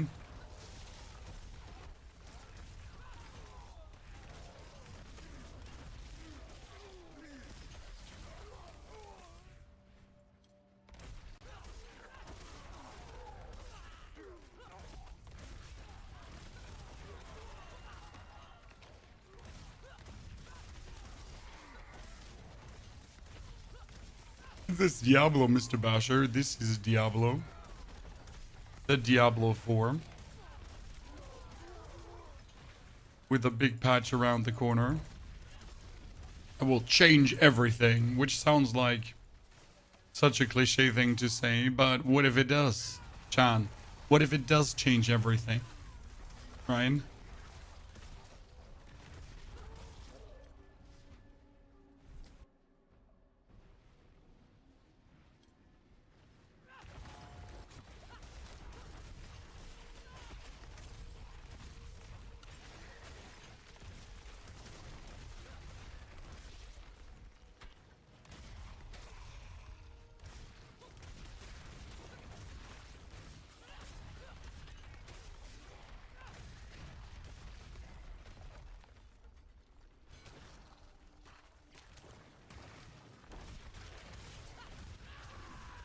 Okay, let's just finish this here quick. To open something.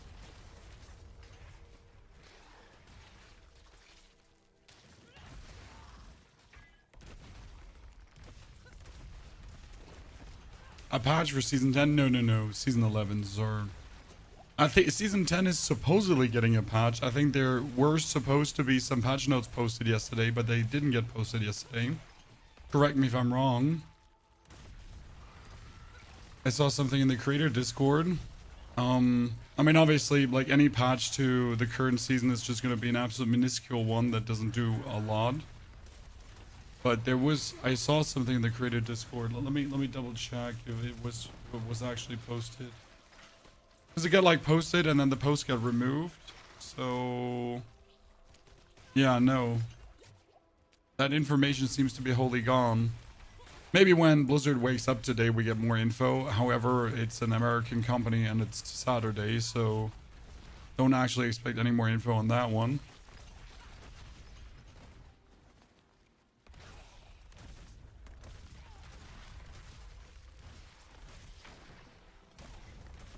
Okay, how do I get my aspect? Probably by gambling weapons, right?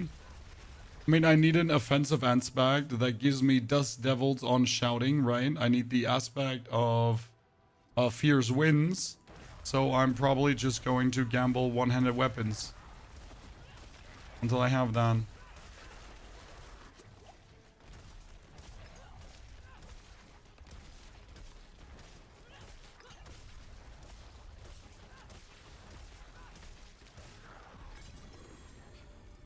We made it. We are the chosen one. Woohoo. Okay, aspect of Fierce Winds is needed. How do I get that now?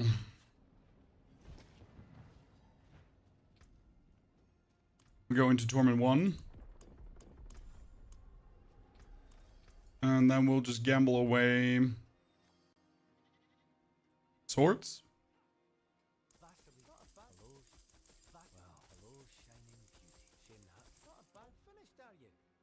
Look at me just getting like Shard of Arathiel as a basic weapon and the Saber of Sagal. You know? Shard can actually not be played, the Saber could be played. So let's see what aspects we're getting. And we need Fierce. Nope.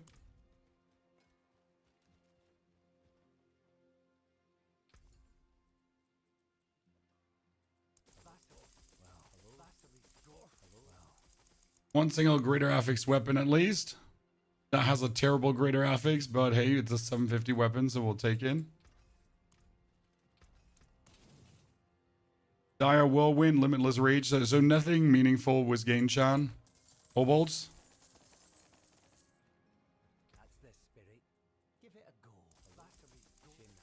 Okay, the amount of like swords I've gotten here is illegal.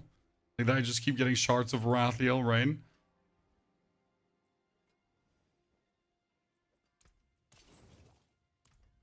Still nothing. Still nothing, John. Absolutely nothing. I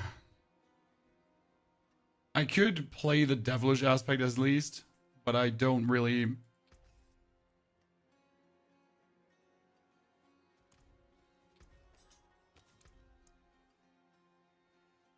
devilish? Like this? No, how do you write devilish? Devilish here.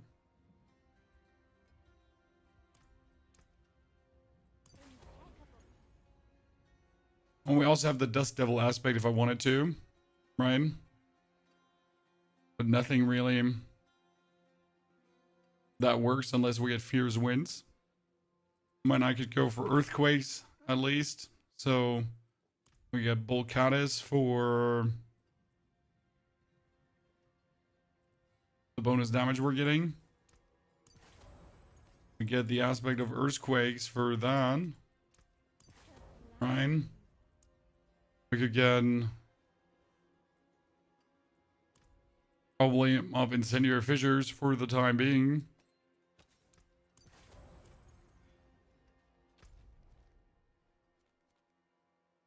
Well, boss still, we're probably going to be missing out on that. Just go for other stuff.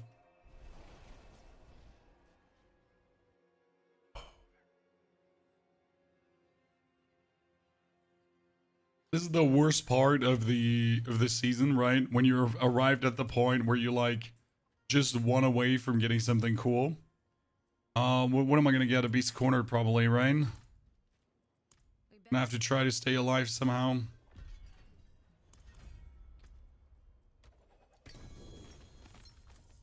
Wait, as a barb, you get Mother's Embrace too? Really? That's so useless. I wasn't aware. Okay, let's see if we can survive with a beast cornered. If that works. Or if we just die right away.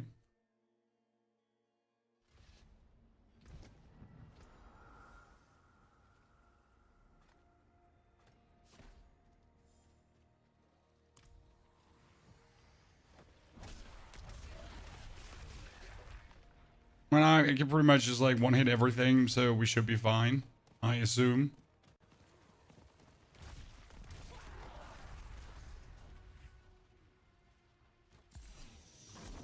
Let's see where that goes. And my shards are continuously healing me, right? For just existing.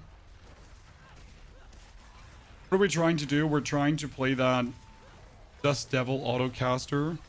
Or for that, we need the aspect of the Fierce Winds.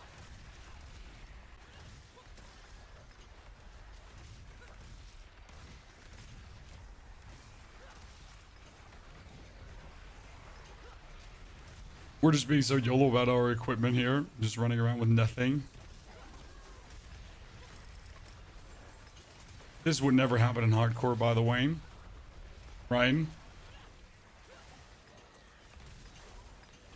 And hardcore would be try-harding a bit more.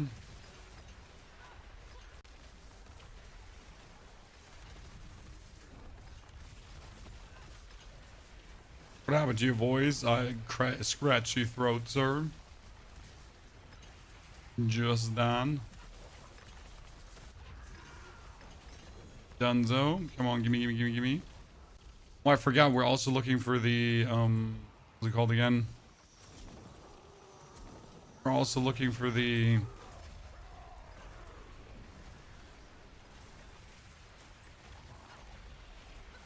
recipes here. Right? La Tempa recipes, Chan. Oh, I almost forgot.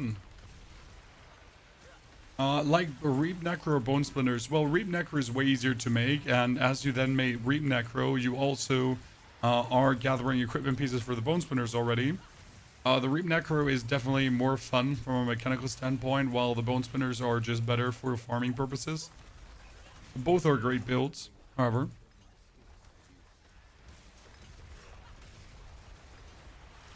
I would not say that any one of them is a bad build. They're both really, really fun to play.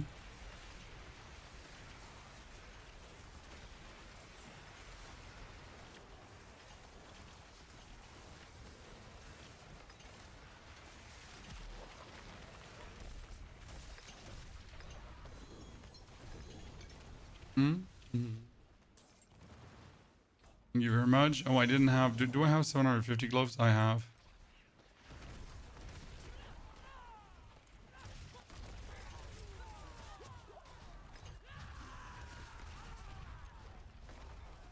Get out of here.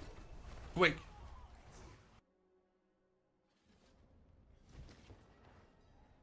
I hope this season 11 Golem juice is good. We already tried Golem in season 10.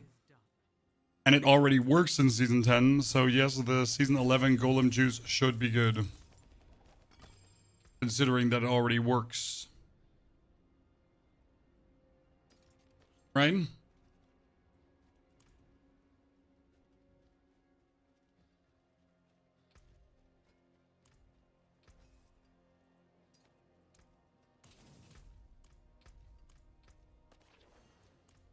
Still no Fears win for Mr. Bunnyhoff.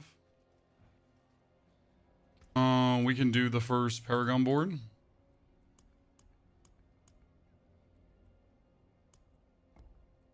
Consecutive attacking with the same weapon increases your damage. Yes, sir. That's what I'm doing. I'm consecutive going to be attacking with the same weapon over and over and over and over again.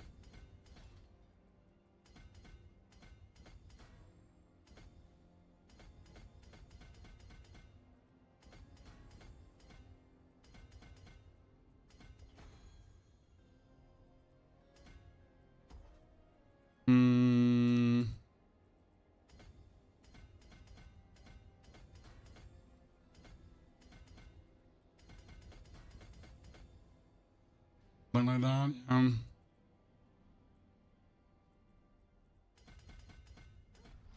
Okay. We're not spending all the Paragon points right away because that would make our character too strong. However, I don't think anyone is actually playing Barb as their first character, so I guess it would be fine. I mean, seriously, who played Barb as their first character this season and was like, oh, I'm probably going to turn out strong, right? I think anyone that played Barb, they knew what they were signing up for. It's going to be so and so.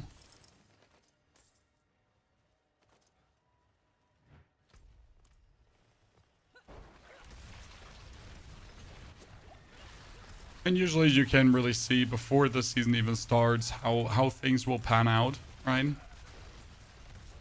That's what we have the test server for.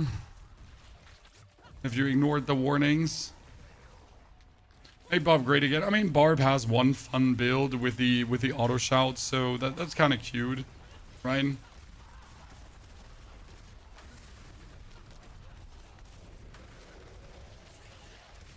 But obviously there's something systematic in the background, not really feeling very good when Barb is, for a couple of seasons now, exactly at the spot it is right now.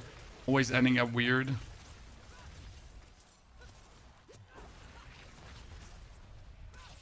Almost like ARPG developers just hate melee. They just do, Chan.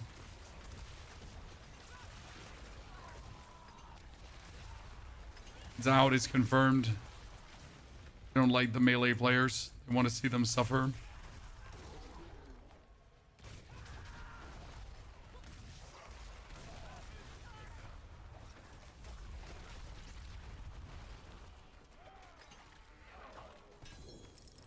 They're strong in PvP though. Yeah, but you could also say they're strong in taking out the trash then. Or anything equally useless because at this point, no one plays PvP. I mean, people might stumble up in PvP occasionally.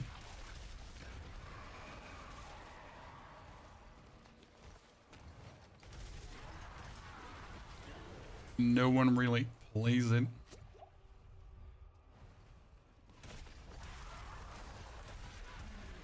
Not really an argument for measurement. I mean, barbs are definitely an argument why PvP is imbalanced because barbs have like, their shouts now permanently unstoppable, so anything that would be like stun-wise working in any good PvP game does also not work in Diablo. That's generally why I feel like, Diablo PvP is just sad. Because either you have unstoppable or you're dead. And if your unstoppable skill is inferior to the other person's unstoppable skill, you're dead.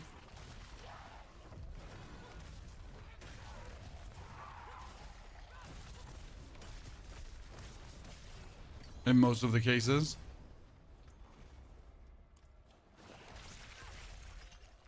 So that's bad.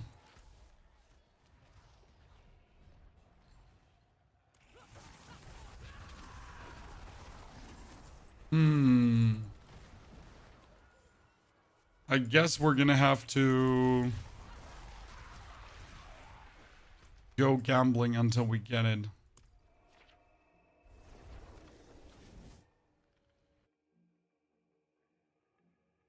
Oh, that was good. Give me my aspect now. Come, come, come, John. Okay, we get the Better to be a monster on the outside than lie about the one on the restock. like you humans do. Bulkatis. That's a better Bulkatis. We'll take it. Take the armament cache as well. Devilish. We have a better Devilish one already.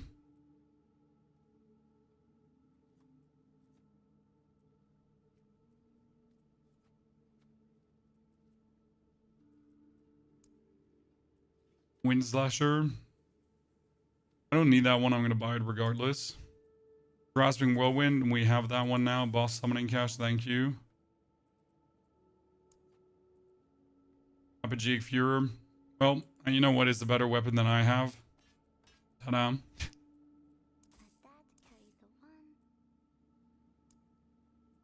Not the salvage aspect again. Savage, like, not the whirlwind aspect again.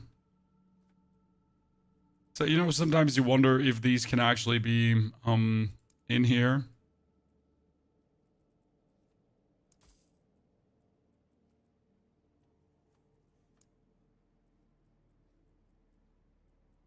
Okay, I'm sad. Ancestral Charge, no.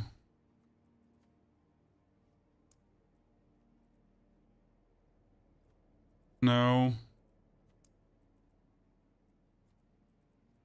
There was a new aspect it would show, by the way, just in case you wonder why we're not checking every item. Wind Slasher, no again. Double Slash. Conceded. Cap of Might, no. Devilish Amulet, worse than what I have. Bulkatis, but we just get a better Bulkatis. Does Devil Ring, we have that. But it's better.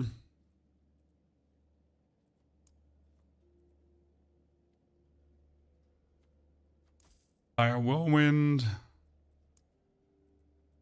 Oh, seems like we're not getting the shout, ladies and gentlemen. That's really sad.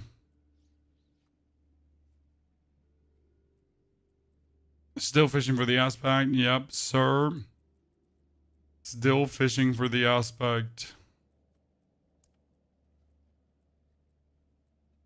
It really be that bad.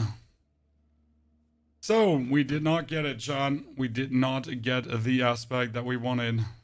And that was a lot of things. Glad that's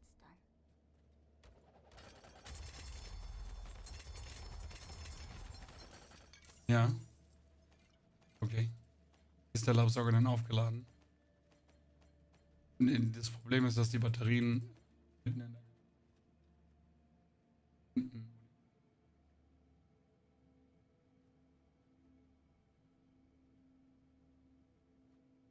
Ja.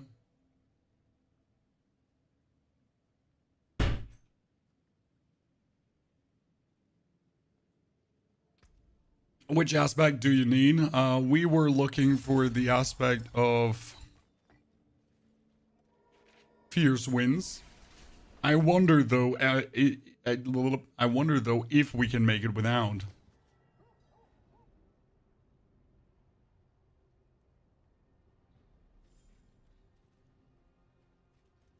You know? I mean, I'm kind of sad, but I kind of want to, like, save. Oh, that's basic.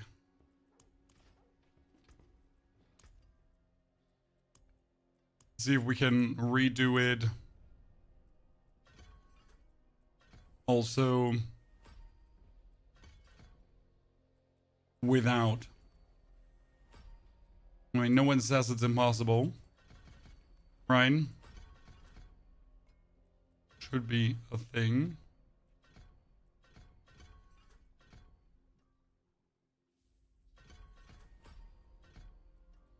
Need the skill effect duration.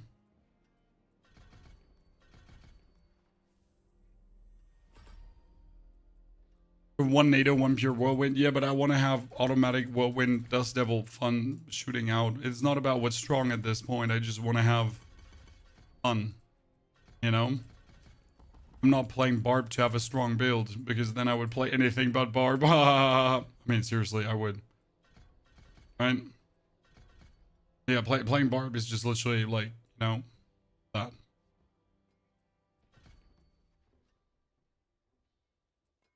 One to three, one to three, one to three, one to three, one to three. Oh yeah. Good. So we get that going on. Our shouts are shouting.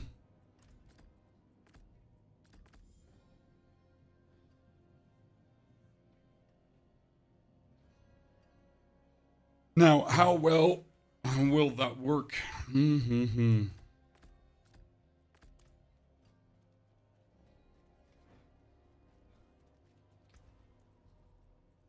Oh, we need to change the aspect. Oops. Okay, we get earthquakes. We have vehement brawler. We got the devilish aspect. Okay. We need grasping whirlwind to pull things together.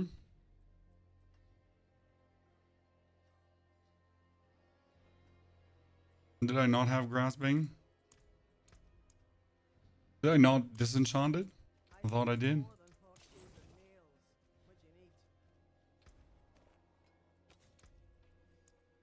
I did, see? Then we had Dust Devil. And we had, that should be enough. When's PTR starting? On Tuesday. Tuesday very soon.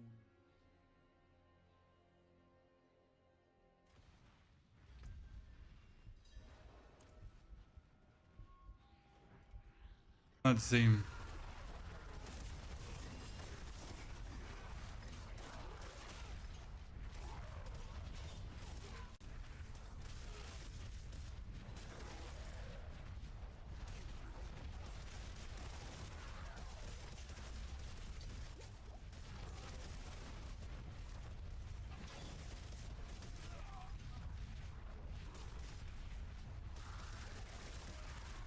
Someone working. But obviously we're missing the dust devils from the shouts now.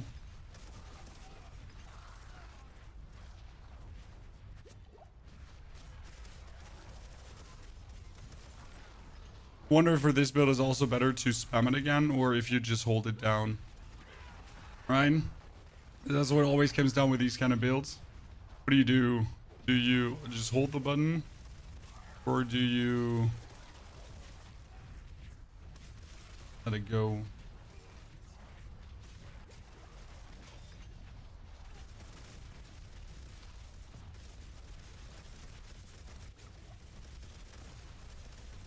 We need a rune combo to trigger our earthquakes too.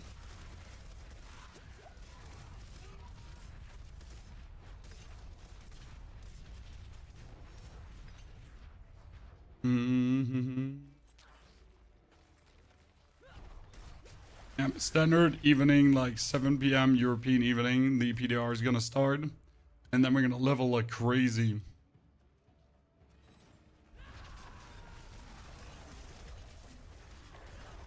A full evening of leveling. Okay, so it works, but it's like way weaker than it would be if we had the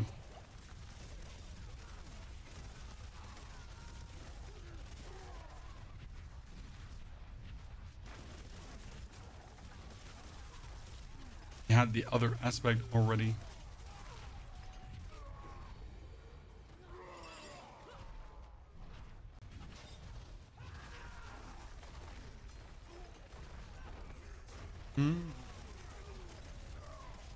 No, the only thing stressing me out is playing like with this few HP, but with this few HP while not even being like lifed out. Now when you play the like bury it out. When you play the Spiritborn, at least he just continuously buries himself out, right? So with the Spiritborn, you might be at low HP values, but you're at least with the barrier running. Or if you're playing the rogue, right, you also have the barrier running. It was kind of like stressful.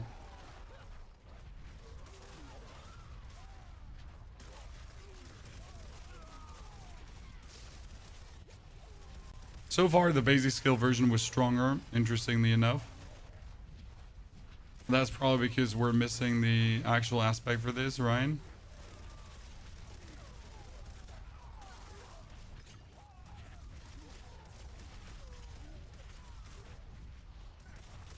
Season 11 is already out. Tuesday, the PTR drops, my friend. Today, we made an amazing golem build. Basics are also just strong. Yeah, basics are just beautiful. No matter what they say. I mean, it's still very fun, but like it just feels so lacking without the aspect of the fierce winds, right? So you pretty much feel like you have half the build. So yeah, sure I can do this, but sure I'm also missing the aspect of the fierce wind now. Which is really sad because it's not like we haven't just tried to get it together as much as possible. Okay, here, Dust Devil damage increase, ladies and gentlemen.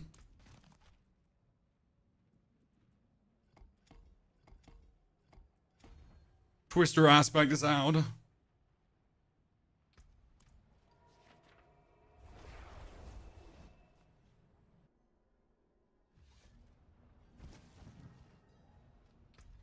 So we get our Barbarian 260, ladies and gentlemen. That was step number 1 today, or step number 2 today.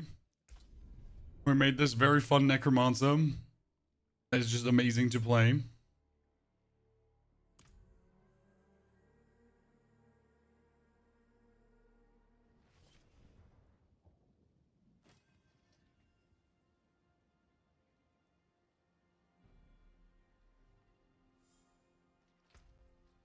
Okay, what I'm asking myself is, what chaos powers actually make this stronger?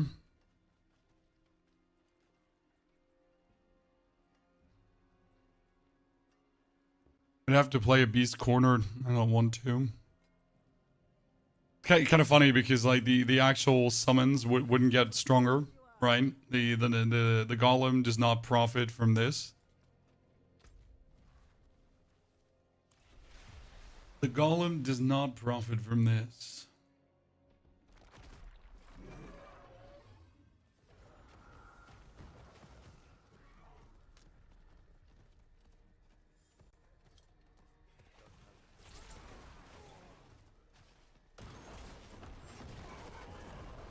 But imagine having a good build with a good golem that just goes around and kills everything.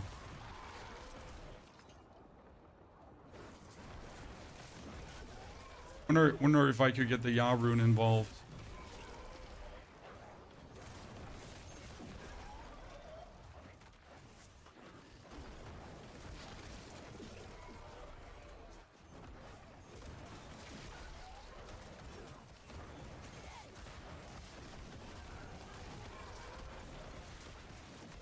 Now there's something very satisfying about using the golem's ability and just hear him go whoa, whoa.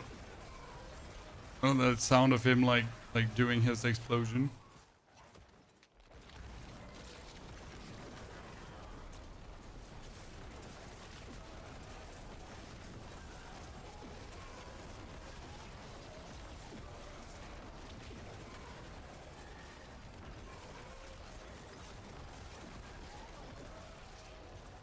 Very satisfying.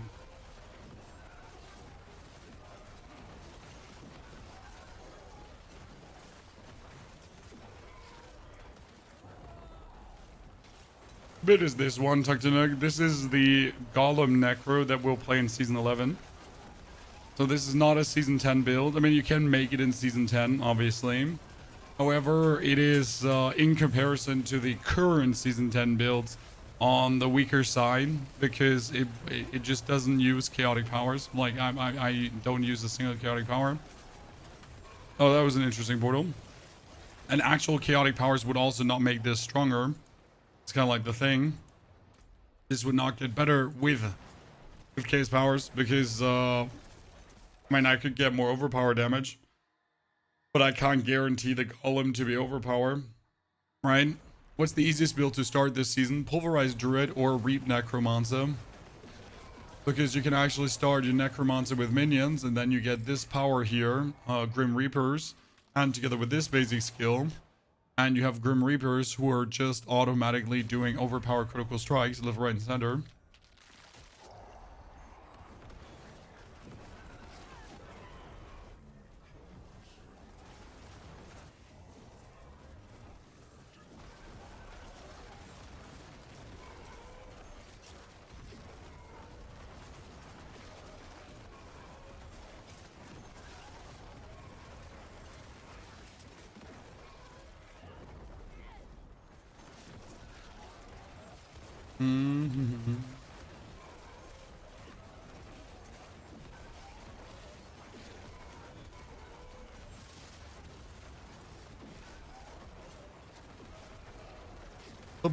The biggest problem with this build is that in season 11, it will have 3 tiny golems instead of 1 golem, right?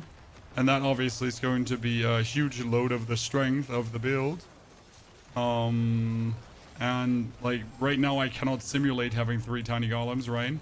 Surprisingly or unsurprisingly, I can't do that.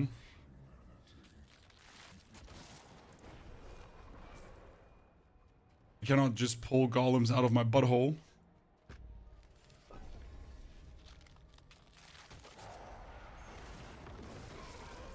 It is very satisfying to play because you're reducing your cooldowns with your Reap consistently, right?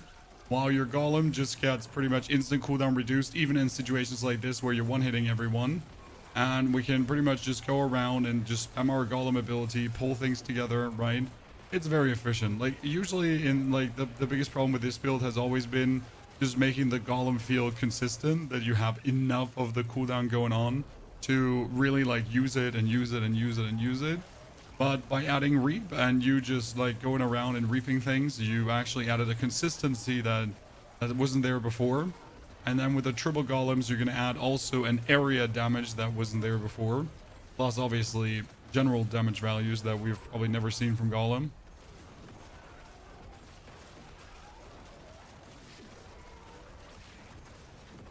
You know what's also causing a lot of cooldown reduction? I think all the bone storms on the map. I didn't actually think about it, but all the actual bone storms that we're getting on the map are probably helping too, right?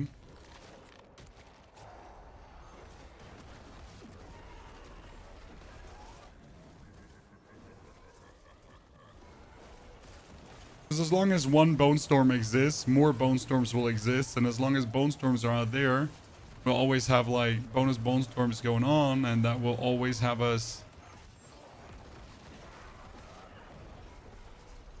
be buried out. Oh god, my wife is making noise.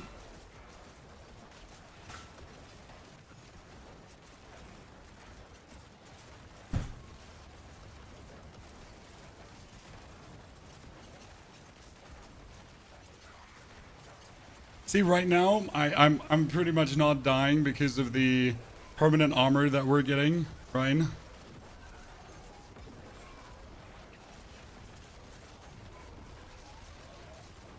And the permanent barrier and everything. Like we're just there.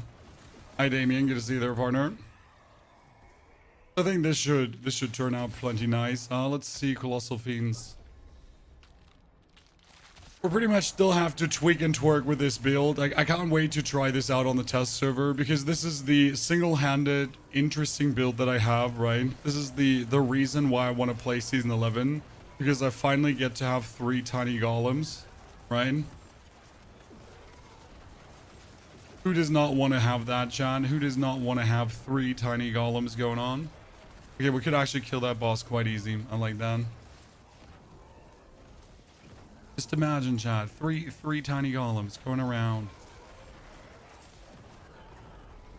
What I still wonder is if I can use my ability 3 times, right? So we have this golem explosion ability, right? But if I have 3 golems, can I then use it like 3 times in a row? Like bob, bob, bob? Or is it going to be like still a one-time use and then all 3 golems are exploding?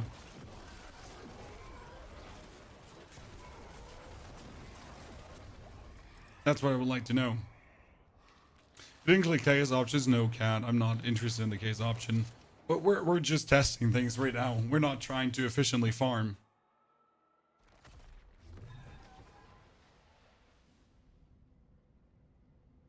Oh, I would expect them all to also just jump right away.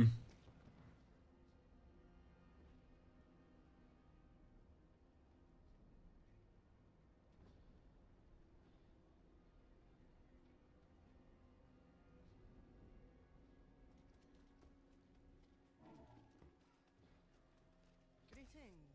How shall I guide my hammer? Oh, what do I have here? One-handed things I don't need. Great to know.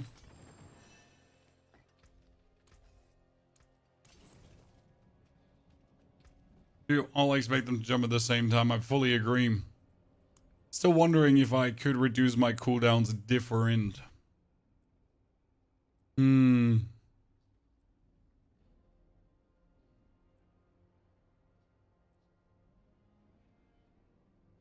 But I'm quite happy. We could technically use Army of the Dead over Bone Storm.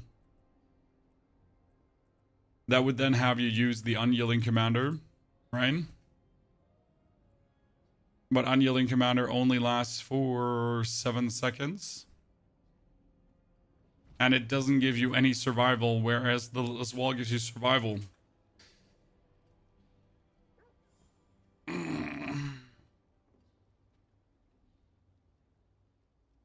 I just like that this gives you cooldown reduction too. So the cooldown reduction from this wall is very helpful for the golem, right? So that's a nice thing.